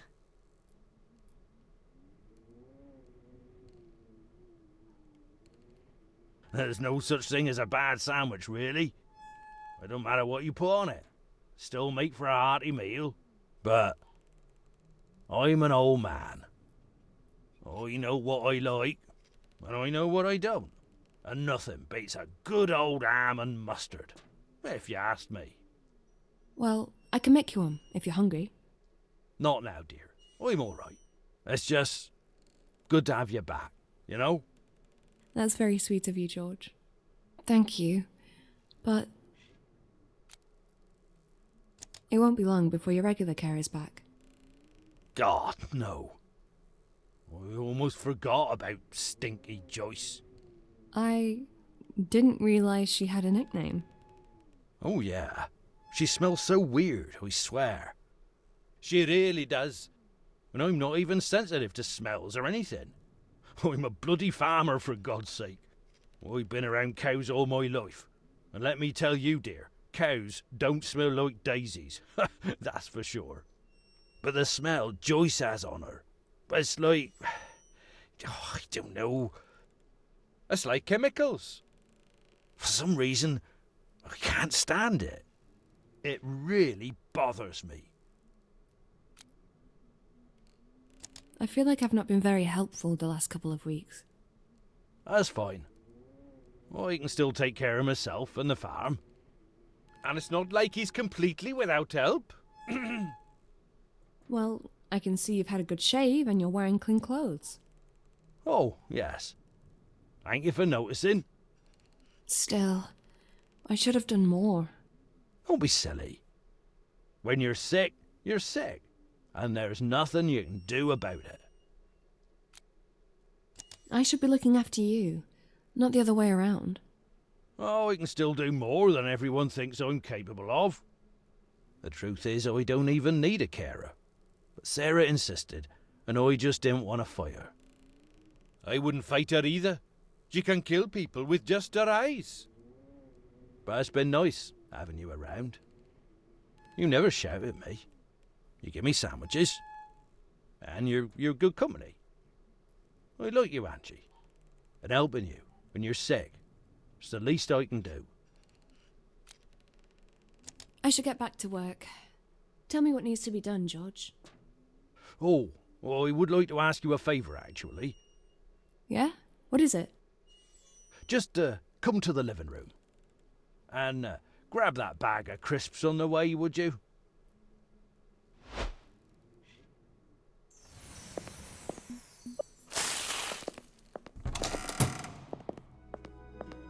There you are.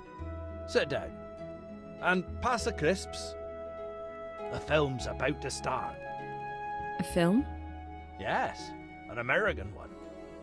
So sit down, put your feet up, make yourself comfy.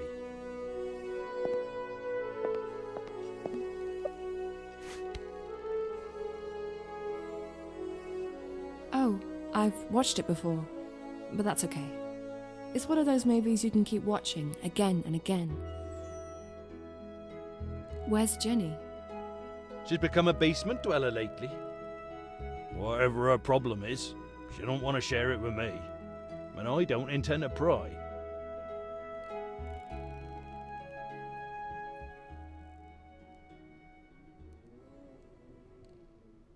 Oh, come on. There's plenty of room. Just get on that bloody door. Well, they'd both fall in the water if he did that. But she could just scooch over or something. I swear, it feels like she just wants him to freeze to death.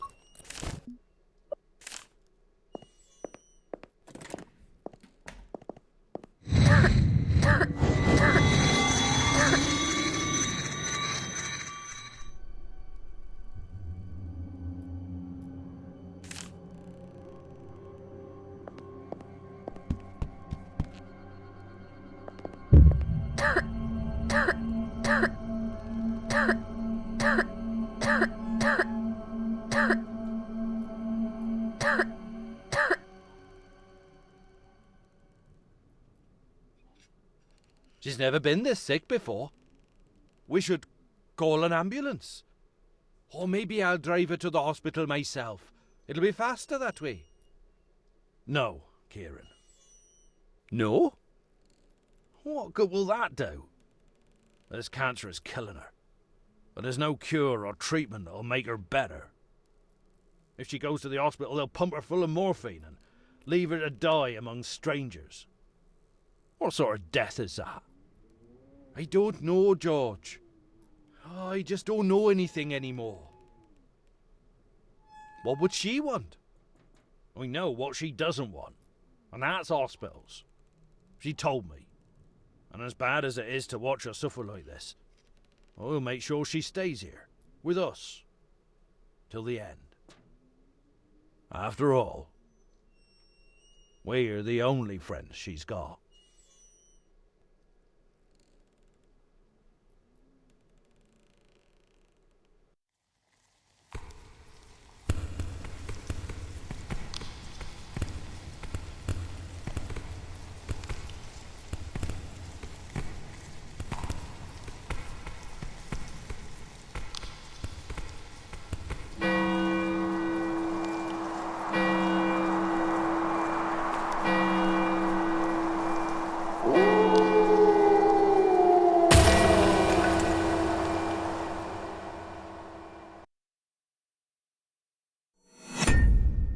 Brought you some vegetable soup. I know you're not hungry, but you should eat something. You'll feel better with nice hot soup in your tummy.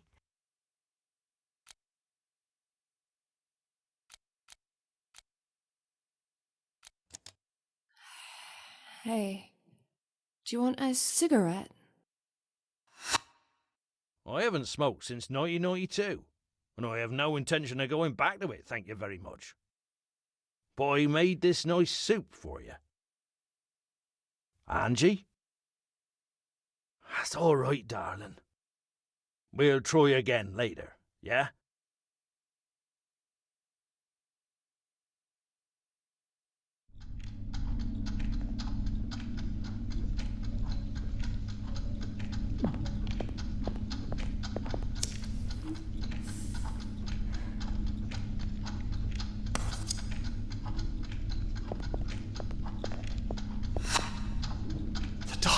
Angie, don't let the darkness consume you.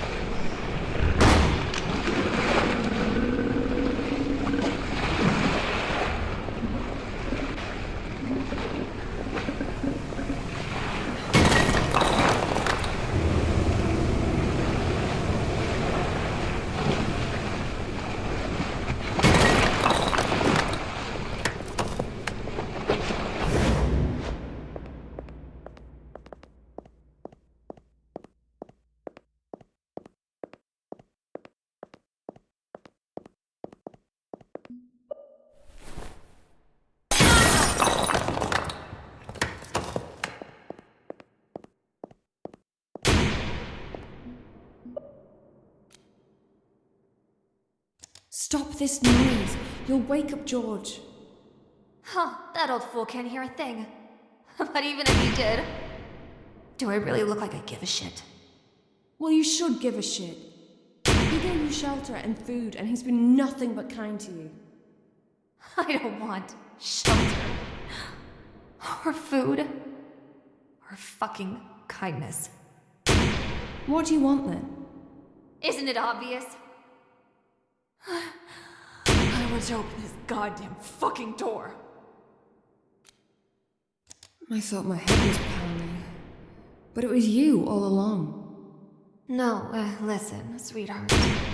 Your head is pounding because you're fucking dying. So leave me alone. I'm almost there. Get out of my head, Jenny. I can't take it any longer. has to be in your head. Now, shut up and let me do my thing, will you?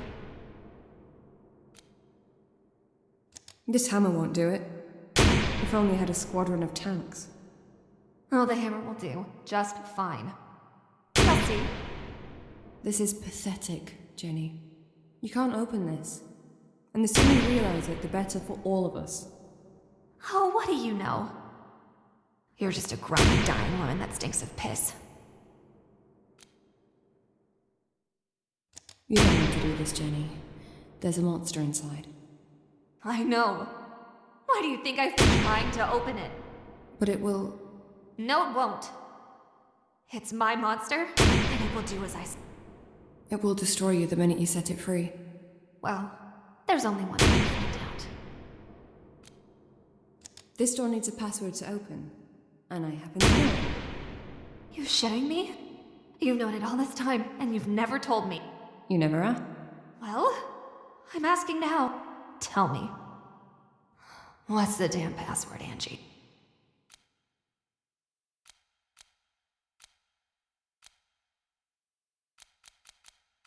My name is Jenny, and I suck. What? I'm sorry, but that's the password. Now, repeat it. What are you, 8? Stop embarrassing yourself, will you? Go away. Just fuck off. Hey, would you like a cigarette? You know I don't smoke. But didn't you ask me for a cigarette the other night? Yeah, well, I smoke occasionally when I'm drunk or high. But I'm neither now, so... I can get you a drink. Just look at this place. There's booze everywhere.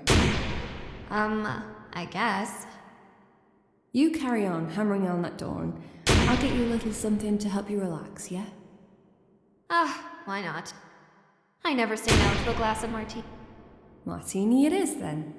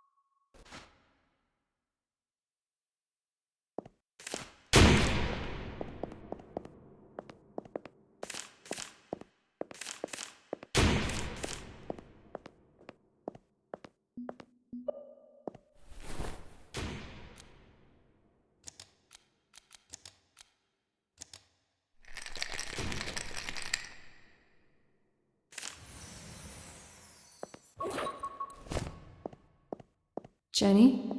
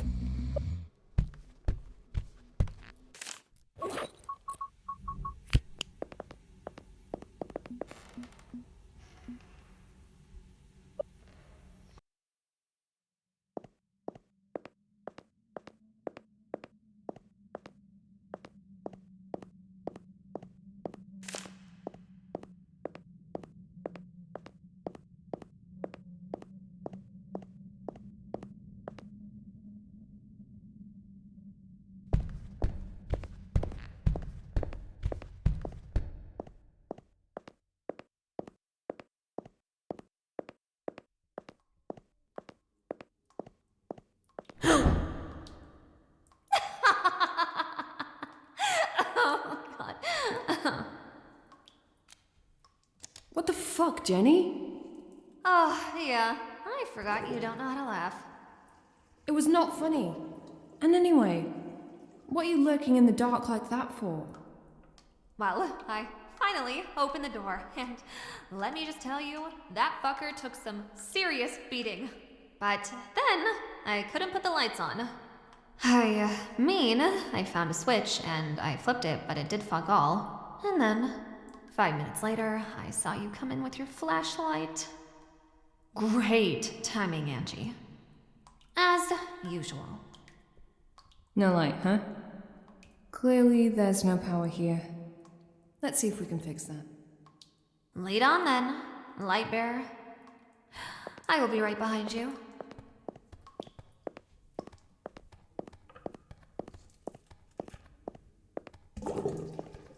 Look!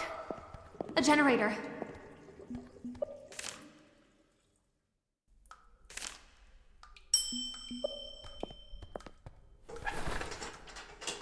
Do you know how to fix generators? No.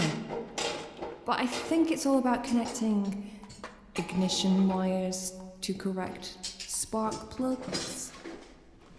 I literally have no idea what any of that means.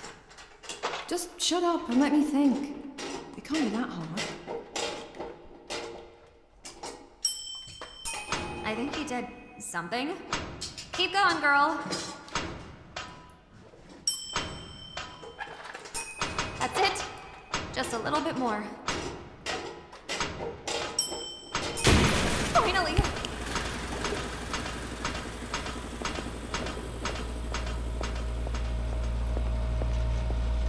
Angie, girl, we're in heaven. Who the fuck are you? Who the fuck are you? You don't know. Of course you don't. 5 years working my ass off on this stinking stupid farm and he won't even mention my name, will he? Typical.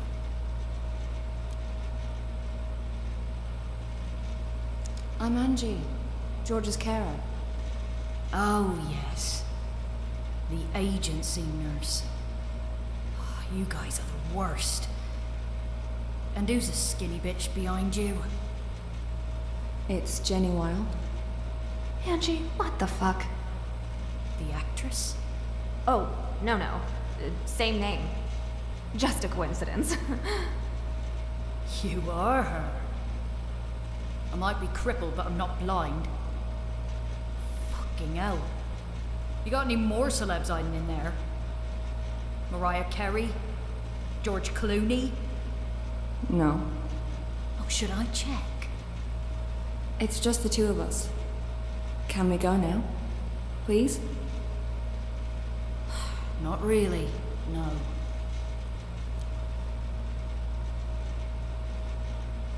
I just want to say, I have nothing to do with any of this. We've stumbled upon this place by accident, and we were just about to leave. Ah, is that so?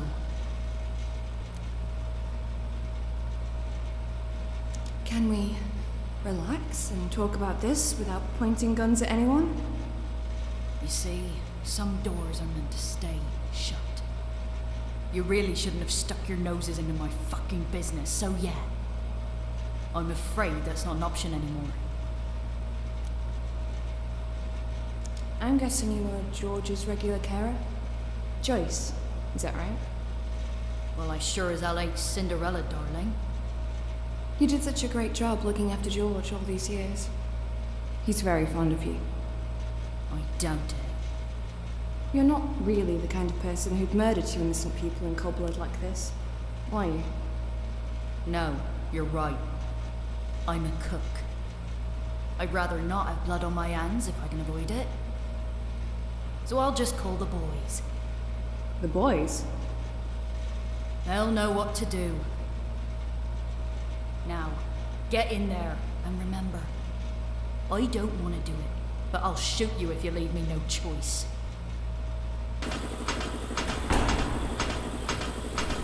Enjoy your stay. You guys are so fun. Hey, can we at least boys. Oh, come on.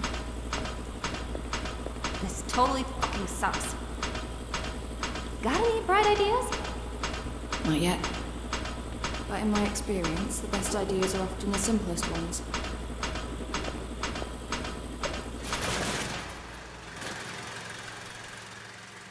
Oh, fucking generator. I'm not gonna wait for the boys. I'll fucking deal with it myself.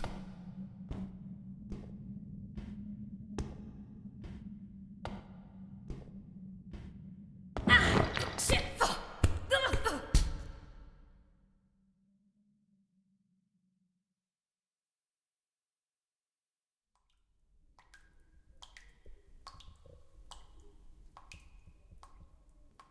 Jenny?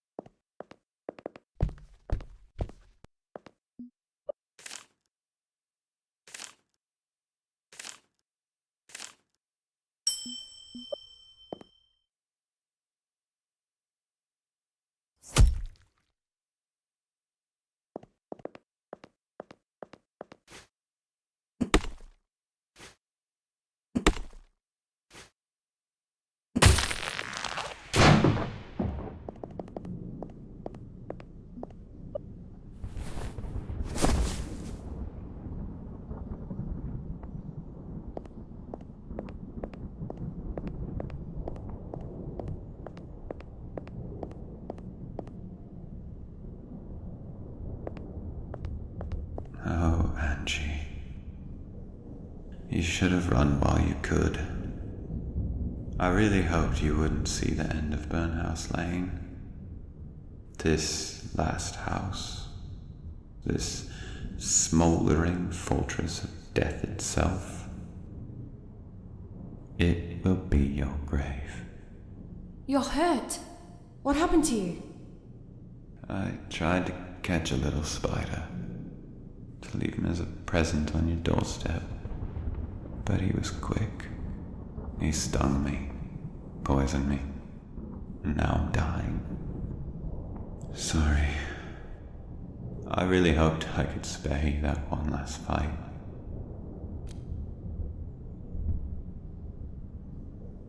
Why would you do all that for me? Does every act of kindness need a reason? I simply chose you, Angie, to love and protect. But why? There's nothing special about me.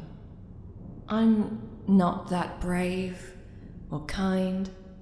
I don't have a great sense of humor, the looks, or the wits. I'm not even a very good nurse, feeding poor George sandwiches every day and hardly caring for him at all. Don't you think there's someone more worthy out there, waiting for an opportunity like this? I've never been a perfect cat either. Fussing over food, sharpening my claws on things I shouldn't be touching. But none of that matters, Angie. It's something you people often forget about. True love is unconditional. And if I could, I'd take that magic cigarette out of your pocket and smoke it myself. But alas, cats can't smoke.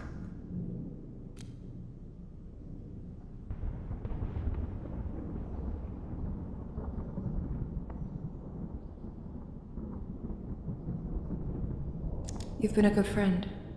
Thank you. All of this would have been a lot harder without you. I couldn't really save you from the horrors of Burnhouse Lane. But I think I gave you a good enough reason to go on, didn't I? You did make me do some crazy shit, if that's what you mean. And here you are, standing tall, ready for your final fight. Is there anything I can do? For me, no. But you can still save yourself. You went through hell to complete your tasks. You earned your prize. You found the box and the cigarette.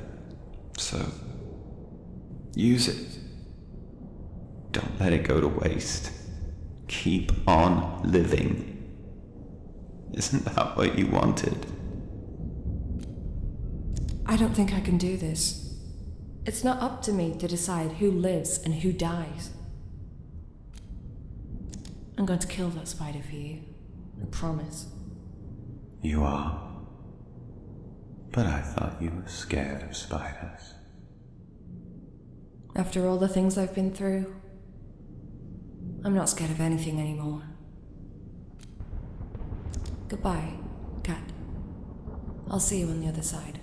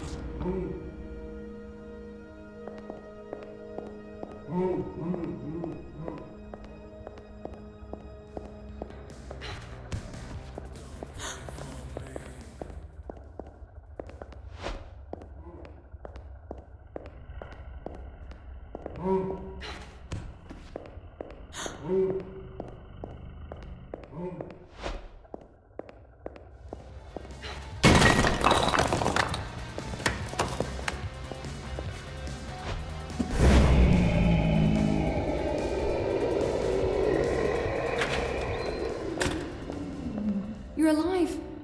And so are you! I was worried you'd ended up as spider food. I guess the spider didn't really fancy me. Or maybe he was waiting for the main course. Me. But that's not happening either. See this? Yeah, a fire axe. I like it. You can go. You're free. Free? What does it even mean? Well, this is the end of Burnhouse Lane, and with the lane ends the suffering. But who knows? Maybe your next great adventure is just around the corner. Yeah? You really think there's something else out there? There's always something out there. Your story has only just begun.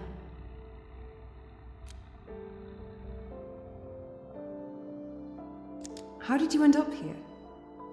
I was holding the door, but it wasn't long before it gave in and the damn spider fell on me like a ton of bricks. He grabbed me, tore my clothes up, and stung me with his fucking ass stinger. And then I woke up here. Oh. See, I found this piece of fabric. A torn out part of your jumper. I assumed it was all that was left of you. Nah, I mean, I look like a homeless person, or a zombie, and I'm sure I don't smell very nice right now, but yeah, I'm still standing. How's your head? Still hurting? No, I just feel so empty. I'm not even angry anymore. I guess I've accepted it all. Let's go. It's time to kill some spiders. Yeah, I want to see you kill that thing, if that's the last thing I do. But wait, before we go, in case we get split up again, I want you to take this. Oh, I remember this.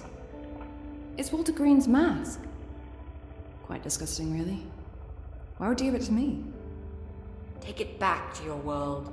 It doesn't belong here. No? Okay. If you say so. Thanks, I guess.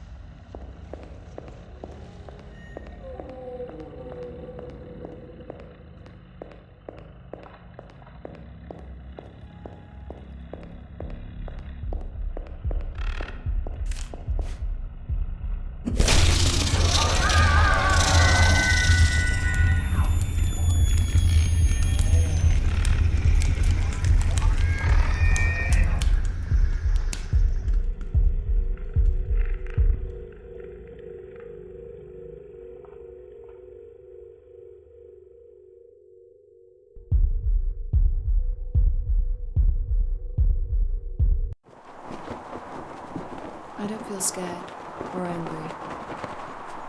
I don't feel anything at all. I've faced my biggest fears and I've conquered them all. What else is there to be afraid of? I'm ready.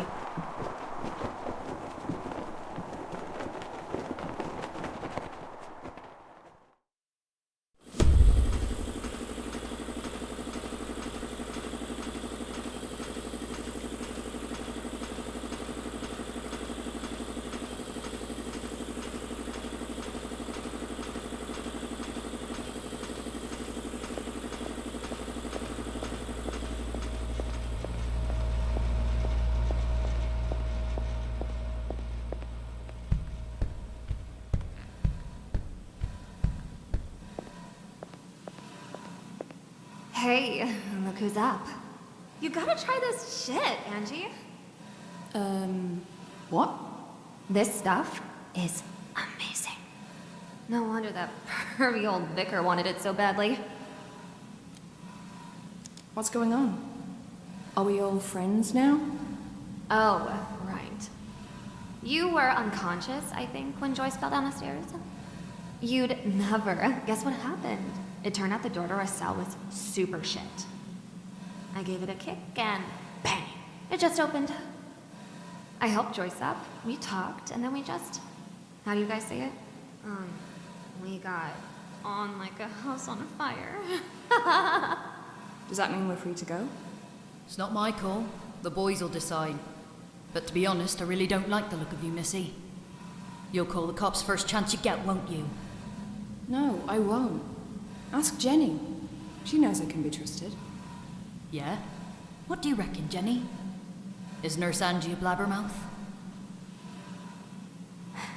I think, I don't want to say it, but yeah. She'll tell everyone. I'm sorry. But Nurse Angie is as fun as a dry mop.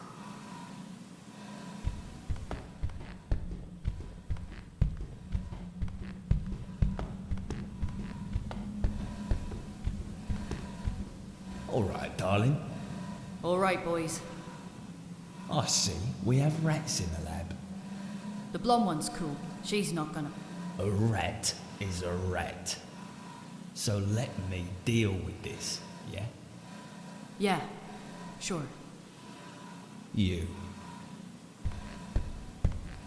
You like our product?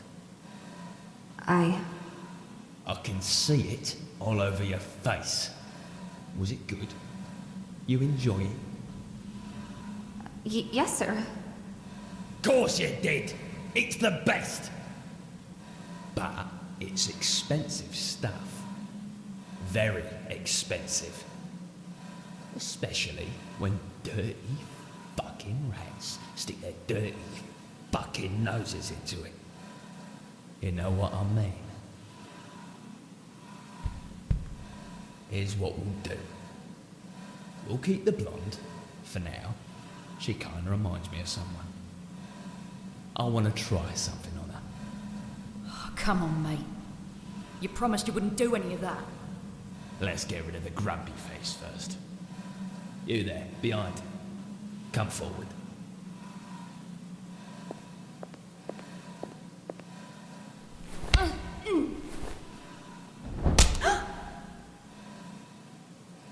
Take her to the garden, Johnny. Really? What is your problem now? It's freezing out there. Can't we just do it here and be done with it? Johnny, we do it here, we're gonna have blood all over the equipment. And we don't need that shit right now, do we? Come on, off you go. Let's get this done before the old man wakes up. Fine. Put your hands up so I can see them. Good. Now go. Move it.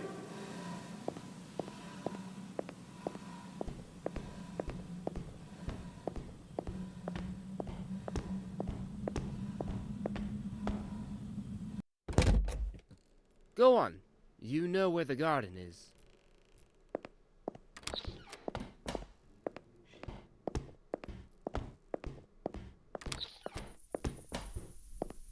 Don't try running, yeah?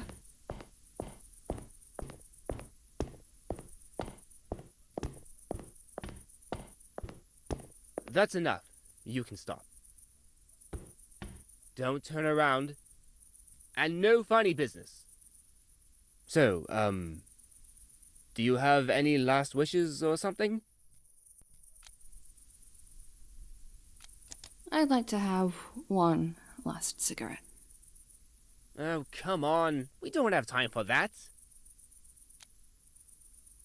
Do you smoke? Here, have one with me.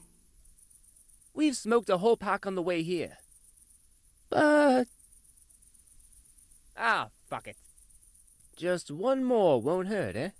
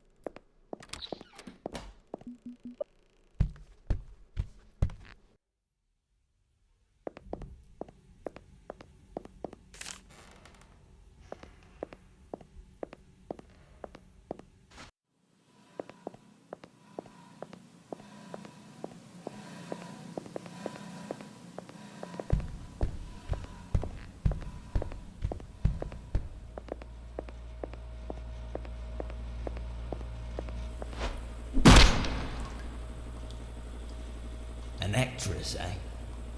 You care about your looks, don't you? I'll bet you do.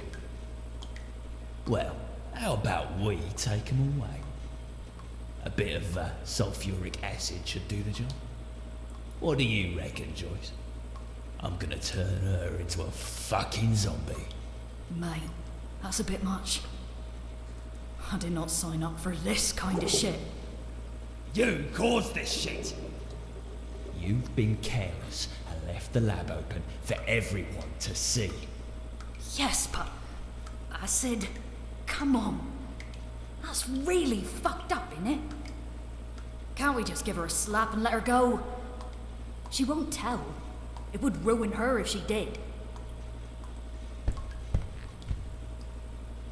You're pissing me off, Joyce. You really are. You think you have a say in this because you know how to cook this shit. Well, you're wrong. It won't take me long to train someone else. So fuck off upstairs if you really don't want to look. I'd prefer that, to be fair. Your ugly mug puts me off every time I catch sight of it. Don't leave me, Joyce. You will... Oh, will you just shut the...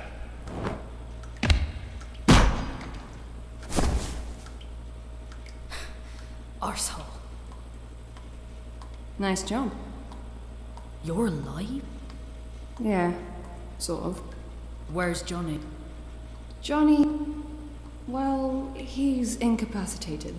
Sleeping in the garden, but it won't last long. Oh, he'll run away when he wakes up, the little coward that he is. I don't think we'll ever see him again. Why did you help her? Let's just say I've had a change of heart.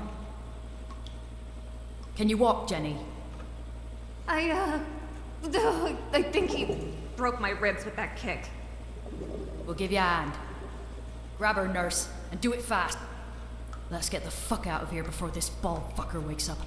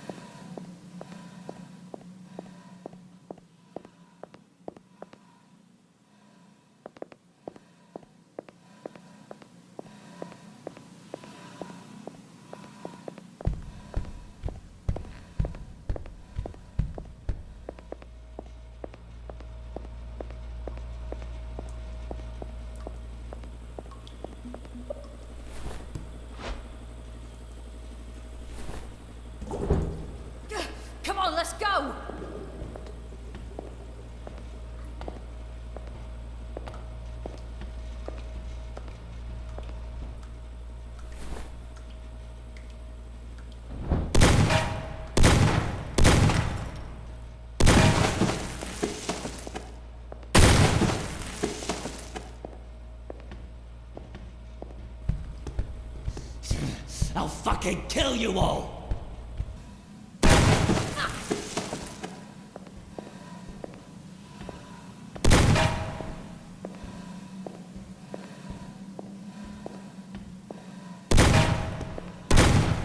We're almost there!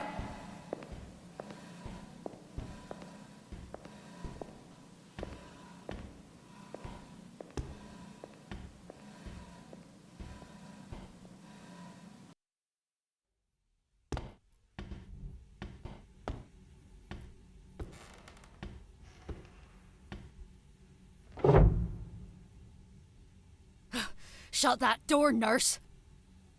Let's trap the bastard in there.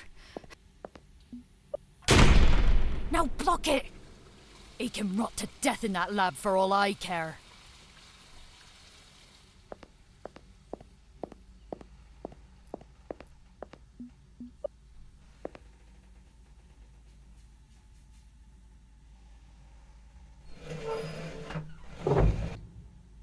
We did it. We're safe now, aren't we? I'd say so. I know this lab like the back of my hand. There is no other way out. He can survive in there for a while, but in the end, he'll just starve to death. So, we basically murdered him. Great. Oh well. I'm not gonna miss him. Are you? Speaking of murder, I could really murder a nice cup of tea right now.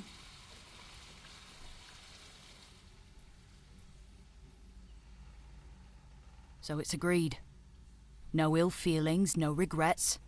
We'll simply never talk about any of this to anyone. Totally.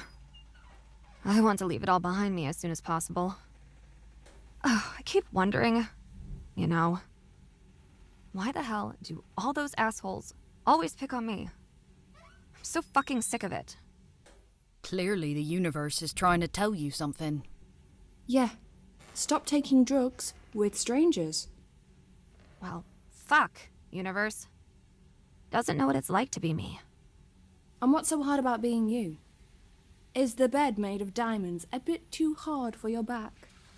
Fuck off, Angie. Just fuck off. I've got to be honest. I'm really not gonna miss you when I leave this place. It's okay. I'm sorry. No need. I don't think I'll miss you either.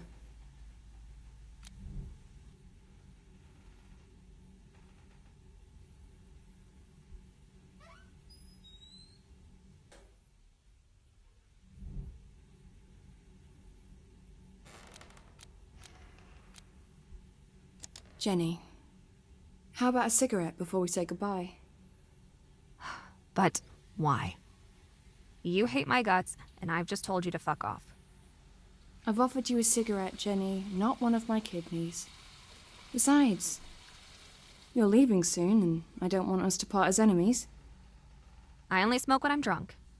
You know that.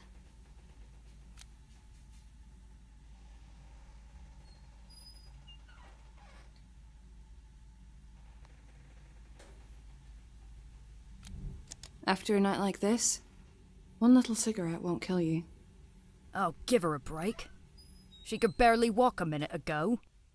Jenny, didn't you have a broken rib or something? It's better now. And Angie's right. It has been a crazy night. No doubt about it. Yeah, I guess I'll have one. Let's go outside then. Do we have to? It's freezing out there. Especially you with your nasty cough. Should stay away from the cold. I'll be fine. And my cough? Well, I have a feeling it should clear up soon.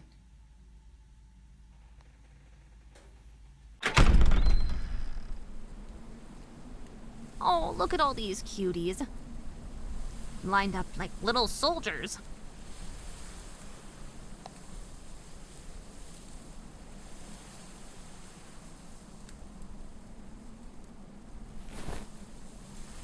Got a light?